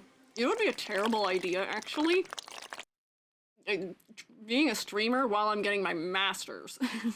While I finish my thesis semester. That would be really not smart. Sometimes waiting is good for that reason. Yeah. What's an odd food combination you'd try once?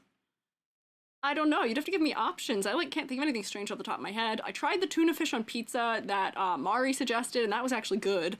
I don't know any other odd combos. I know people put all kinds of things in fries. Joby introduced me to dipping fries into milkshakes. That was good. I tried it. I will say, I am open to eating a lot of different things. Yeah, like pickle ice cream? Sure. I'd try pickle ice cream. I'm not very picky. I don't like peas, so if you put peas in something, I probably won't eat it. Put olives on something, I probably also wouldn't eat it, but I'll try most things. I'm also vegetarian, so that does limit the options a little bit.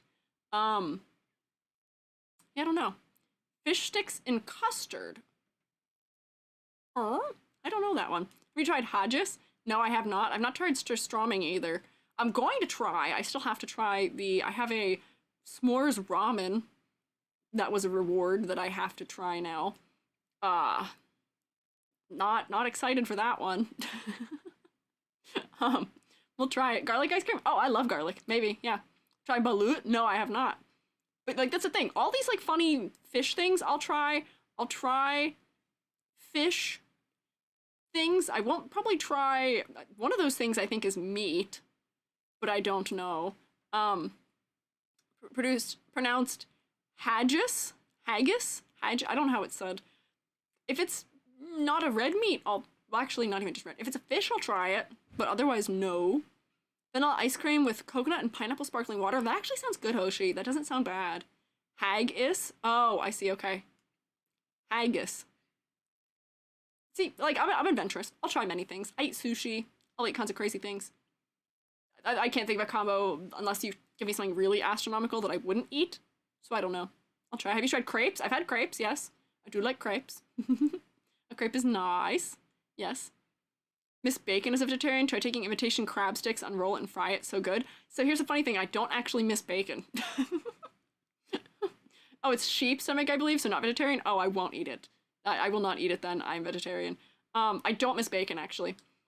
I'll tell you, the only meat product I miss, I do eat fish from time to time. I guess technically I'm pescatarian. We debate this often. I have fish every once in a while. The only thing I miss is corn dogs. That's the only meat product I miss. Like, I don't eat chicken. I don't eat turkey. I don't eat pork. I don't eat beef. The only thing I miss is corn dogs. Deep fried Mars bar. I'd try that once, maybe. There's there's not very many things I would not try, unless they're things I won't eat on principle, unfortunately. Yeah. Can we make glow blend shapes? Like, have a specific expression, blend shape glow? That's a funny way of asking that. So yeah, you can make a blend, we're back on questions. That's a Unity question. You can texture atlas a emission map. These are all the words you want to Google. You can texture map an emission. You can texture atlas an emission map and then put that on a blend shape clip, and then you can toggle the glow. I did that for somebody's low poly model recently. Yes. Making you hungry? Sorry. It is gonna be time for my dinner here shortly too. I may have to do a 2.0 of this. Maybe we'll do magma in the background while I do it. Yes. Texture no, not mission map, emission map. I might have not said it right. Texture atlas, emission map, blend shape clip, and then toggle in your program like Warudo or Vignon. Yes, that's how you do it. Yeah. So that's how you do glow. Yes. Yes, emission map, yes, with an E. Sorry, I might not be enunciating it super clearly. Most beginner-friendly 3D modeling animating program. I wouldn't say any of them especially are. If you want something silly for 3D modeling, Blockbench and PicoCAD are good. Those are low poly, and their barrier to entry isn't too bad. But I would encourage you to just jump in and try Blender. It's scary. The curve is high, but it's worth getting into and trying. And there's ways to make it easier on yourself. You don't have to learn everything all at once. Just do it. Blockbench is interesting. I can't use Blockbench. It doesn't have enough things for me.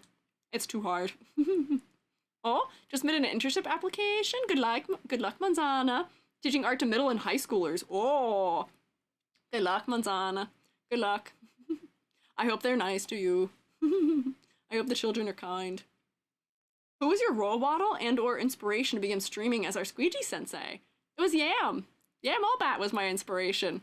At some point, I watched Yam's videos. Yam Allbat, if we are familiar.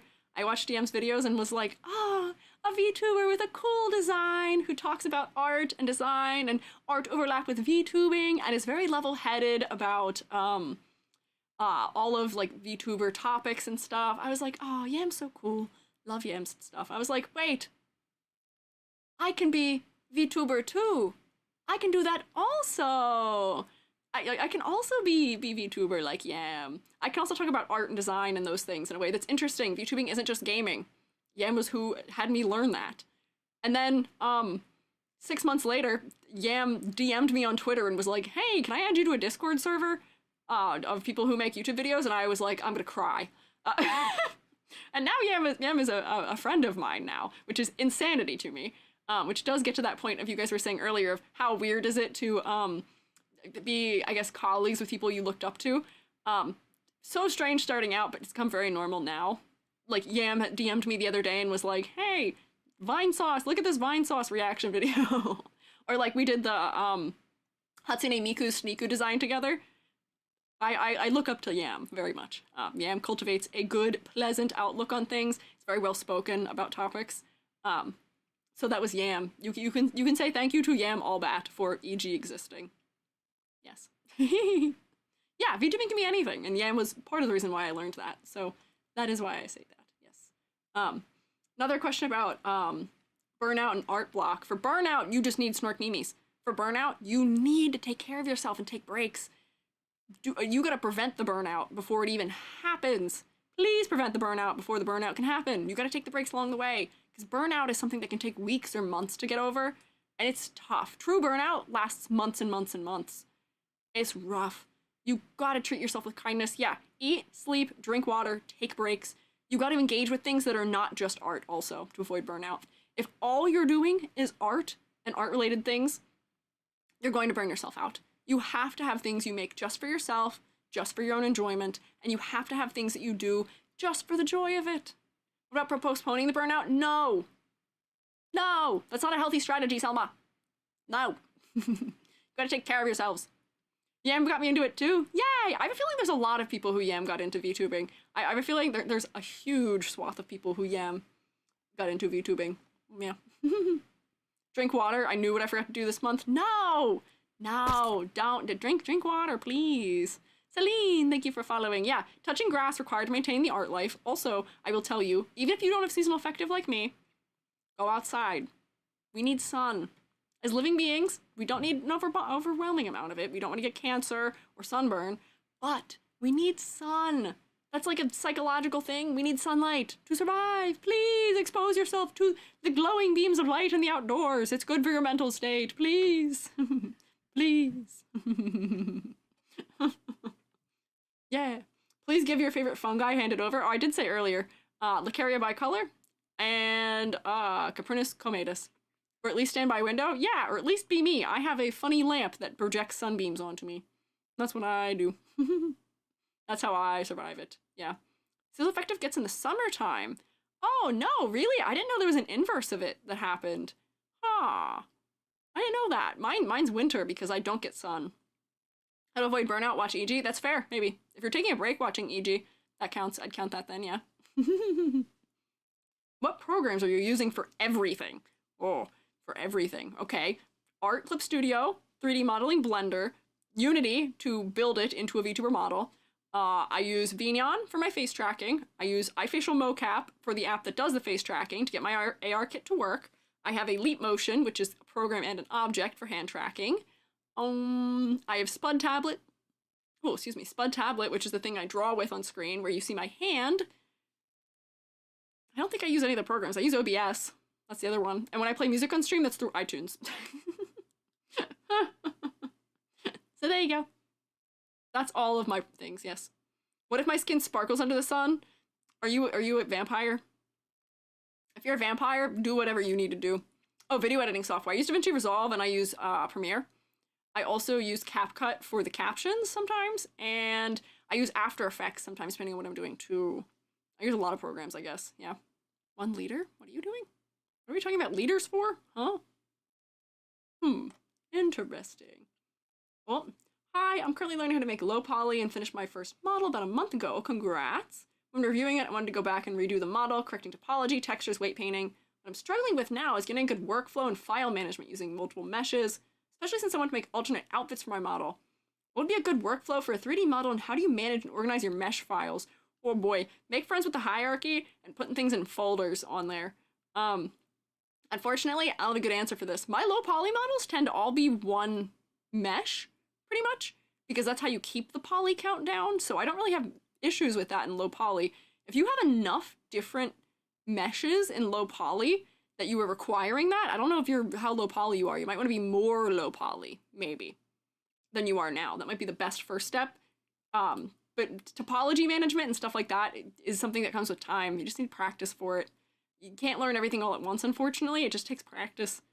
It's tough. But I wish I had a more specific organization strategy for you. I don't specifically know what to recommend for that. There's a lot of options. Lower poly, yeah, lower your polys. Merge your objects together. I will tell you that usually on a low poly model, I don't have more than like while I'm working, usually the head will be a separate mesh and the body is its own mesh.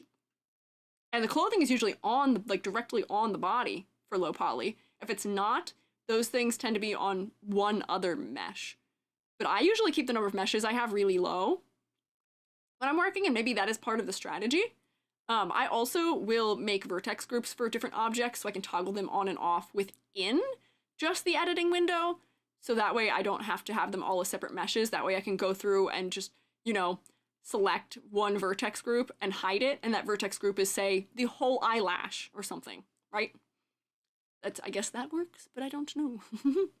Oh no, whoops, you're correct. 1 liter of water an hour and you'll be good and not peeing too often. 1 liter of water an hour? Really? 1 liter? That's a lot, right? Am I misremembering how much a liter is? It seems like a lot for an hour, but I'm also small. I'll tell you, my doctor recommended amount of water for me to drink a day is, I think, 7 cups of water, is what I was told. Maybe. At least that's how much the body can absorb. Oh, that's probably how much the body can absorb. I drink 7 cups of water a day. I'm supposed to drink 3,000 milliliters of water a day. So not nearly what you're saying. That was what I was recommended. 1 liter a day, not an hour. Ah. Maybe for gore? That's okay. That might be the maximum you can drink. Maybe. What's your favorite joke avatars you've seen VTubers use? Oh, that's a good question. I don't know. I've seen recently, I think ID10 has a Muppet one, I think. And I've seen people who have sock puppet ones. I think those are funny. Those are good joke models. I like my joke models where I put my head on other people's bodies. I don't think I can think of any of the other ones though. I like the sock puppets and I like the Muppets. I think those are funny. Worm models were popular. Yeah, the worm models were funny. Who else has one? I like some of the scrunkly models too. There's a VTuber called PP Slayer. If you've heard of PP Slayer, who makes, spelled PP Slayer, who makes scrunkly models live that are really scuffed models. I think those are kind of funny. Yeah. Badly drawn ones? Yeah, they always get a laugh. Yeah. Those are always options, potentially. Like the weird triangle mouth models. Ah. Yeah, I like little scrunkly funny guys, yeah. Is it easy to make a VRM model or any other kind of 3D model into a VR chat model? Because I've heard it's different formatting. Can we use the VR chat model on trackers like VCFace or Vignon? Okay, we're getting into format now. So 3D models can have a couple different formats. For a 3D model that you're going to use for VCFace or Vignon, you're going to need a model that is a VRM format or a VSF avatar format. Warudo also has its own format.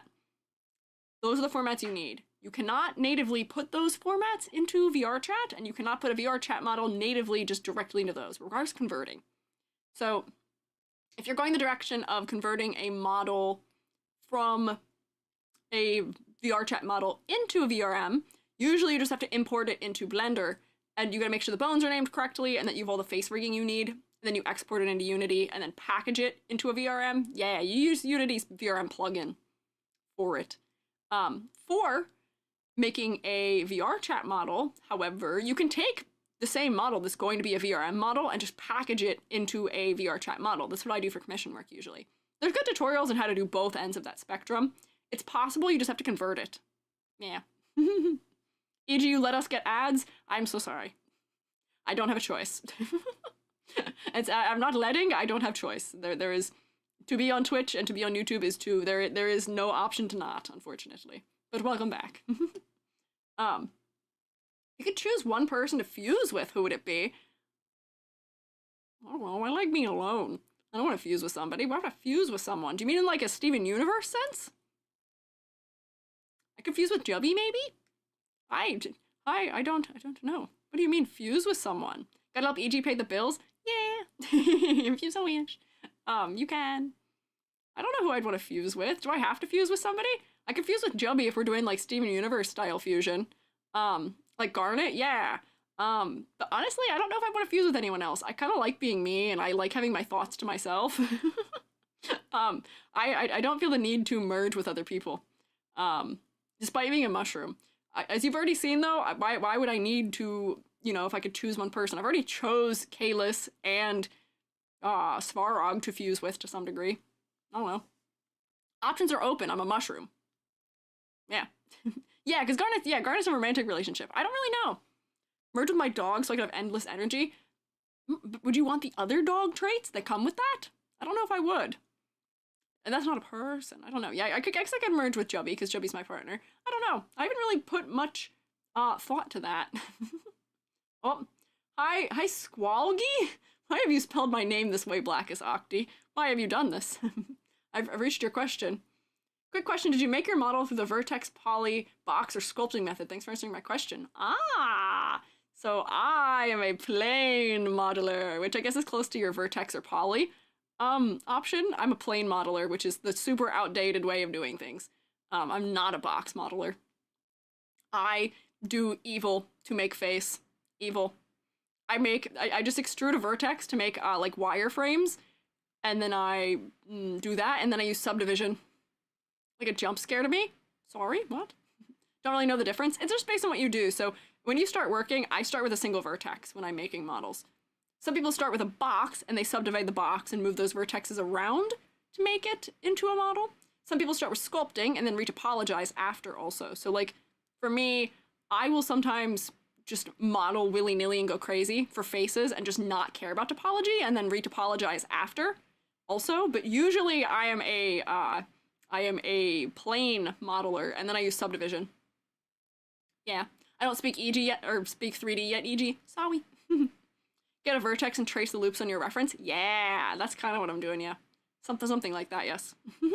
No other double question. It's all good. Don't worry. Do you have any secret talents like tying a cherry stem with your tongue? Well, I can do that. That is something I have that I can do. I don't know. I feel like I've told you guys my secret abilities. I don't have many secret abilities. I know how to be a helmsman for like 30-foot sailboats. I don't know if that's a talent. That's just something I know how to do. I have a black belt. What other secret squeegee things do I have? Secret skills do I have? This is like, if you were to tell me to be in a talent show, I wouldn't know what to do because I don't have anything I can do that's fast. Like, I don't know. Knowing how to frog blink, is that a skill? I don't know if it's a skill so much as skill issue, maybe. I don't know. Kung Fu Pirate? A little bit. Reading upside down a skill? I'd call that a talent if you can read upside down. I can read backwards because of printmaking. I can write backwards. Is that a talent? Maybe? I don't know. I don't know. Read the alphabet backwards? I can't do that. I can't sing the alphabet backwards. That's not a skill I have. I, like, don't know how, like, if somebody were to ask me to be a part of a talent show, I wouldn't know what to do for it. I feel like I don't have any quick talents. All my talents are things that take time for me to execute something. So I don't know. I don't know. Are there any funny things I can do? Oh, one of my talents that I can't show you, it's not even a talent, it's just a funny, like, quirk. Ever since I got my most recent, ever since I got my most recent major concussion, I don't think my model eyes will track it, but I can make if I put my finger too close to my nose, my eyes just start, like, shaking back and forth. It's kind of scary. I love creeping people out with it. I think my eyes move too fast for it to track it, though. Yeah. So maybe that counts? Question mark? I don't know. Yeah. How many people can roll their R's? Me. I can. It's because I know a little Italian. That's why. Talent is clearing Roblox obbies. I can't do that. That's not a talent I have. You can shake your eyes? Yeah, I can shake my eyes. It's a thing I developed after too many concussions. Just cute concussion having things. What are you gonna do? Yeah. Back about 3D, favorite part when making a model? Texturing! I like texturing. I also love doing the Magic Cloth setup. That's why I have, like, all of my movement. I love Magic Cloth setup. Yes. Draw upside down? I can draw upside down. If you can't draw upside down, you can't draw upside right. I would propose to you. If you can only draw upside right, that means you don't actually understand the things you're drawing. And you're not looking with your eyes, you're looking with your brain. Yeah. Latinos just roll their eyes naturally, no need for skills. I mean, I can roll my eyes. I didn't know that was a skill, though. Like, I know people can't, like, I can't whistle very well. I don't know if that counts as a lack of skill. I can't snap, either. Like, I'm trying. It doesn't work. I can whistle. I can make one note. I think these are lack of talents, maybe. Hang on, what? How long do you think you could last only consuming grass? Not long. Not long. I would propose. Probably not terribly long. I'm not a scientist. Actually, kind of I am. Not in that sense, though. Don't try and survive just eating grass. Unless you're me. I'm a mushroom. I can survive on that. But for you, I have no idea how long you would last doing that. Grass doesn't have very much nutritional value. You're not a cow. I don't think that'll work. I don't know.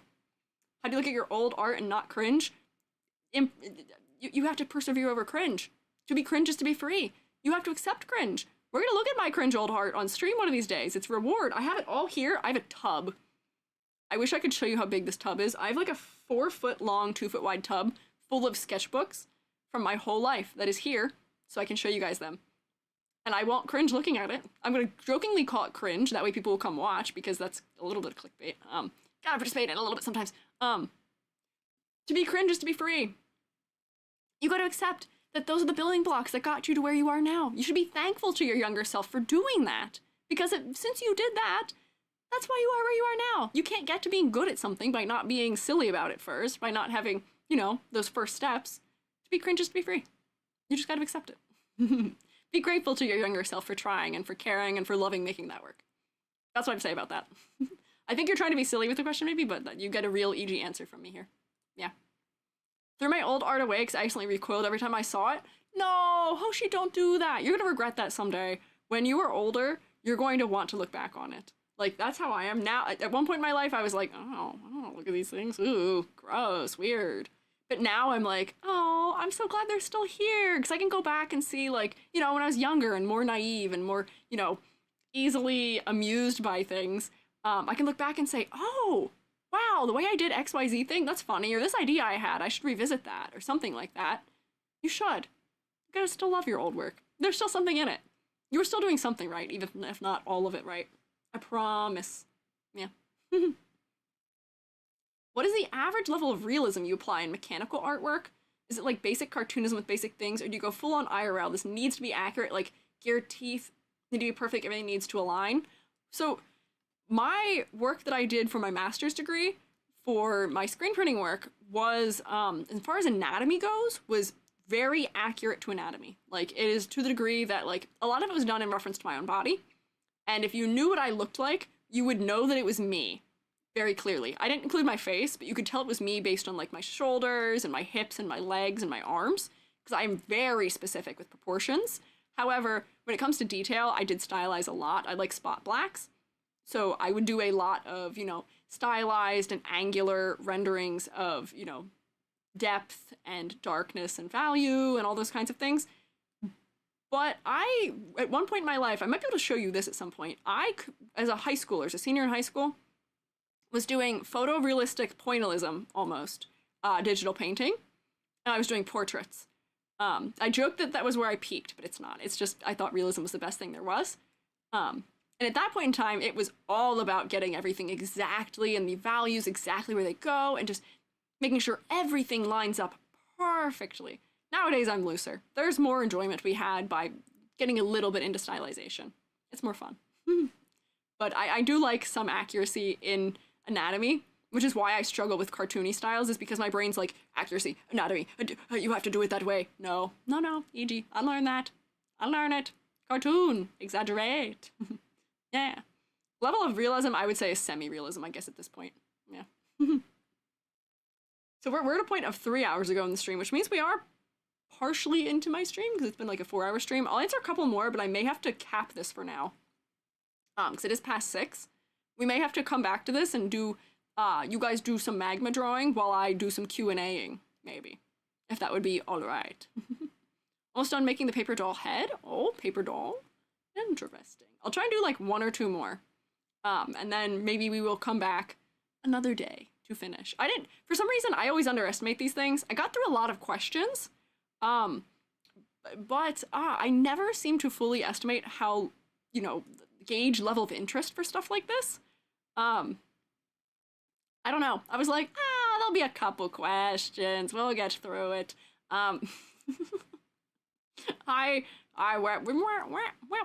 You guys always surprise me. And I say that in a positive manner. You pleasantly surprise me all the time. So let me do a couple more. Let me see. Yeah, here's a weird question, but do you have any experience with firearms? Drawing them, knowledge of them, having used or seen one IRL? What's your favorite view to choose? I did answer this earlier from Appalachia, if that answers the question. I do know how to draw them. I have had to, in my technical drawings previously, when I was an undergrad, for an assignment, I drew a gun that I didn't know the name of then, but now I know, I think I know what it is. I'll tell you, I don't know the names of them correctly. Because that's not something I super care about. Weird Science, thank you for following. I'm not like into them, so I don't know what they're all called. But I drew a desert eagle for school once upon a time for a technical drawing assignment, and I got full credit on it, so I guess I did pretty well on it. Jubby is much more knowledgeable than I am and makes fun of me because I don't know what things are called, and most of the ones I know what are called are only because of, Metal Gear.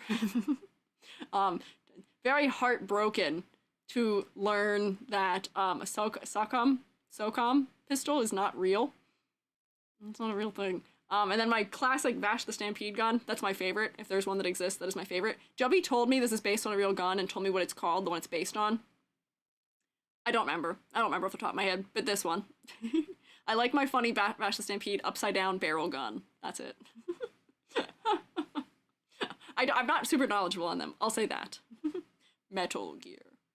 Yes. Reject the Deagle, embrace the Beagle? Why do we reject Deagle? Why do you guys not like Deagle? Revolver? I know it's a revolver, but I don't know what kind. Joby knows what kind of revolver it is, like the specific IRL object it's in reference to? Maybe? I don't know. I don't know. Let's see. What do you know about Project Moon's games, such as Lobotomy Corp, Library of Runia, Limbus Company? That much. You've said all the words I knew about it. I know that Project Moon makes Limbus Company, and that is it. That's all I knew. That's all I was familiar with, but that's it. It's dumb, it's stupid, who needs a pistol with that big of a caliber? I don't know, Amber. I really don't know. I couldn't tell you. There's pistols that you can use to shoot shotgun shells out of, I believe. I don't know why you'd need that either. I don't know my gun breeds. I don't know my car breeds either. Hi, those are not areas I'm knowledgeable about. One day I'll learn, but it's not today. Oh, have a good rest. Good to listen to while doing website design homework. Oh, good luck with your website design. Good luck. Do you have recommendations for basics on how to start as a VTuber? More specifically, resources, tutorials for how to 3D model your own VTuber. Been trying to find a good one for Blender. So I did answer that earlier. Rainhet. Rainhet. Would you consider turning VTuber designs into Pokemon? I would consider the opposite. I'd consider turning Pokemon into VTubers, but I don't know how much creature design I know how to do. I don't know, maybe? I'm not sure. And a tangent of that, I was thinking about trying to design a Squiiji Gundam, which I feel like would be kind of fun, Or like, because I love drawing a robot, and I haven't drawn a robot recently. I feel like I could draw like a Squeegee Gundam, maybe. Turn SpongeBob into a VTuber? Yeah, like I'd love to turn like things into a VTuber.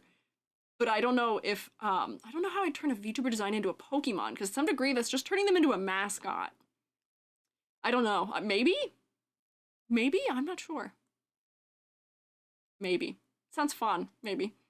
Play Infinity Nikki on stream one day. Hoshi, my computer melted over HSR somehow. I don't know if Infinity Nikki will run. Or is that the old one? Or is that the new one? I don't remember. Turn Garnet into a VTuber? Garnet could already be a VTuber. What do you mean? Said, wait for a second, why are sawed-off sniper rifles a thing? I don't know. I can't tell you that. Ask Joby. I don't have the answer to it. Maybe it's an experimenting stream. Maybe we could try a couple funny little things. Maybe one of these days. Oh, Infinity Nikki's the new one? Okay, I couldn't remember. Somebody said all the titles earlier, and then my brain got jumbled, and I couldn't remember. What software do you use to stream and rig, as well as 3D modeling software? Certain apps you prefer want to use. I did answer that already. Resources for technical limits and considerations for 3D. Things like file types, rigs may differ. Oh, Rainhat goes over a lot of that, but also if you look at Fia Bunny has things on that, who does the virtual reality show. Fia has tutorials that go over those things, and I believe also Fofamit has tutorials on those things. Those are some names to look into it. Fofamit, because I see my thing spelled that wrong. How to submit a VTuber for critique videos? Exclamation point critique in the chat of either chat. Going through several times. Seems super chill, so I think that'll fit your stream since you like it to be chill. That's fair. That's true. That's true. Squeegee, know nothing about what to expect when exporting 3D model to Unity, what I need to do in Unity afterwards. Any instructions, preparations, expectations are appreciated. You're gonna need a plugin called UniVRM at the very minimum, and I would suggest looking up a tutorial for it. I can't just verbally walk you through it, unfortunately. There's a number of steps to it, and I do it kind of funny because I have ARKit, and some other plugins, but there's some good tutorials out there by people who I just listed. Fofamit, Fofamit, and also Fia Bunny, Piabunny, I believe. And I think Rainhat also has them, yes. UniVRM kills me? Why? Why does UniVRM kill you? UniVRM's so nice to me. I have no problems with it. I use old versions of it, though. Yeah. And Suvi. Oh, yeah, Suvi also. Suvidriel. Suvigriel. Suvidriel. Nope, it thought my D was a G, but that's okay. Yeah. So close to getting under 50 hours now. Yeah, this will be the first time I go under 50 hours, I think in like 3 weeks. The donathon will never end. We are so close to the final reward, I still have to figure out what to do about that, because we have not found a solution for it. How do you like the art style of Fran Bow? It's genuinely one of, if not my favorite styles used in a game. I am not super familiar with it. I have seen it before, maybe once or twice, but I can't pull it up in my brain to remember what it looks like at all. So I'd have to look into it. But the fact that it's not sticking out in my mind is what I'm remembering. Maybe means it didn't stand out as much to me. I don't know. If it's one of your favorite styles, though, that sounds interesting. Maybe I should look at it real quick. Fran Bow. Wow. Huh. It is very bold. It's very interesting. Very bug-eyed. It is definitely of an era. Yeah, girl takes pill to see Nightmare Realm. I had a friend who played it once upon a time, I think. Under 50 hours, I think that might be a challenge chat. No, don't take it as a challenge. What do you mean it's a challenge? What do you mean? What do you mean? No. What is the challenge? Hold EG hostage forever on Tuesdays. Don't hold me hostage on Tuesdays forever. No. Provide payments to EG. You don't have to do that. I appreciate it, but you don't have to. Rainbow looks cool. It is a unique art style, I'll say, but I don't know if it's one of my favorite art styles. I don't know if it speaks to me personally is what I would say. Definitely a game with interesting vibe. It is very interesting, but I don't know if it's my thing that I like. But we want to. If you want to, I won't stop you. That is okay. You're allowed to want to. You're allowed to. Hold the teacher hostage. Why are you guys like this? Why are you guys like this? How'd you get ARKit on your model and how's it so good? I tried but it's so hard. Me, I made it. Practice. Let's see, how many ARKits had I made before mine? My AR kit is probably beyond the 20th I'd ever made. Actually, probably even beyond the 30th I've made. My first AR kits were okay. They weren't fantastic. It just takes some practice and some fiddling around with, and I highly, highly recommend iFacial mocap. Trial and error. I never get it right the first try. I also have, on my model, one of the things that makes it better is I have corrective blend shapes. So if you see, when I close my eye, if I didn't have corrective blend shapes, I could actually force my eyelashes through each other. But I have a corrective blend shape that prevents it from happening. You can actually see it snap into place, I think, when it triggers. If I'm close enough. Hang on, wait, watch. Wait, I am close to you. Look at my eyeball. Look me in the eye. If I close my eye, do you see how it, like, snaps through? Like, you can see my lower eyelashes through it before it fixes it. That helps my model to look better. So I would say look into corrective blend shapes also, maybe a little bit. It's a lot of work, but it's worth it. Yes. Oh, Salma! Thank you for gifting a sub. Can we rotate for Salma, please? Thank you for the gifted sub to Byakuto Bun Bun. Yippee! So actually, it's not going below 5 hours now. Or 50. It's gonna stay right there. Corrective blend shapes are love? Yes, it is sorcery. Just a little bit. You should look into them, but they are good. Yes. Get revenge, but Squiiji in the cage for justice? No! I can't be a cool VTuber streamer if you put me in a cage. I can't draw if you put me in a cage. It's not enough space. Unless you give me a spacious cage, then that might be okay. I don't know about that, though. Please don't. Which of 3D or 2D models are harder to rig and create? Also, can you have a price range for each for a detailed model? Wow! Wow. Oh, Selma! Selma, thank you for gifting a sub to Flurry Nerd also. Thank you. I appreciate it. Keep rotating for Selma. Appears to be the case. Get dizzy, all of you, on purpose, says Selma. Honestly, I would say the learning curve for 2D and 3D is very similar. Like, almost completely comparably similar. And for a price range for them, I mentioned that in a video. I have a video called Things VTubers Don't Talk About. Things they don't tell new VTubers, something to that effect, where I talk about that, all those prices. They are comparable these days.